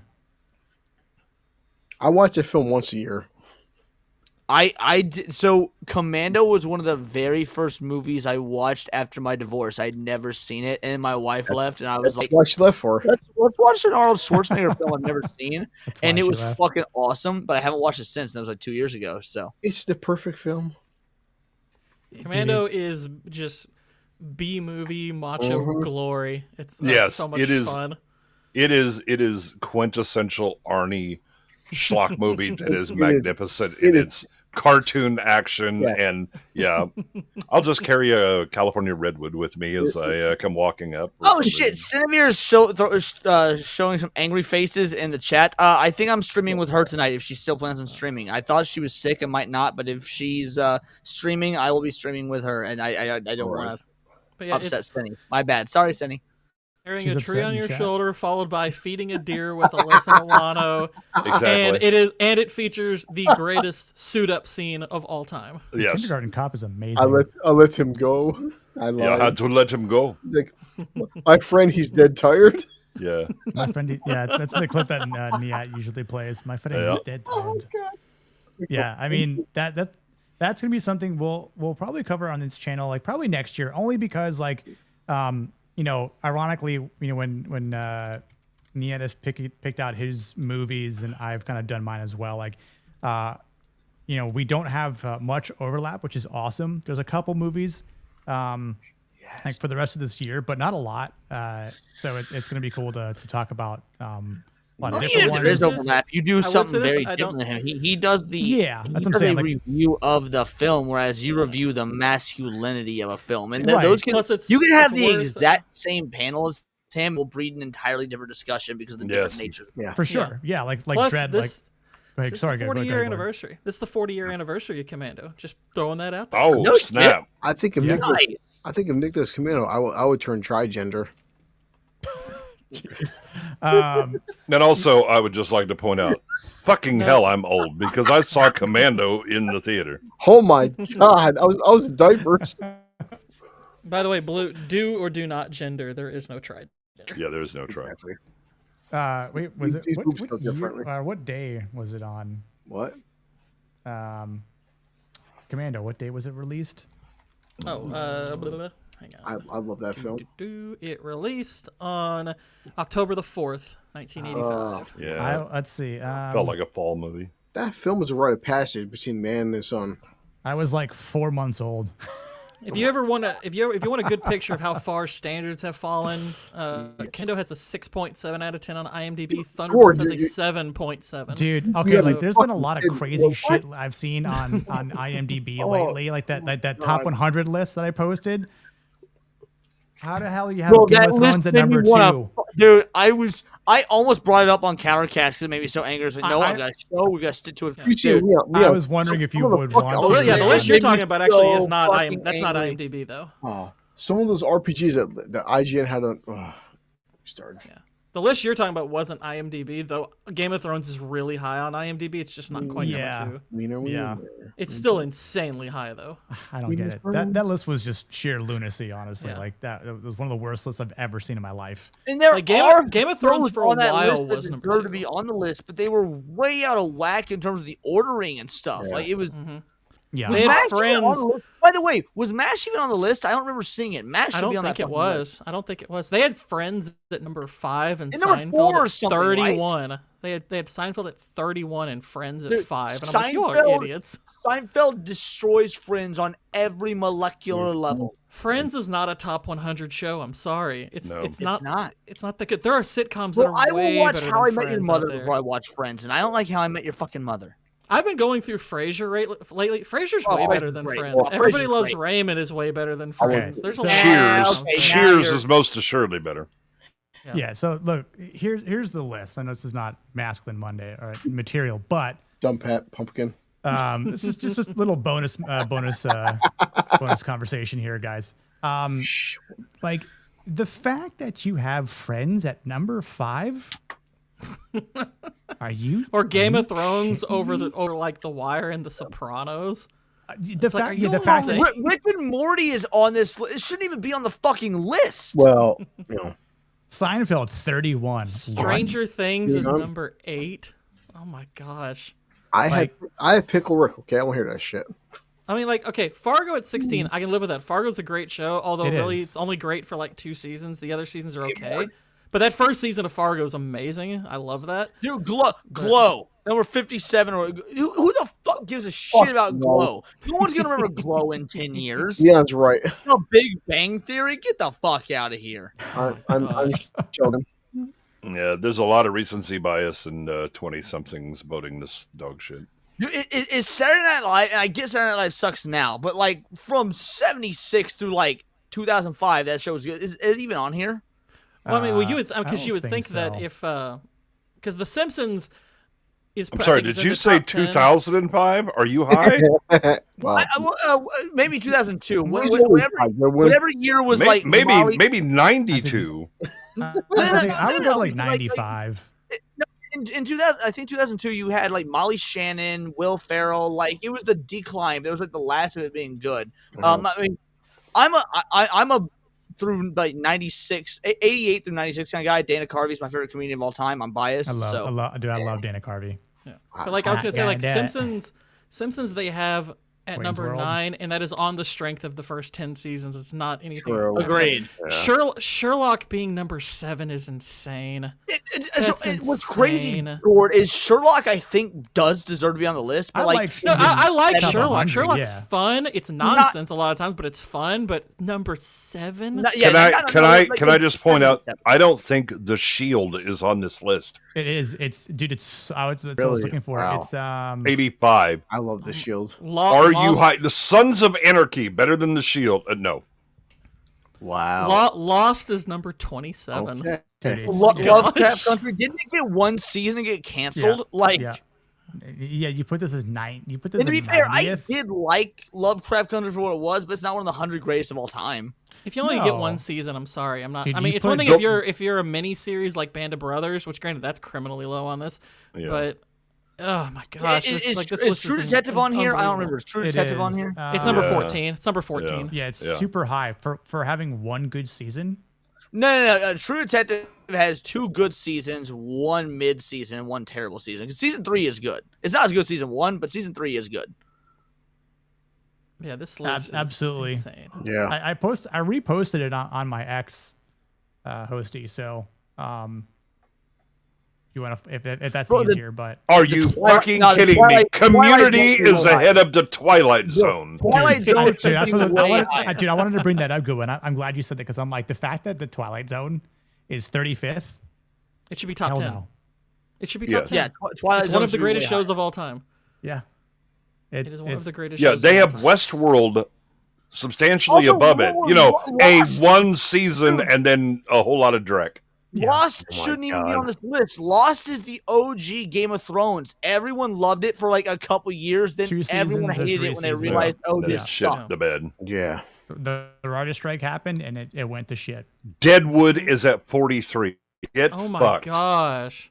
Wait. Oh my Google, gosh. you said 43? Okay, you know what? 43. Justified is where it should be. I think that Justified should be in the top 50. I will give that one. I've watched. Sure. Justified's great. I'm fine. I I've mean, watched- Justified I would argue it but higher. Deadwood should be up there with The Wire and The Yeah. Sopranos. I've Oh, watched. yeah. I've watched Deadwood 3 times.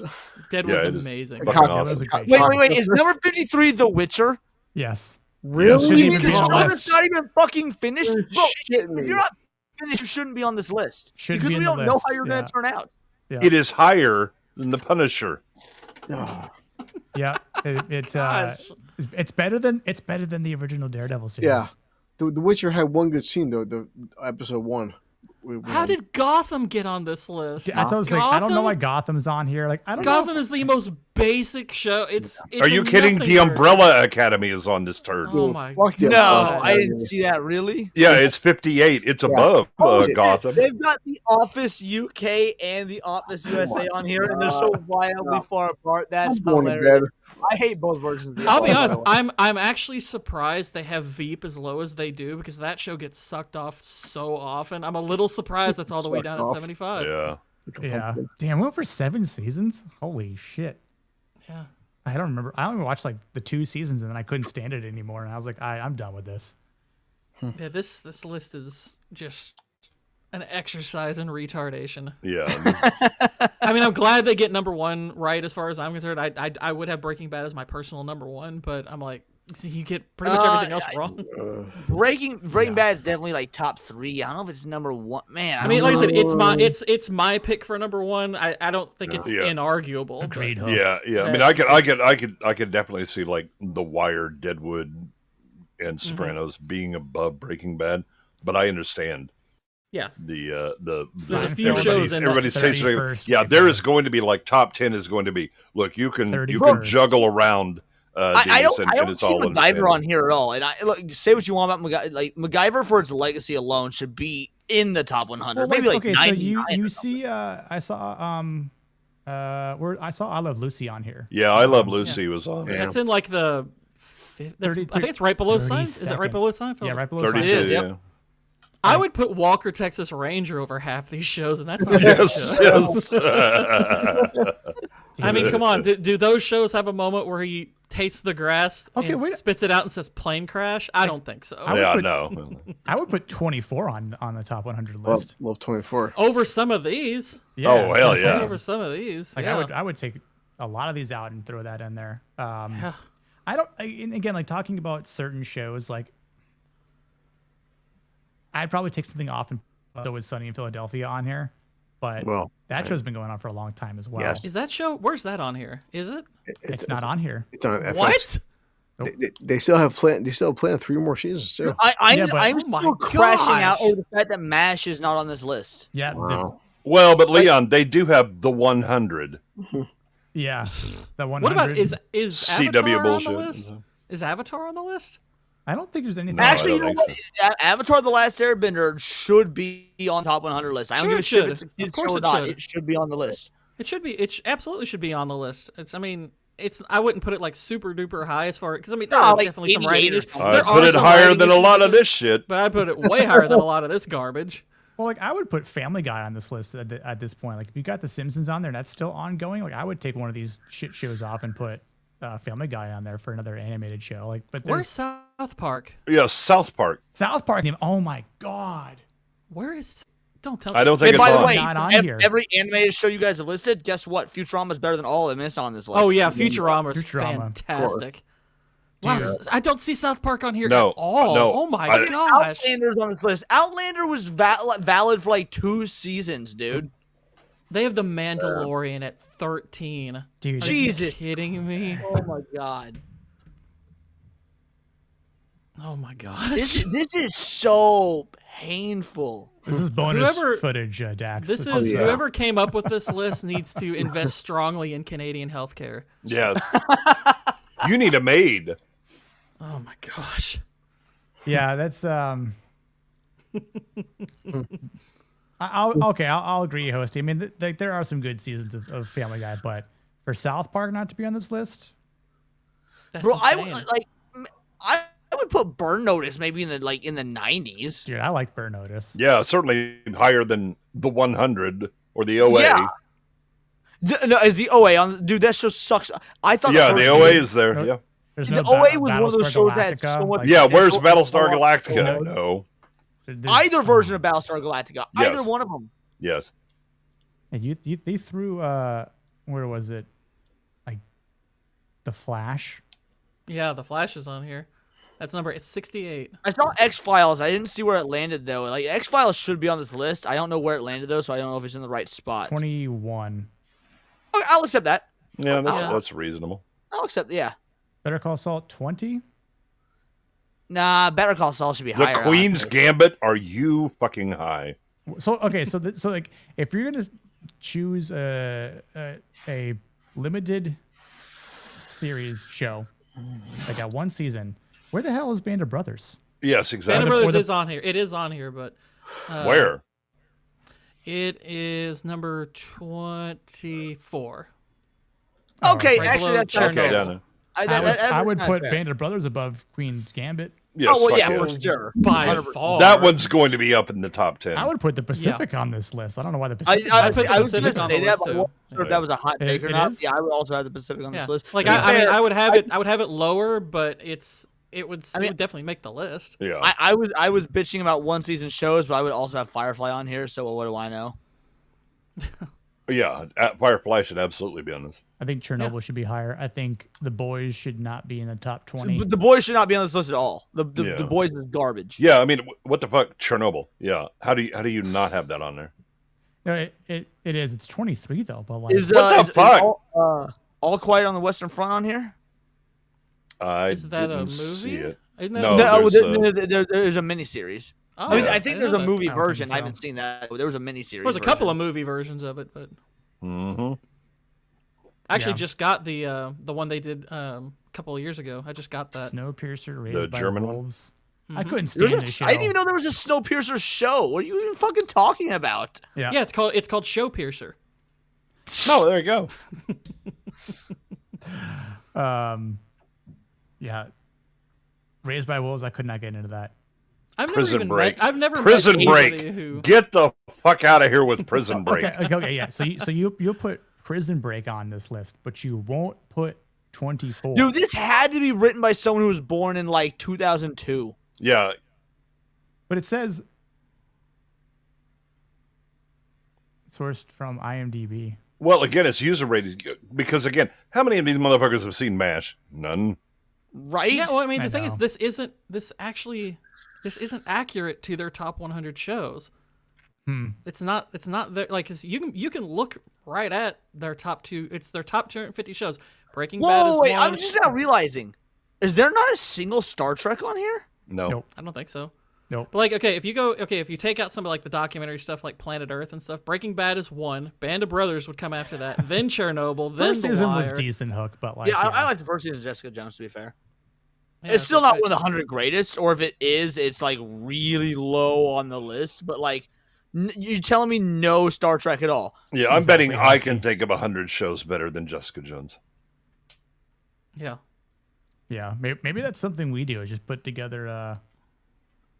To be fair, Oh, Luke actually, just give Cage me was that. better than Jessica Jones. Yeah, Wait, it was Luke- the first season yeah. Luke Cage is really good, to be fair. Yeah. The second It season was. fell off, but the first season Luke Cage is really good. Yep. Yeah, there's a lot of shows on IMDb's top 250 that are not anywhere near this list, and like a lot of the stuff they're representing here is way too high. I don't know No where they got 18. this I'm list just from. realizing unless I'm missing it, no 18. No. I'd be almost willing to bet that somebody Google searched top 100 TV shows and just found a random person's list. I'd be willing to bet that's what they got, because this is not IMDb's actual top 100. Or they asked Chat close. GPT for it. Yeah. Google Gemini. What's the top? But I don't know. Make Dax. shit up. Have some of that. Have a good night, man. Catch you later, Dax. Killing it. Yeah. Thank you, sir. Well, and on that dog that turd. note, yeah. So it was not maybe, CGI. Maybe we do our own list at some point. You know what I'm saying? Who knows? Give me an idea, though. Give me an idea. Yeah, make sure you've got that bookmarked. My ideas. No, well, but so that you don't forget, though, like bookmark that particular post. No, he's got it on his Twitter. Yeah. I shouldn't forget this, but I do have it bookmarked as well. Try to forget it. Yeah, and maybe we'll go back to it after we build our own top 100 list, and then kind of go from there. But yeah, we'll call it a night. I know we've been riffing for a little bit extra after the movie had ended, but I just want to say thank you so much to everyone who watched at any point in time. I saw that we had like well over 70 something people watching, which is awesome. You guys killed it. Mods, you were awesome. Thank you so much for your help. And 63 likes. Would have liked to get to 69, but I'll still take it. No complaints here. And next week we're going to be talking about Judge Dredd, or just Dredd, I should say. Yeah, Dredd. Just Dredd. Just Dredd. 2012. Carl Urban. Dredd boy. And ironically enough, another movie my buddy TJ showed me because I hadn't seen. The same guy that showed me John Wick showed me Dredd. That's awesome. I hate you. FWC, I'll see you later, man. I think Granola may already have a winner right there. Yep. Well. And if he doesn't win, call the president. We'll have to fit that somewhere in there. Rick, thank you so much, man. I appreciate it. Yep. I am the law. Well, Carl Urban doesn't say that though, but yeah. I am the law. I am the law. Armando Sante, my God. Oh yeah. I'll play out a little clip. Do you guys want some? You want something voluptuous or? We already have Christina. Stop it. Exactly. I like voluptuous. Do we want a chick to go out on? Chick to go out on. Oh, wow. whoa. Get off on. Yes. Giggity. Get. We'll end it with a nice. I'm so happy. Nice. We want bottle service or barmaid? Barmaid. All right. I'm so drunk. I'll catch you later, everyone.